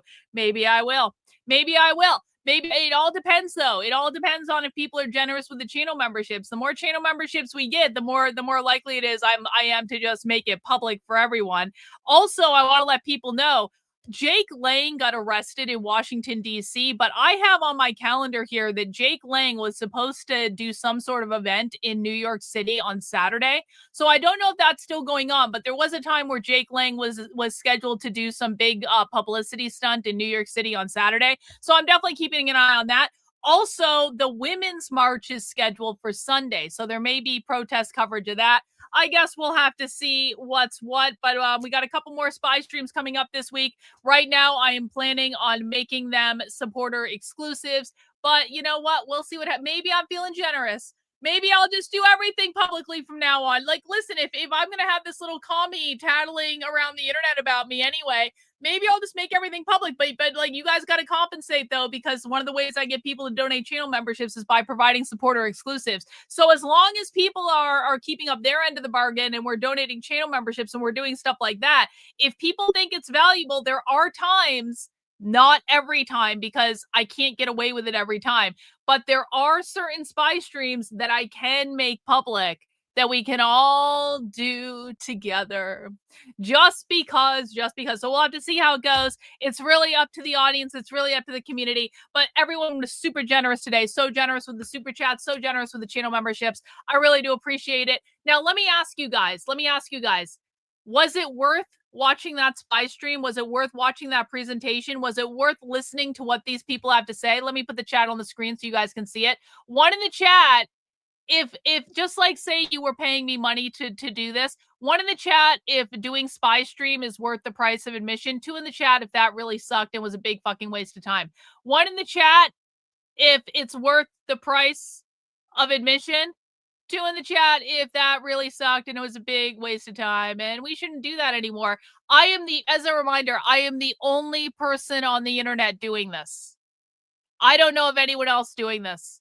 I am the only person on the internet that is taking you inside live leftist trainings as they're happening, even having to outsmart the fucking socialists and communists who are trying to stop me at every fucking turn. They're trying to figure out my secret identities. They're trying to ban me from the training.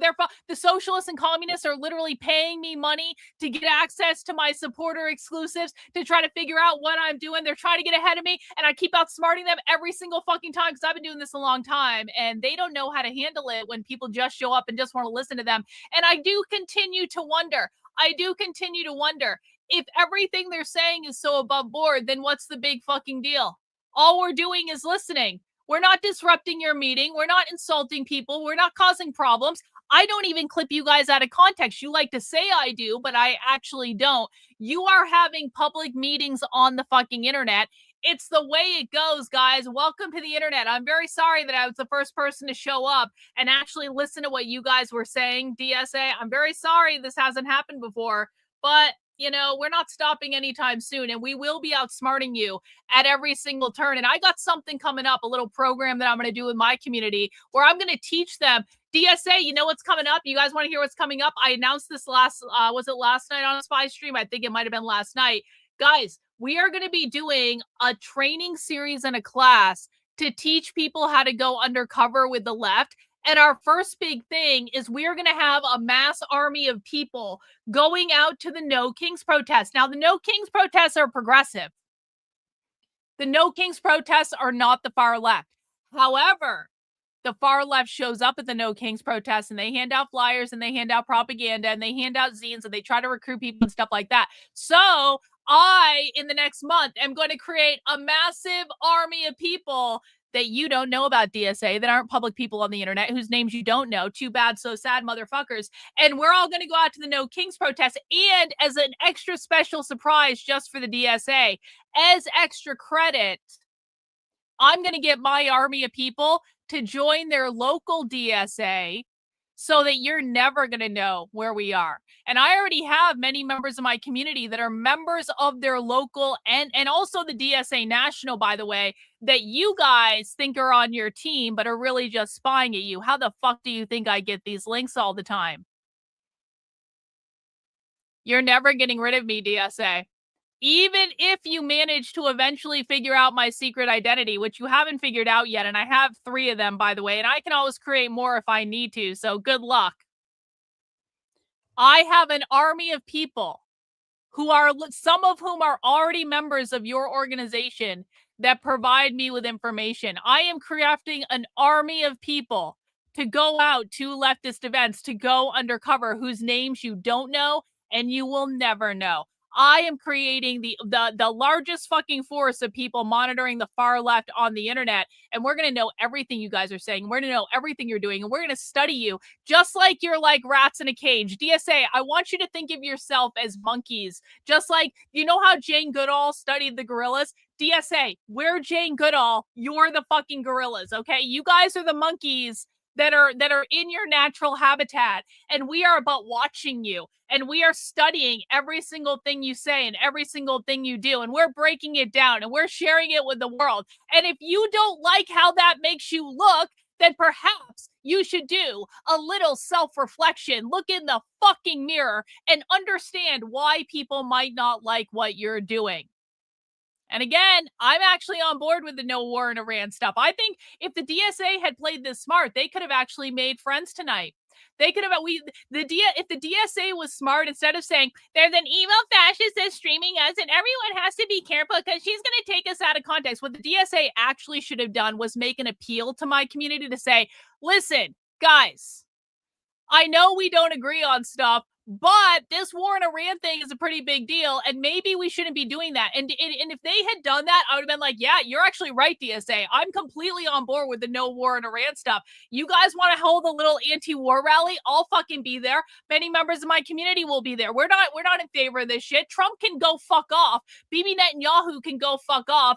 Israel can really, really, really fuck off. W's in the chat for Cynthia. 5 more channel members. Really appreciate it. Like, there was an opportunity for alignment, DSA. There was an opportunity to come together and put aside our differences and say, there are bigger problems than these petty beefs in the world. But no, the DSA doesn't want to work with us. So fine.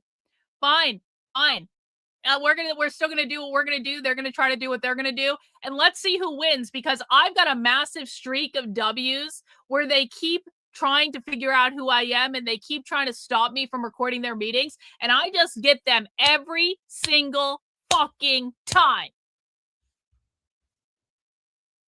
You're welcome, DSA. You're welcome.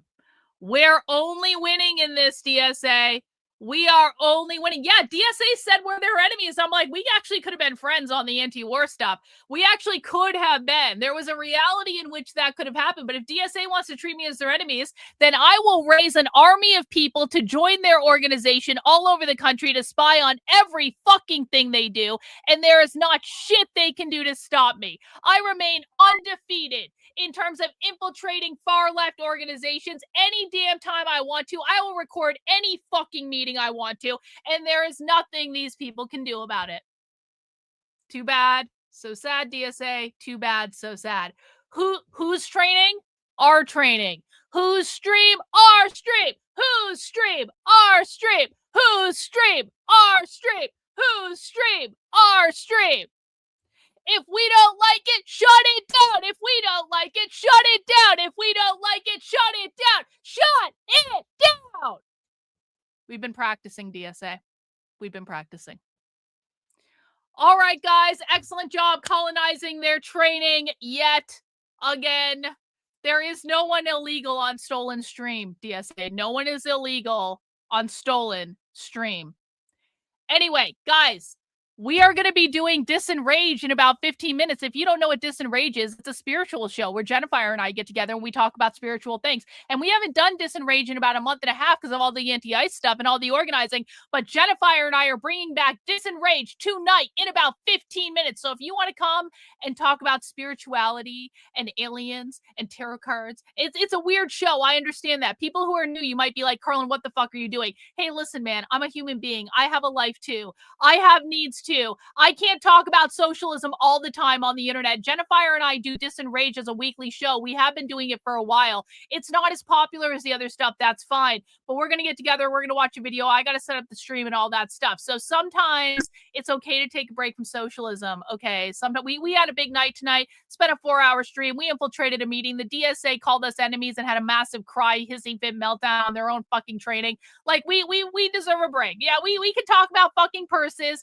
We can talk about whatnot. We can talk about aliens and tarot cards and spirituality and energy and crystals and and astrology and all the woo-woo bullshit. We can do that too. All right. We can do that too. And we're going to do that in about 15 minutes. So guys, that is all I have for tonight. Thank you for joining us. Thank you again to everyone who donated channel memberships. We brought in actually 160 new members to the channel, also including the ones donated over on Rumble. Rumble, we appreciate you guys as well. Thank you guys for allowing me to do what I do. As a reminder, I am 100% funded by you. I cannot do this unless you guys allow me to do it. I have no political masters. I have no political narrative, no talking points. My only job is to show up and tell you the truth. Yes, Disenrage is on the channel. I just haven't set up the stream yet, but I will right after this.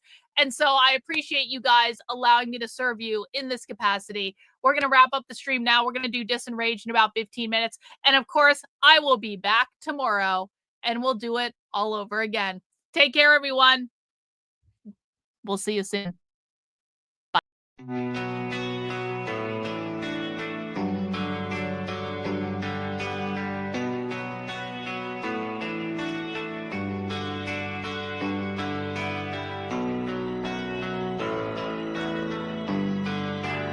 How are you feeling?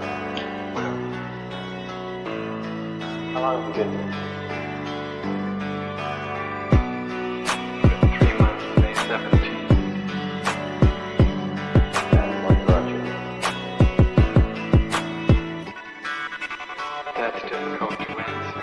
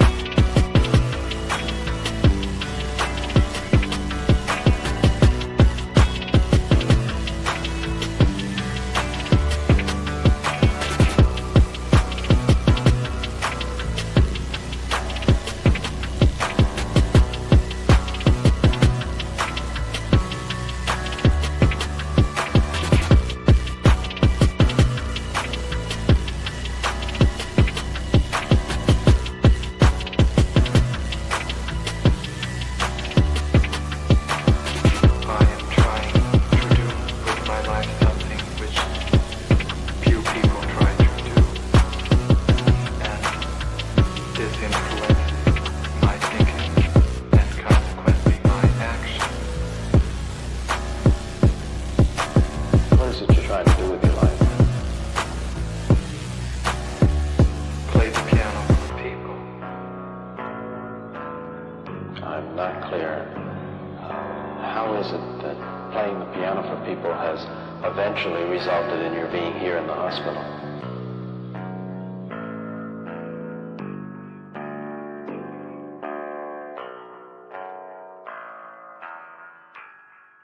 That's difficult to answer.